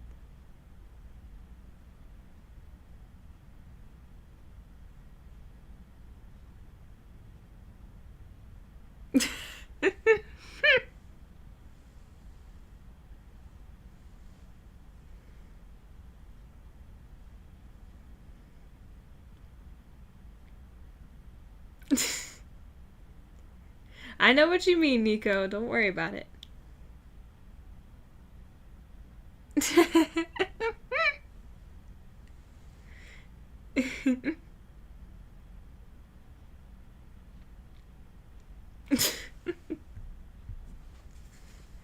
My gosh.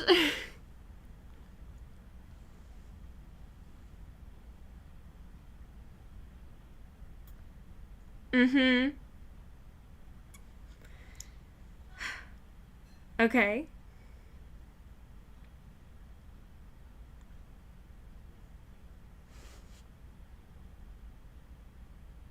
I don't know why I was about to say sunflower. I was like, I don't think that's 9 letters. Unless it is.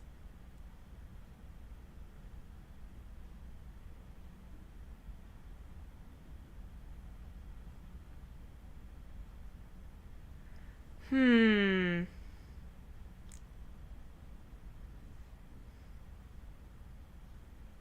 Sassafras?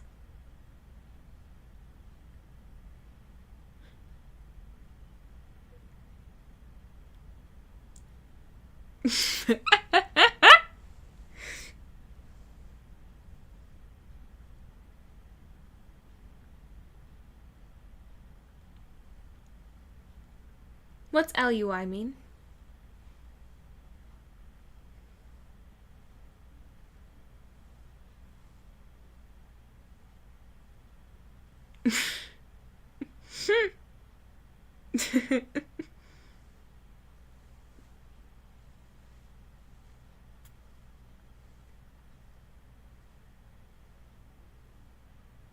Ah. Okay, got it. Sassafras? I think so.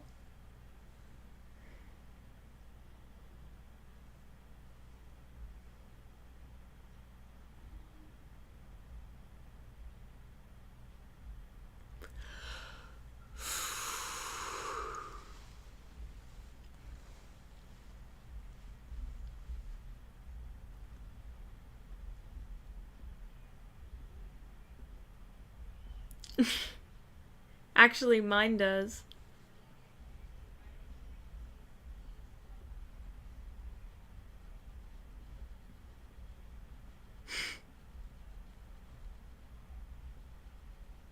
No, it's just kind of falling asleep. And I need to pee. But I'm gonna wait. Excuse me. Yes. I needed to go before I got on, but. I know. I know. We don't know that.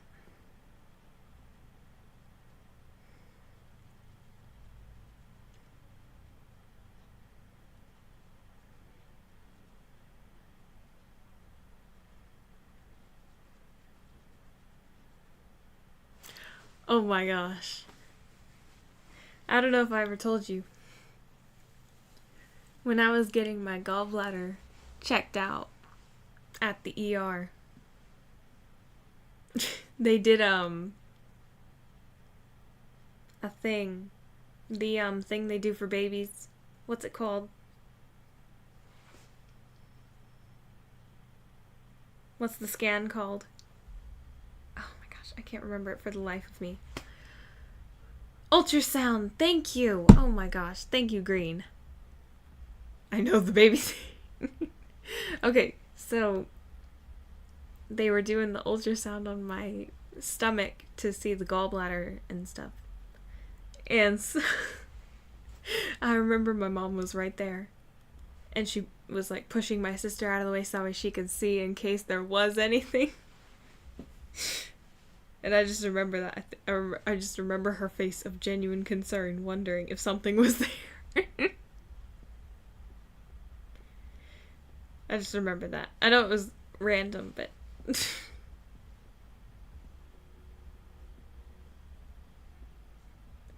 I guess so. I guess so. I think I was having problems with my period, so I think that was partially why. But.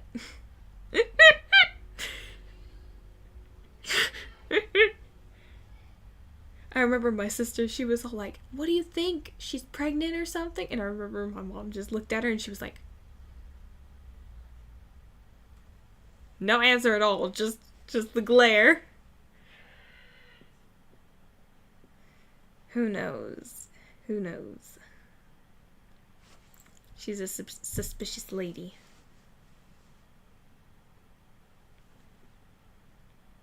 But it's alright. It was kind of funny.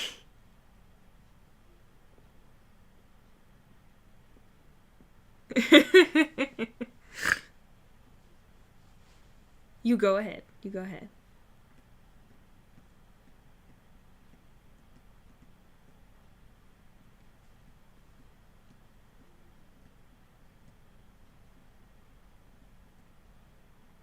But also, I think it's both. I think deep down she'll always have suspicions, but I think at that moment she was like, oh, this is the time I can find out if it's true or not.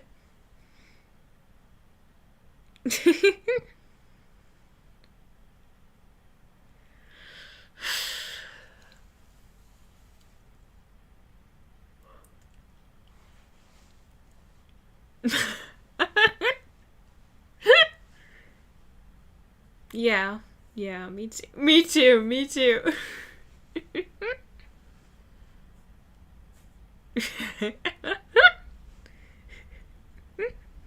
Oh my gosh.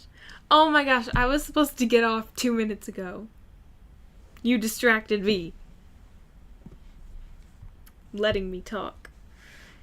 Ugh. I have to get off. But I know. Yes, it was.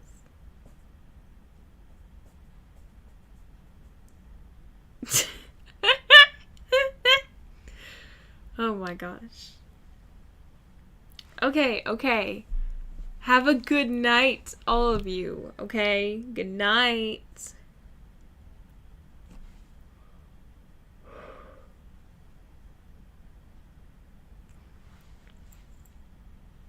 I'm on it.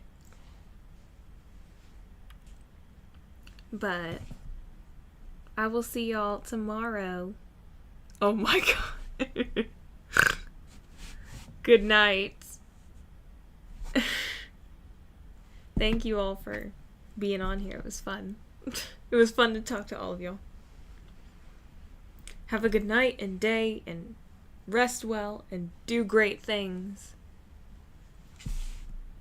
Yes, good time zone. Good night. Bye-bye. Yeah, I'll work on it.